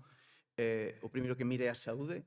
Entonces, ese tema de hai uns anos, bueno, a partir del bulli, no? De hai uns 20 e pico, 30 anos, que había moita ciencia detrás tamén, componentes alimentarios, Maruxa saberá mellor que a min, que para facer esas cousas eran necesarios e moitos non eran naturais, precisamente. Bueno, eso foi evolucionando, claro. A cociña biomolecular, etc. Bueno, falo un caso de Lucía. Eu creo que é unha opinión bastante xeral neste ámbito da mal chamada alta gastronomía. Eu creo que a gran maioría buscan, obviamente, sabor, impacto na xente, pero dos cociños e cociñas que eu coñezo, non se olvida nunca da saúde, nunca. Temas de seguridade alimentaria, controles sanitarios, bueno, inspeccións, imaginadevos en calquer... Aí, 2 ou 3 ao ano caen nos restaurantes deste tipo. Quero dicir, o tema de saúde non o vexo incompatible en ningún caso coa innovación. Despois, a que chamamos a innovación? Aí podemos falar de moitas cousas. Vou poñer ao mellor un par de exemplos. Na parte didáctica tamén que ten Lucía, tamén que Sindo coñece ben, ela ten unha cociña moi vegetal, moi galega, pero moi vegetal. Ela, unha obsesión que ten é darlle valor a unha zanoura ou a un porro, un allo porro. E con eso fai platos. Pero non nos disfraza con elementos químicos, non. Exprime as capas exteriores do allo porro, aproveita, podemos falar aí tamén de innovación aplicada á sostenibilidade, á economía circular, bla, bla, bla. O sea, que a innovación son moitas cousas. Entón, os platos que máis éxito teñen na cociña, neste caso falo de Lucía porque é o que me tocou falar, é innovación aplicada a esa cenoura, etc. E o que quero ao final é facer unha labor didáctica do poder do sabor da zanoura, da importancia de comer esa zanoura coas vitaminas e tal, e foi un plato que parece que de innovación, sí, podemos explicarlo así, con aproveitamentos, exprimindo de todo o poder da zanoura para facer ese plato de zanoura, co porro igual, e con moitas máis cousas. Podríamos falar moito deso. Si pensades no concepto de innovación claro, o tema máis aplicado a tecnoloxía informatizada, o temas de laboratorios e tal, non sei que, na cociña de Lucía eso non existe. E iso, que ten moitas aristas esta pregunta. E eu, perdón, para rematar, parte da base, polo que eu coñezo de todos os profesionais, parte dun concepto de saúde. De saúde. Despois que este rico, claro. Sí, vamos, a alimentación en sí mismo é unha innovación, o sea, a alimentación é química pura. Facer unha mayonesa é unha emulsión. Entón, cando ti entendes ben un proceso, por exemplo, logo podeslo aplicar a outro produto. E iso é innovación tamén. Entón, ao final, a innovación é interesante aplicada para todo, pero non só nese proceso de produción, senón antes tamén, no proceso na horta. Tamén se pode innovar cando entendes como é un proceso aplicalo a outro. Eso xa é unha innovación. Non, a verdade que non... Como asociar a innovación a algo industrializado, tóxico, non é. A innovación é todo. A innovación é a vida. Bueno, seguindo, ahora vamos dar xa inmediatamente a pregunta, acabo de vela, a mesa vai a ser de servicio, che preguntan, Noemí, o deporte nas persoas que están a pasar un cancro, como poden acceder e coñecer os vosos servizos? O sea, que aquí xa te pregunta de servicio. Directa, é dicir, tens tarxetóns e xa os deixamos aquí. A páxina web, o sí. Temos página web, temos Instagram e E- temos Facebook. E como te poden atopar ou para buscar en un buscador, non digo nome, pero bueno, Google, venga. Abeiratúa.com é a página web e despois nas redes a Beiratúa. A Beiratúa. @ Beiratúa e xa aparece. Bueno, pois a persoa que fixo eso, que vexe a beira... Sí, vale. ali na página web aparecen todas as actividades, horarios e está todo ali ben explicadiño. Aparece o teléfono por si queren chamar, falar comigo. Vale, E xa lle explico Pois todo. como era un tema xa tan de... Ves, a mesa Directo. tamén permite servicio, non? Este tipo de tal. Bueno, a outra que teño así, vou saltando, para que non sexa así. Logo sempre me acusan que, non, como na enxeñería, 1, 2, 3, 4, 5, 6, agora teño que facer un pouco máis aleatorio, non?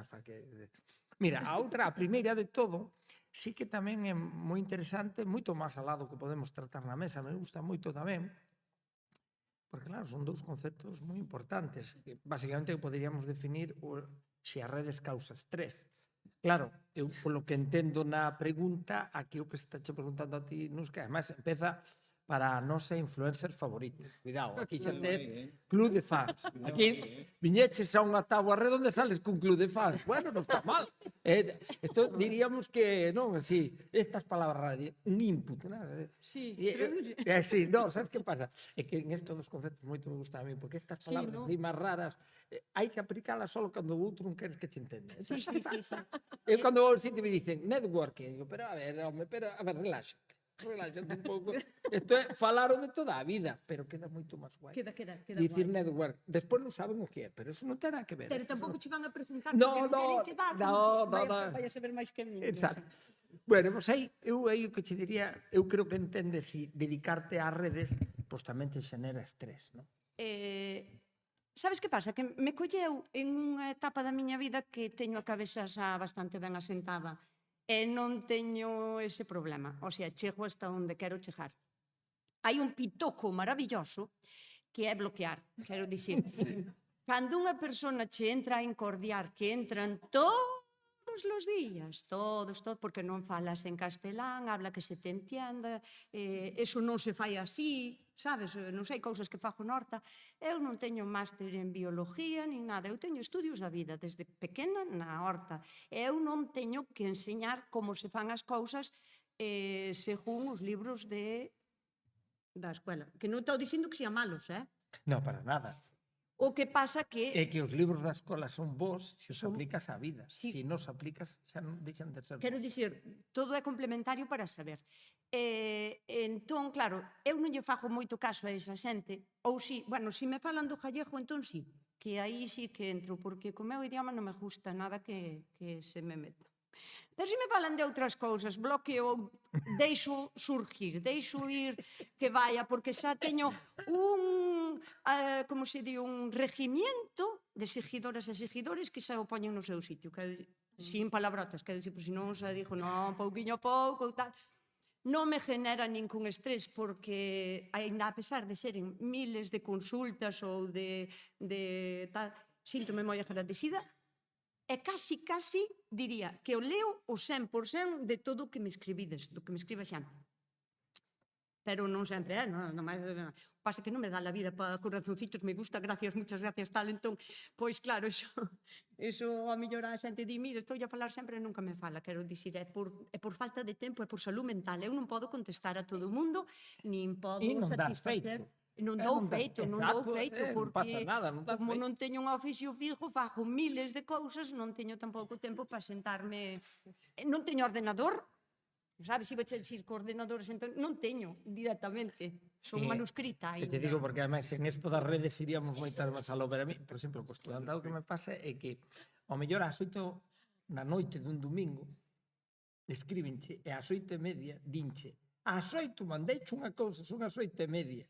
E coñeu, vai mirar un partido de fútbol, home, está xogando ahora aí o Barcelona. Reláxate, home, e disfruta un pouco, xa veremos o lunes. Se non te vou a examinar e a ver tú que pasa aquí. Bueno, mira, logo hai outra cousa, bueno, que tamén vedes cos temas, a xente pregunta temas que estenderíamos aquí moito, pero mira, hai outro que tamén é moi interesante, que é o tema, claro, hai que ter moito cuidado, falamos de alimentos, pero logo hai un concepto por riba deles que é a dieta.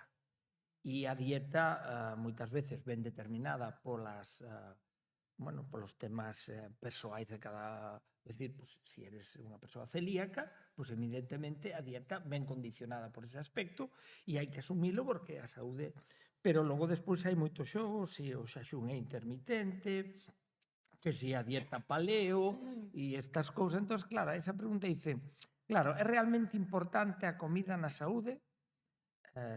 Xa me atrevo a decir, sí, porque se non... 100%. 100%. Pero sí que a outra é ou comer moi pouco e o máis saudable. É dicir, xa son intermitentes, etc. Entonces, Noemi, dale. Bueno, que eu penso que aí hai Colle un aí, pouco de que o das redes a min pareceme que está moi ben, pero claro, como entra xente como Nuska que te conta cousas da súa horta que aprendeu desde pequena, entran certo tipo de persoas que, bueno, o que queren é vender o seu produto, como falo no meu caso, no caso do deporte, dos entrenadores. E relacionado con esta pregunta, a mí o que me parece é que moitas veces o tema da saúde está un pouco ligado ao tema da imaxe. E que ti teñas máis ou menos kilos non quere decir que estés máis ou menos saudable por dentro, porque despois hai que mirar outro tipo de cousas, de composición corporal, de adipocitos, etc. etc. Que moitas veces cando operación bikini de que? O que tes que facer é moverte todo o ano e non intentar vender este tipo de entrenos como para gañar algo, como para gañar este tipo de imaxe, porque eso a xente non lle fai ben. E co tema das dietas e das modas estas, de si paleos, de si intermitentes, que hai mil modas. Cada día podes encontrar de que che ven unha persoa e te pregunta, mira, e ti que faz? Pois mira, eu desayuno, como, merendo e ceno. E xa está. É que eu creo que unha persona que se move, que está activa e que ten un estilo de vida activo, que fai algo de deporte, que lle gusta sentirse, moverse, pois ten que alimentarse o mellor posible con alimentos que decía a compi da contorna e que sexan, bueno, o máis saudables posibles. O que senta mal xa sabemos todos o que é. E andar a quitar, contar gramos en el plato e tal, a min eso pareceme canto menos bastante peligroso. Moi ben, querías comentar, nos quedan dúas máis, bueno, unha para Maruxa, porque pon aí para Maruxa, punto, entonces os demais calamos a boca e vai para Maruxa solo. E logo despois nos queda outra, dá tempo, creo que nos dá tempo para algunha máis, porque hai que terminar a 17:45, non é así? Hai que ser precisos. Moi ben, porque estar a xente fora, se fora só presencial, podes xogar arriba abaixo, pero a xente que se conecta igual se conecta para facer eso. Eso aprendimos ahora que os Teams son terribles, porque a xente tarda aproximadamente 10 segundos e xa empeza o nerviosismo, algo non funciona, aquí pasou 10 segundos, E digo, foi seña luz na casa, ou que lle pasou a este home, bueno. Entón, aí hai unha, bueno, a Maruxa, evidentemente é unha das cousas que tú máis sabes, máis traballas, que é o tema do pan, non? O pan galego, non? E entonces, bueno, aparte estás moi involucrado ca Cátedra do Pan de Lugo, entón, da nosa universidade, co cal xa te deixo aí para que fales do pan e que como o consideras como elemento. Vale. Bueno, se é centrado no pan, a verdade que unha das miñas socias é a directora da Cátedra do Pan. E precisamente na Cátedra do Pan o que están facendo é recuperar as variedades autóctonas para a mellor calidade do pan, non? Está facéndose a ISP do pan, que ten moita controversia porque non se lle permite, bueno, seguro que algún sabe máis que a min, non é a miña especialidade, eu son experta en análisis sensorial en xeral, dame igual calquer produto, pero bueno, o caso do pan é verdade que algo sei porque colaboramos coa propia cátedra que precisamente o que fai é recuperar as variedades autóctonas galegas, o sea, que están facendo unha gran labor, non? Polo tema. E logo, non, que as recetas tradicionais, as propiedades do pan, bueno, pois todo en torno a eso. Sí, o que te está dicindo, claro, se tú ahora vas, claro, a verdade é que todo evoluciona, non? Entón, que o que pasa, estamos, e así debe ser, e se fai un pouco na cátedra, volver ao pan, que se facía no forno, que tú tal, Porque, claro, ese pan é moi diferente ao que...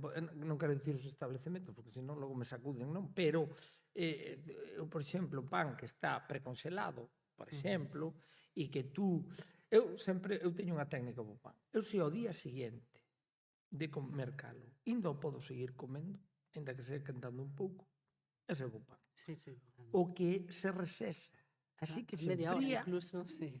e claramente ten un nome que eu non sei que hai dentro aí, non? Sí. Entón, eu creo que aí tamén nos fala, non? É dicir, é que o pan ten unhas propiedades, ten tal. Entón, hai que facelo. Tamén é verdade que eu o digo porque son moi receptivo a eso, porque unha das miñas fillas é moi celíaca.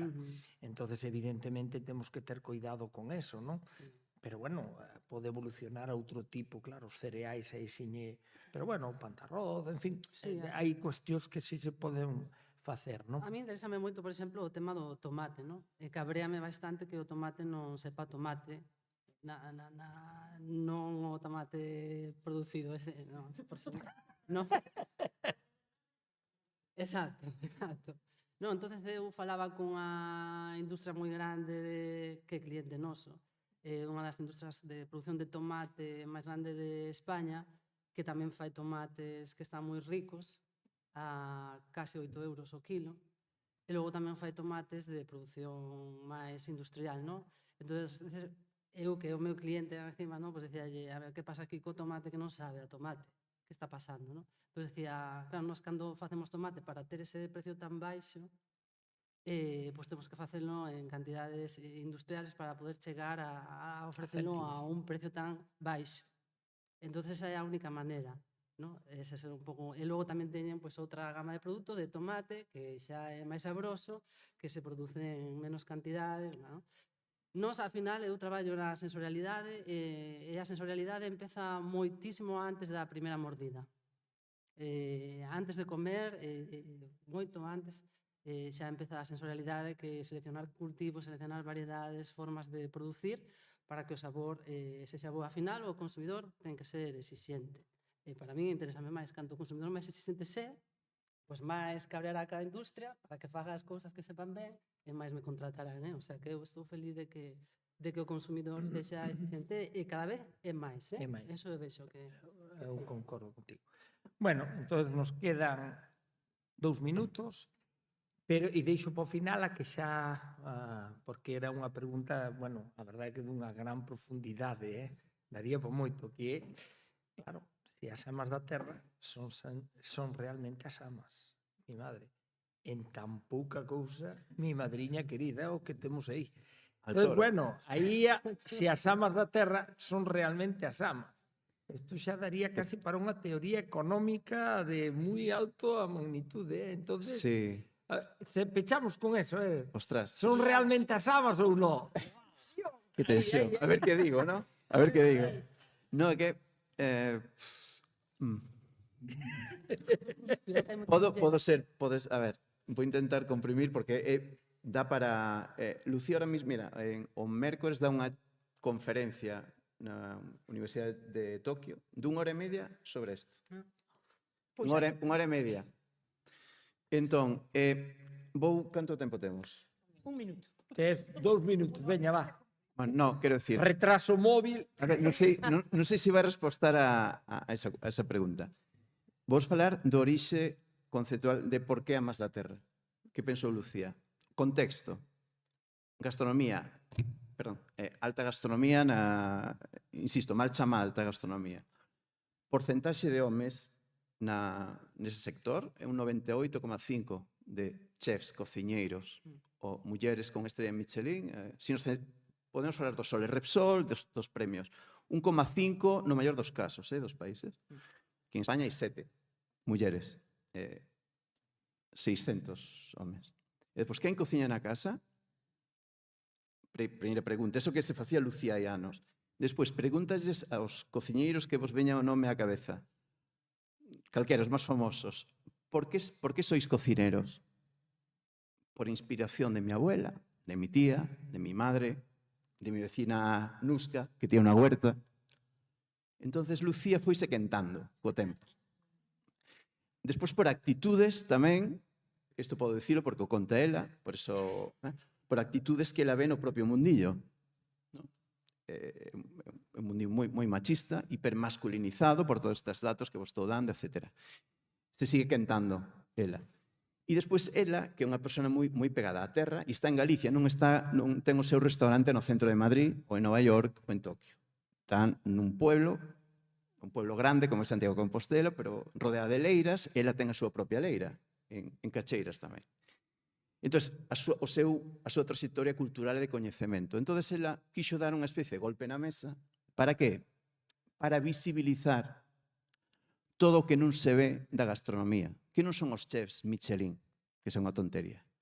Ela quer poñer o foco que ten ela sobre sí mesma, desviálo a todas estas mulleres que, gracias a ela, a nivel cultural, recetarios, custodia, saberes, o que está facendo Nusca. Nusca é unha terra como un cañón. Pero ela quixo facer eso. Entón, a pregunta, as amas da terra son as amas? Na visión nosa, sí. Sí. Anécdota. Arrancou Amas da Terra hai 2 anos e medio no San Sebastián Gastronómica. Armamos ali unha caravana de mulleres, perdón, un autobús de mulleres. Levamos a 30 mulleres do rural galego, das 4 provincias. Non vos vou contar o que costou facer eso para a propia organización. Non podemos falar de cousas que pasaron dentro. E o que nos costou facer eso. Cal era a idea? Encher o escenario do Cursal, que é o escenario principal do Palacio de Congresos de San Sebastián, para visibilizar quenes son realmente as importantes e os que sosteñen o garito esta da gastronomía.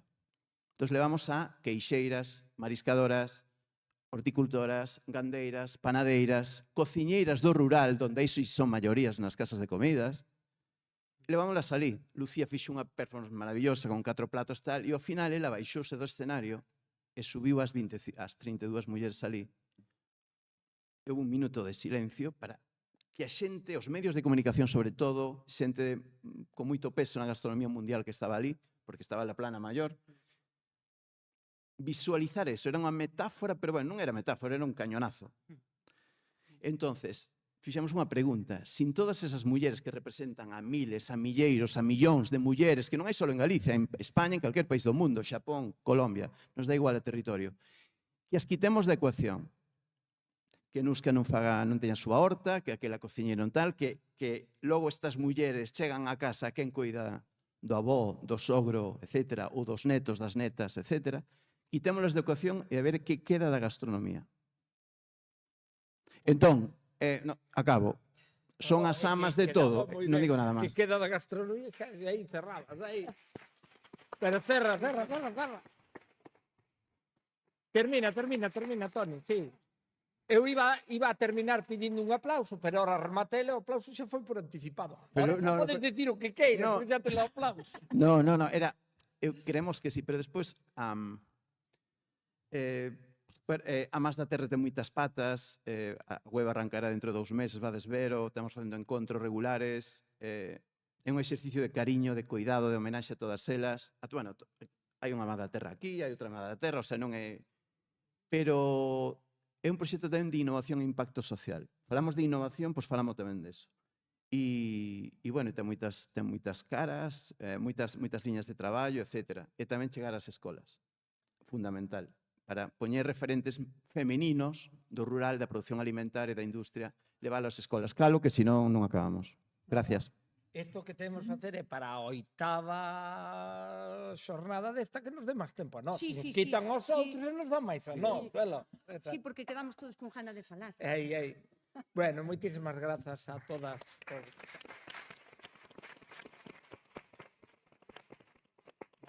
Eres un fenómeno, moitísimas grazas a todos. A pregunta trampa das Amas da Terra era a miña. Temos moitísima... Respostaxesme. A outra pregunta que podía por é quero volver a eses menús da Tafona cando non coñecía ninguén ese restaurante, íbamos a cenar solos daqui e agradecerlle sempre a Lucía que con toda a trayectoria que ten sempre ten ese produto, ese recuncho, ese segundo restaurante, esa segunda liña, recuperou o noso xardín de Costa Bella tamén para os daqui, para os de Compostela, que yo agradecemos un montón porque se preocupa porque todos poidamos acceder a súa gastronomía, de verdade. Moitas grazas. E ahora tócanos unha mesa. Sí, despido vos. E o último proxecto que nos vai a acompañar nesta xornada da saúde é un proxecto que penso que rompe a falar dun tema que sempre foi tabú e que está rodeado de moita dor por parte das familias e das persoas que pasaron por situacións como as que nos vai a contar hoxe Alicia. Eu prefiro que sexan Alicia e Eva as que logo se presenten e nos conten de que vai este libro que hoxe vamos a coñecer, porque penso que é fundamental que esta historia a conte que na protagonizou. Deixamos vos primeiro con un vídeo e despois damoslle paso a Alicia, que vai estar acompañada por Eva López de Goman Emprende. Graciñas.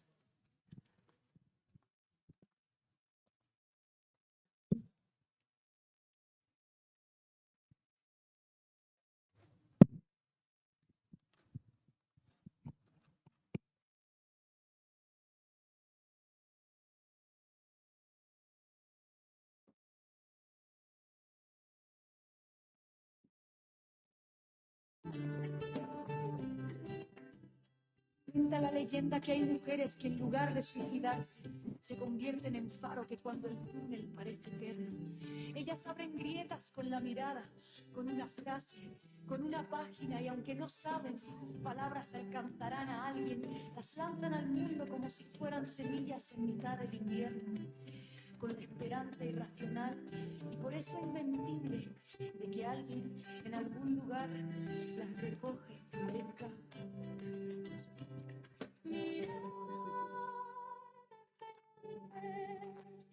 Es un abrazo, es un grito que no pide permiso, es la voz de quienes no pudieron contarlo y es también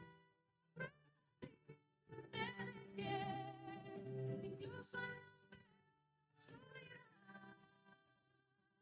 Hay quien decide una vela y no rendirse. Porque a veces, para salvarse, basta con oír a alguien decir: yo también estuve allí y sigo aquí.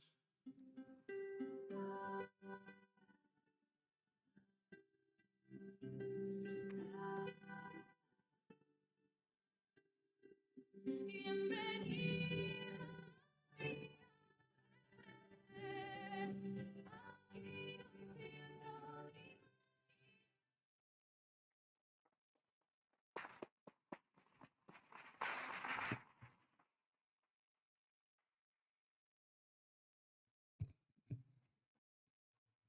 Estamos. Ahí vamos. Ahí vamos. Botón encendido. Perfecto. Bueno, pois estamos nunha parte central desta feira. Permitídenme falar un ratiño, verdad? Teño aquí ao meu lado a esta gran muller que teño aquí, mira, Alicia Oriol Castro, para que quede ben claro.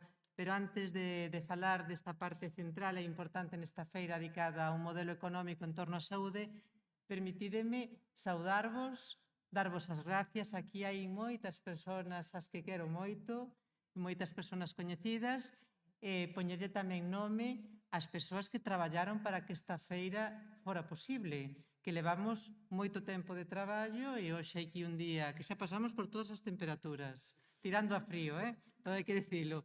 Bueno, o primeiro de todo quero agradecerlle a Carmen Casado e ao Concello de Santiago de Compostela pois que xa vayamos nesta 7ª edición. Estaba ahora recordando a primeira artesanía, a segunda social e cooperativa, a terceira SBT, as empresas basadas no coñecemento, a cuarta cultural e artística, a quinta economía circular, a sexta economía feminista e esta sétima a saúde. Pero parece que po ano, que a octava, despois nos vai anunciar Carme a temática, que vai recoller todo isto. Saudar tamén a moitas das colaboradoras coas que traballamos, pero permitídeme un cariño especial para as creativas galegas. Está a Isa, aí no ordenador, e as compañeiras que decoraron, e que está todo tan bonito, e que ten un xeito, explica a historia da feira. É dicir, esas mazás da alimentación, esas pelotas de tenis do deporte, bueno, todas esas cousiñas, eses guantes, esa ciencia. En torno á temática, pois tamén se pode facer unha decoración ben bonita. A Octavio, que xa levamos moitos anos nunha empresa informática, que saliu tamén daquela incubadora, que se falou aquí na inauguración, da incubadora Uninova, pois unha empresa saída da universidade, e, bueno, moitas persoas, e a miña compañeira Isabela López, que agora non pode estar aquí neste momento, porque tamén ven dun proceso pois médico que tamén tuvo aí uns problemiñas e xa está de novo con nós, pero xa tarde tiña que descansar. Bueno, é dicir, que estamos falando das persoas, que realmente somos os que facemos posible que isto ocurra, e todas as que estades aquí, incluso algún antigo xefe, o que lle teño moito cariño, que anda tamén por aí. Bueno, pois agora, sin máis, e despois destas tres grandes mesas e as anécdotas, a feira e todo o que ocurriu aquí, os vídeos, pois vamos a poñer o colofón final falando de saúde e de emprendemento, porque teño ao meu lado unha persona maravillosa, e permitídeme dedicarlle como nos conocimos, porque hai que falar de Diana Lameiro Aznar, que está ali arriba sentada, porque se eu coñezo a Alicia é gracias a unha beneficiaria do programa de axudas EMEGA da Xunta de Galicia, que está aquí tamén Aurora Patiño, que fora no seu momento subdirectora xeral de Promoción Económica e que de igualdade, perdón. Igualdade. As axudas EMEGA da Xunta de Galicia, que, bueno, fora beneficiaria e eu tivera a sorte de ser a súa titora. Coñecín a Diana xa fai moito tempo e me sorprendeu moito porque tiña un centro Lingoreta que fala da lingua, non? E fala da saúde tamén, e fala de todas estas cousas que se falaron hoxe de aquí, da psicoloxía, das persoas. E Diana, pois, foi medrando como emprendedora e como empresaria.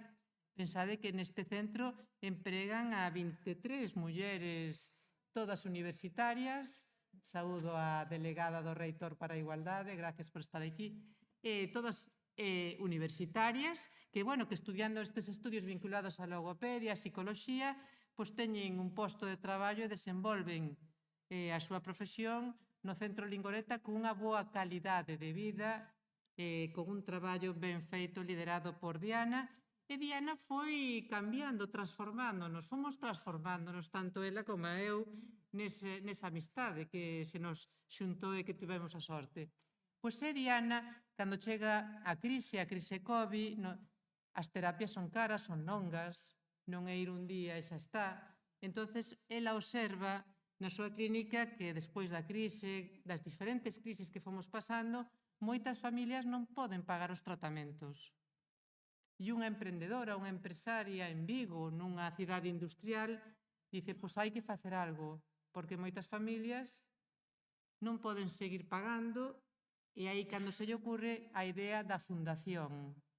A fundación son esas becas para todas esas familias, nenos, nenas e persoas que realmente non dan pagado todo ese tratamento longo, poder facelo de forma gratuita baixo unhas becas e que a fundación recolla ese financiamento.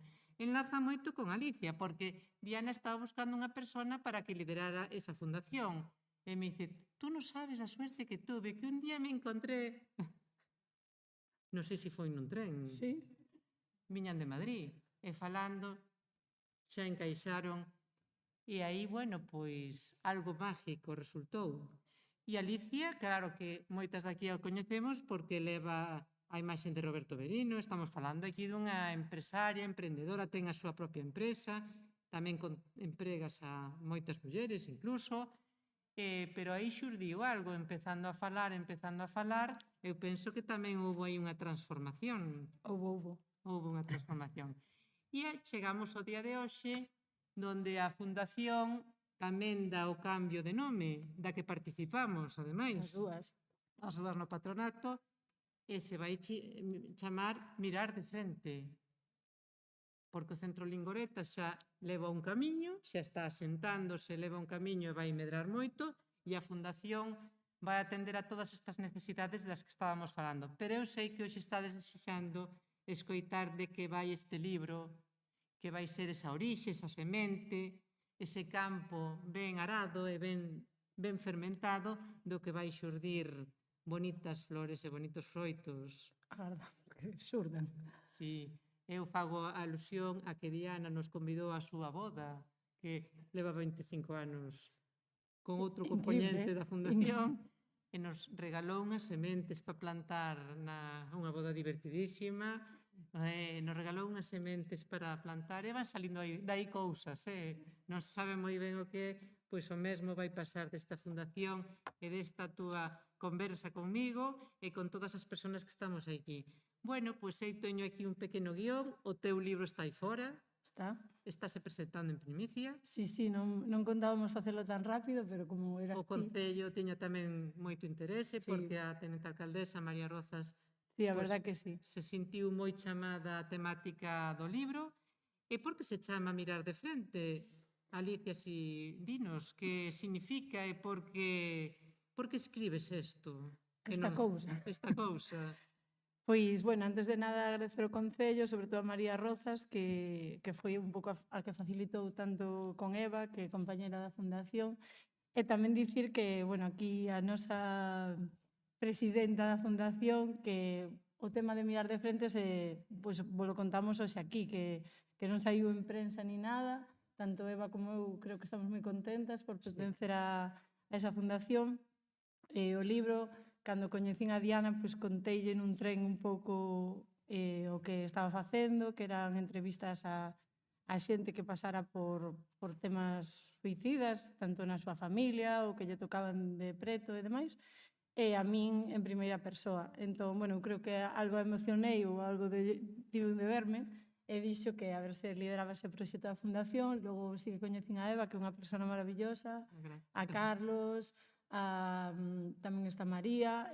Somos un grupiño pequeno, pero estamos intentando axudar a familias que non todo o mundo ten cartos para a saúde mental, e creo que é importantísimo. E por iso tamén a colación do Concello, que fixemos a presentación aquí, e con moito agarimo nos abrichedes os brazos, o sea, realmente, e por iso estamos hoxe aquí. Pois o libro chamase Mirar de Frente, pois igual que a Fundación, por iso lle cambiamos o nome, que a xente pensará que as fundacións son algo estático, e eu creo que é algo que hai que desterrar.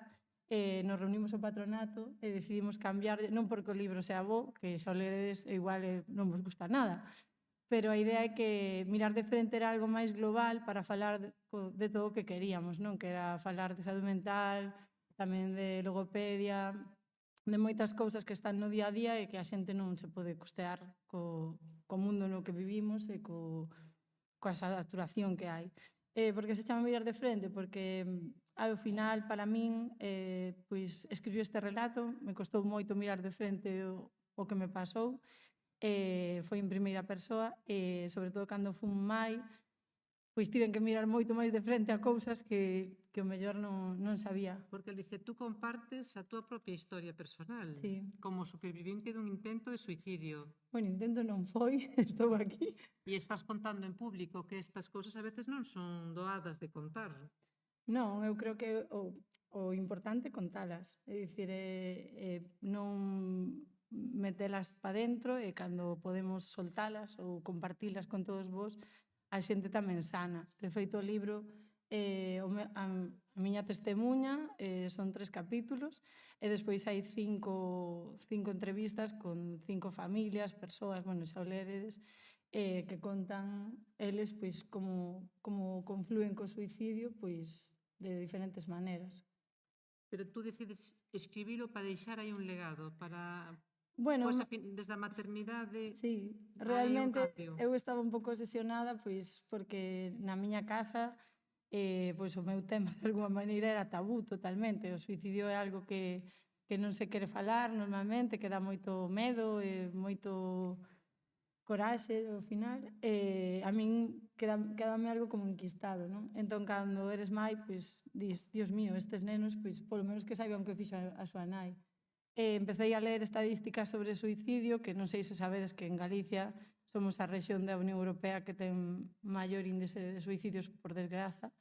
E realmente era como un pensamento obsesivo que quería plasmar. Por que Galicia? Por que Pois o que din ocorre isto? os estudos, sobre todo por o tema da dispersión de habitantes, todo o que se están a soidade, a xente tamén, pois, como se están vaciando as aldeas, todo o que é o baleiro, non, que está quedando, e ao final, pois, eso ten repercusións. Pero non era o teu caso, tú eras unha rapaza nova, exitosa, cun entorno familiar bon. Bueno, en teoría eu tamén o quixen contar por eso, non? Porque ao final nos entornos máis cómodos, de alguma maneira, isto é máis incómodo. Entón, de feito, o libro hai xente da miña familia que se enterará, ou se enterou estes días. E bueno, eu creo que hai que abrir este tipo de... No libro sempre din que teño unha amiga que me di que son unha ninja dos melóns, porque estou todo o día abrindo melóns, e debe dárseme ben. E realmente eu quería que, pois polo menos que se chamase polo seu nome o que pasara, que non pasa nada, que alguén pode pois ter ese momento túnel e pasalo mal mentalmente, facelo, estar aquí e contalo. Isto é unha feira de emprendedoras. Este ano se dedica ao tema da saúde integral en todas as vertientes. Encaixas ti nesta feira de emprendedoras que elas falaban de poñer as persoas no centro, de emprender con propósito, de facer cousas que lle apasionan tamén. Encaixa esta mensaxe como esta feira? A ver, eu creo que primeiro que o libro ten un propósito moi claro que é, ao final, facer comunidade. Entón, creo que as emprendedoras, eu fundei a miña empresa con 23 anos, é unha empresa de comunicación e de marketing. Aí teño 2 rapazas moi guapas en primeira liña que traballan comigo. E tamén teño outra persona que colabora por aí. Dicir, eu son moi de facer as miñas redes. Ademais diso, pois a miña empresa pode ir mal ou ben, pero quero dicir, se leva 23 anos algo fixo. E a que se dedica a tua empresa? Porque está xente intrigada, pensando. Comunicación e marketing. E despois, a súa vez, son directora de proxectos e de comunicación de Roberto Berino. Tamén teñendo redes que teño a 2 compis aí que estiveron comigo executivas, que desa época pois naceu que a mí me contrataran en Roberto Berino, tamén outra muller que admiro moito, que fai o prólogo do libro, que é Dora Casal. E sempre tive en empresa, e sempre estive dentro e fora da outra empresa grande. Porque iso, creo que hai as emprendedoras moitas veces no noso ecosistema vemos como ás veces moi pequeno. Entón, eu son bastante inquieta, se non se nota. E sempre me gustou estar en comunicación en sitios máis grandes cos meus e poder aportar na miña empresa. Entón, en Roberto Berino levo 5 anos e levo tamén a dirección de comunicación. Xa vemos que inquieta. A min gustame que vexades tamén unha muller alegre, porque hai que rachar tamén eses estereotipos, poder falar das cousas, tampouco romper eses clichés. Hai que falalas e poñelas encima da mesa porque é unha realidade cada vez maior. E cada vez xente máis nova, escondelas é un absurdo. Entonces, é un tema moi importante. A utilidade do libro. Pois o libro, a utilidade principal é que se coñeza que falar é urxente. O sea, o que dicimos que hoxe en día eu que me dedico á parte digital tamén en Berino e na nosa empresa, me chegan moitas mensaxes de rapaces que parece que estamos interconectados e nunca estivemos máis desconectados, ainda que sone mal, porque perdemos pois o contacto físico, pois xogar na rúa, que a xente pois se abraza, aunque sexa unha tontería. E o COVID pasou por nós como se non pasara, casi, porque xa o esquecimos.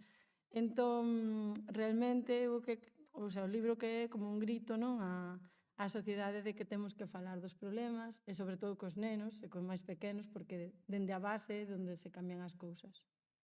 E a saúde mental, como afronta esta sociedade? Estigmas? Moitísimos. Sí, realmente, a ver, toda a saúde mental está chea de estigmas. A xente, eu dicía hoxe nunha entrevista nunha radio que me preguntaba a xornalista, compañeira, Ali, entón ti, claro, isto como ves a saúde mental? Eu, mira, eu creo que ir a terapia debería ser como ir a CrossFit, ahora que está todo de moda, que todo o mundo va a CrossFit e fai burpees que ninguén sabía o que eran, e se mete... Creo que a xente ten que normalizar que ir a terapia é algo lóxico, é dicir, non, eu podo falar con Eva, que é miña amiga, pero vai estar mediada igual polo que sabes da miña vida, pero mellora o terapeuta, o psicólogo, o psiquiatra, é dicir, a cada un que elixa, non? Que é unha figura que te pon unha realidade de espello diferente e que saben o que fan. Eu creo que todo o mundo nos incomoda moitas veces facer eso, pero creo que é algo transformador. É un tema complicado, é un tema amplio para tocar. Non se escoita ben. Pois eu ainda falo alto, Seguro que o Hortasán nos diría que perdemos tamén o ritmo da natureza. Puxémonos aí acelera, eso tamén... Pero bueno, eso, como decíamos, ao longo da feira é moito máis amplio que todo isto, pero claro, vamos tan a mil. De feito, organizando esta feira, que medio quedou organizada antes do verán, me comentaba Isa que estaba facendo as chamadas a todas as persoas participantes e todo o mundo decía que estou apuradísima, perdona, que teño a xenda a tope, perdona. Digo, pero entonces a feira non ten sentido. Ou ten moito sentido. Mais ben, e falamos da empatía, porque eso dice, bueno, pues yo te entiendo, me pongo en tu lugar, eso é dificilísimo, o papel da empatía, o decían na mesa das psicólogas que hubo por a mañá, que a veces damos malos consellos como amigas, non sabemos, ou como familia, ese poñerse nos pés das outras persoas non é doado, non? Non, eu creo que non é doado, pero que hai que intentalo, non? Ao final, as relacións humanas son un acto de xenerosidade polas dúas partes. Ás veces unha amiga ou un amigo ou un terapeuta non che vai a dicir o que queres escoitar, pero sí que te vai a axudar. Eu creo que a xente nos acomodamos moito, non? Na nosa zona de confort de 1 metro cuadrado, falamos moito o mellor con nós mesmos, pero que ao final tamén necesitamos ese peloteo de poñerte no outro lado e dicir, bueno, pois non o vexo así, ou sí que che entendo. Eu creo que... E iso iría unido á prevención, porque claro, antes de chegar a esta situación que estuveche tú ao suicidio, habría que facer un traballo antes como sociedade, corresponsablemente, de cara á prevención. Claro, a idea é esa. Parece que vamos en todo o contrario. Acelera. Sí, como un trator amarillo, casi. Sí, exactamente. Non, pero a verdade é que o libro, a idea do libro un pouco e vai entroncada coa fundación é xerar unha comunidade que vos invito a todos o que quedes participar pois a aportar o vosso grado de arena ou que nos mandedes correos e demais, porque o suicidio, inda que estea moi tapado, seguramente todos tedes na cabeza alguén preto que por desgraza pasou por eso. A nosa idea como fundación, eso sabelo ti tamén, é de alguma maneira xerar unha comunidade que fale non só do suicidio, este é un libro que empeza agora, pero poderlle dar voz a xente tamén que queira incluso escribir sobre cousas que hai que mirar de frente, pois seguramente despois a nosa presidenta tamén fará o seu libro, é dicir que haxa máis mulleres e homes que se o relato vale a pena ou paga a pena, que poidan mirar de frente, porque eu creo que é importante. Entón, a idea de comunidade, de mirar de frente, é importante porque o que queremos é que, por desgraza, o sistema non cubre e hai que intentar axudarnos entre todos. Claro, poñer de frente os problemas, non mirar no outro lado como se non existiran. Futuro, despois deste libro, pode facer un clic este tema? Pode afectar a sociedade? A ver, eu espero aquí, no plan que temos na fundación, que poidamos dar charlas ou se queredes calquer tipo de información, porque hai un grupo de psicólogos, de xente que tamén pasamos por isto e que queremos axudar. Como podemos chegar a familias, a colexios? Como se pode chegar á sociedade? Pois eso, sobre todo contando. O sea, contando que hai máis xente que está aquí, que pasou por iso, que ademais é o que dicías dos estigmas. Eu tamén pensaba, bueno, pois eu que son filla de médico, que dicías, Dios mío, a filla dun médico suicidándose. Pois sí, non pasa nada. Filla dun enxeñeiro, tamén non pasa nada. É dicir, é que son unha persona, non son unha filla, son unha persona que o pasou mal por un tema de abuso, que podes ler no libro, e que chegou un momento que me quedei sen recursos, non tiña recursos, e non me considero ninguna persoa que non buscase. Eu busquei libros, busquei todo, busquei música, busquei de todo, pero chegou un momento que o que quería desaparecer.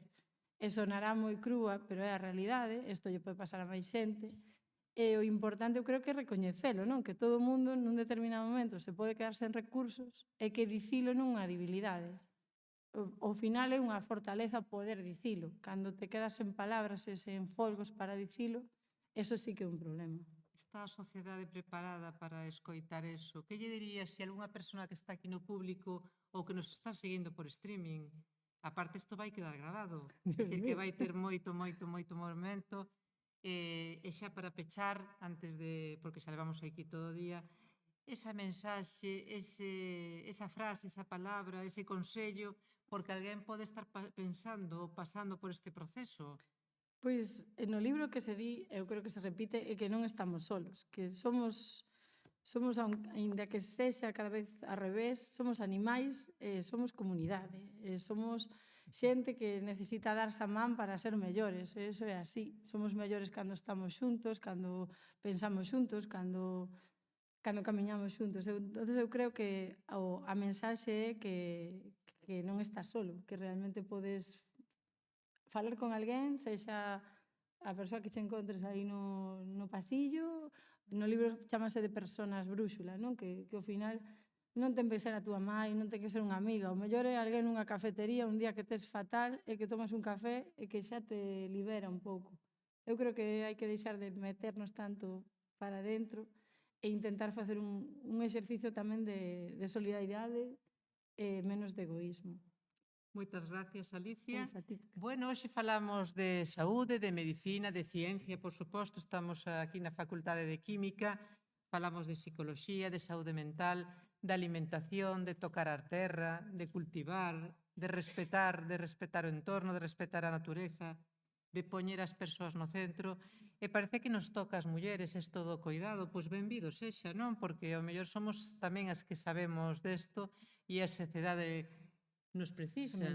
Antes falaban de que as cociñeiras tiñan menos valor económico e social que eses cociñeiros, pois a mellor hai que acudir a esas cociñas con ese menos valor económico, social e de prestixio, pero facer esas recetas máis a modiño. E queda como sociedade moito por aprender, pero estamos aquí na universidade, tamén nos corresponde deixar estas mensaxes.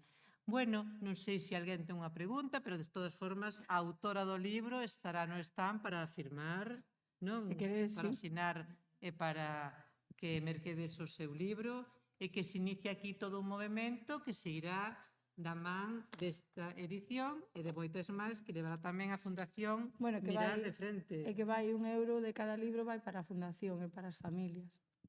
Claro, porque tamén temos que axudarnos e tocarnos máis unhas a outras. Moitísimas gracias, Alicia.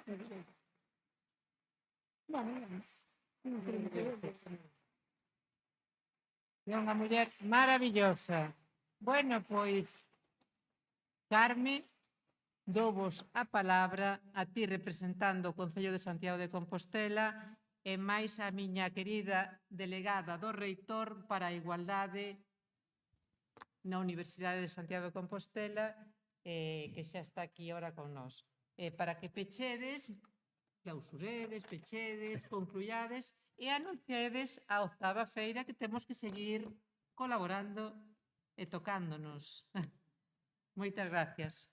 Antes de pasarlle ao micro a Sonia, nosa delegada do Reitor para a Igualdade, como prefira, Sonia, se prefires falar sentada, tes o micro aí. Eu cóstame falar sentada e penso que me costa máis falar sentada despois de escoitar a Alicia.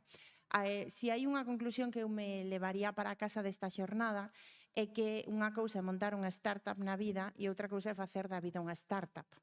É dicir, levamos quizáis unha tendencia nos últimos anos de intentar organizar o vital como se fose unha economía, e aparte non unha economía calquera, unha economía acelerada, presionada, na que hai que reventar de éxito moi pronto, e as persoas cando reventamos de éxito, reventamos tamén as persoas. Temos que volver a entender as cousas de outra maneira. E antes me decía Eva cal sería a temática da oitava feira. Creo que hoxe nos dimos conta dunha efeméride moi especial e é que o próximo ano o programa Woman Emprende da Universidade de Santiago de Compostela cumple nada máis e nada menos que 20 anos. Pensamos que esa ten que ser a temática da feira, eses 20 anos de acompañar mulleres emprendedoras, de acompañar tamén empresas que querían facer empreendementos feministas, non sempre liderados por mulleres, pero sí empreendementos feministas. Aquí temos algún representante home que apostou cando tuvo que facer a súa empresa por ter esta consideración, e son 20 anos de axudar a xente a que poda emprender, a que poda crear economía sen reventar polo camiño. Moitas veces, como nos recordaban hoxe, chamando varias veces aos proxectos para facer deles unha realidade. Dende o Concello de Santiago temos que agradecer estes 20 anos de traballo compartido e de traxectoria conxunta, e tamén, por suposto, agradecerlle ao equipo reitoral que nos acompañe cada ano nesta feira, que nos dé a oportunidade de seguir colaborando e de seguir construindo, pois, entre todas e todas, unha Compostela máis solidaria, máis feminista e máis social. Gracias.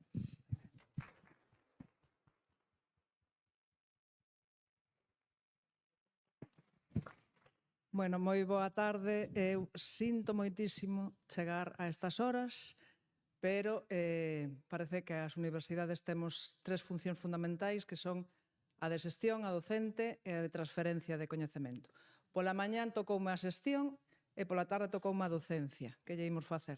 E solo, bueno, puiden achegarme agora, dame moitísima rabia, conecteime en algún momento esta mañá, pero deme moitísima rabia non poder acompañarvos hoxe. Ben, en primeiro lugar, quero agradecer ao Concello de Santiago que siga apostando pola Universidade de Santiago como emprendedora de iniciativas tamén como esta. Eu agradezo moitísimo o traballo que se fai tamén, non só un apoio financeiro, que tamén, sino que tamén un apoio persoal e de vontade e de gañas de facer cousas. Así que moitas gracias. Agradezco, por suposto, tamén ao programa Woman Emprende, personificado penso en Woman Emprende e xa me ven á cabeza a figura de Eva López Barrio, que é unha coidadora nata. Coidadora no privado e coidadora no público. Coida aos seus compañeros de traballo, as súas compañeiras de traballo. Eu teño gala de ser unha desas compañeiras a quen me coida tamén moitísimo, así que moitas gracias, Eva. Ben, dicía que unha das funcións da universidade xunto á docencia e investigación é a transferencia do coñecemento. Non debe ser, penso eu, nunha universidade pública calquer tipo de transferencia, senón unha transferencia deste tipo, unha transferencia coidadosa. Temos moito potencial investigador, penso tamén que como universidade pública temos que achegar á sociedade o produto que sae desa investigación. Non podemos quedarnos na nosa burbuxa investigadora sin que saia nada das nosas aulas ou sin que saia nada dos nosos papers ou dos nosos artigos ou outras obras. Precisamente onte presentouse na USC o programa USC Emprende, que en principio está pensado para 5 facultades só, como proxecto piloto, pero eu digo que o Woman Emprende neste caso tamén foi unha pioneira, porque xa ven traballando case 20 anos, o ano que vene fará 20 anos, que xa leva traballando no sector do emprendemento, co cual, as pioneiras fostes vos, non eles. Penso que esta feira, polo contido e tamén polo que puiden seguir esta mañán, pon o acento e pon o foco nos coidados, como decía antes, Eva é unha cuidadora nata. Esta feira, eu creo que tamén o mellor o xerme de algún dos contidos veu de algunha conversa de que tens que facer máis exercicio. Non pode ser todo traballar, hai que sacar un par de horas a semana para facer un pouco de exercicio ou para simplemente ir ao parque ou dar un paseo e tal. Conversas desas temos tido, ela eu máis dunha. Ben, os coidados, eu vou a discrepar un poquinho con Eva, o que dicía antes. Nós, como mulleres, non estamos chamadas de xeito natural ao cuidado por riba dos homes, non é certo? Carol Gilligan, que sabía desto moitísimo, estudou, fixo os seus estudos e chegou á conclusión de que por natureza nacemos todos e todas con ese pulso de protección e con ese pulso de cuidado. Que pasa? Que logo a socialización nos introduce a nos ou nos inocula o virus de non, as que tedes que cuidar soedes vos, porque nos estamos moi cómodos nesta posición ou nesta situación de non cuidadores. Penso que temos que afastar esta visión, non no sentido de que nós non teñamos que coidar, sino no sentido de que tamén lle corresponde a eles, descorresponden a eles os cuidados, e se coidan tamén verán que van a ser moitos máis felices do que eran antes de coidar. E tamén o concepto de levar os cuidados ao público, vale? Non só á xestión pública, vale? Sino tamén á xestión de empresas privadas. Aquí tamén hai representantes de empresas privadas que xa se deran conta dende fai tempo de que aos traballadores e traballadoras hai que cuidalos. Sí, hai que cuidalos, non hai que queimalos, non hai que explotalos. Bueno, ao mellor haberá empresarios ou empresarias que prefiren queimar a un tras outro dos seus traballadores e ir incorporando cada ano porque xa ten queimado o anterior. Non é a mellor forma de levar unha empresa esta a de queimar a xente.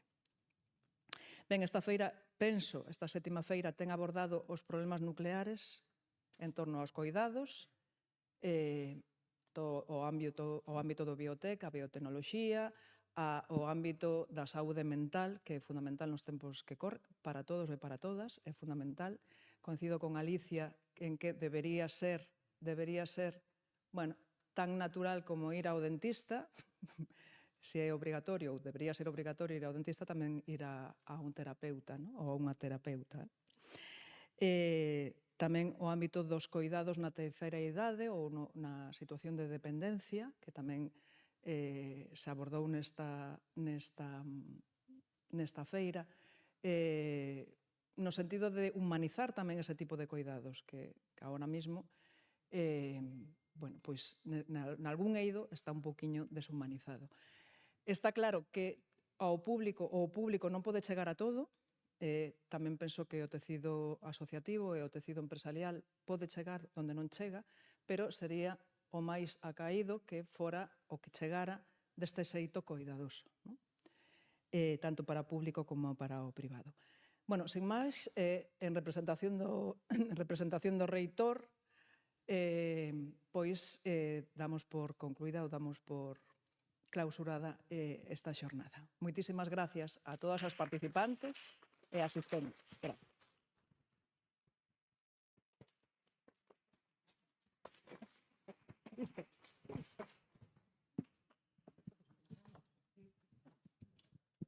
YouTube.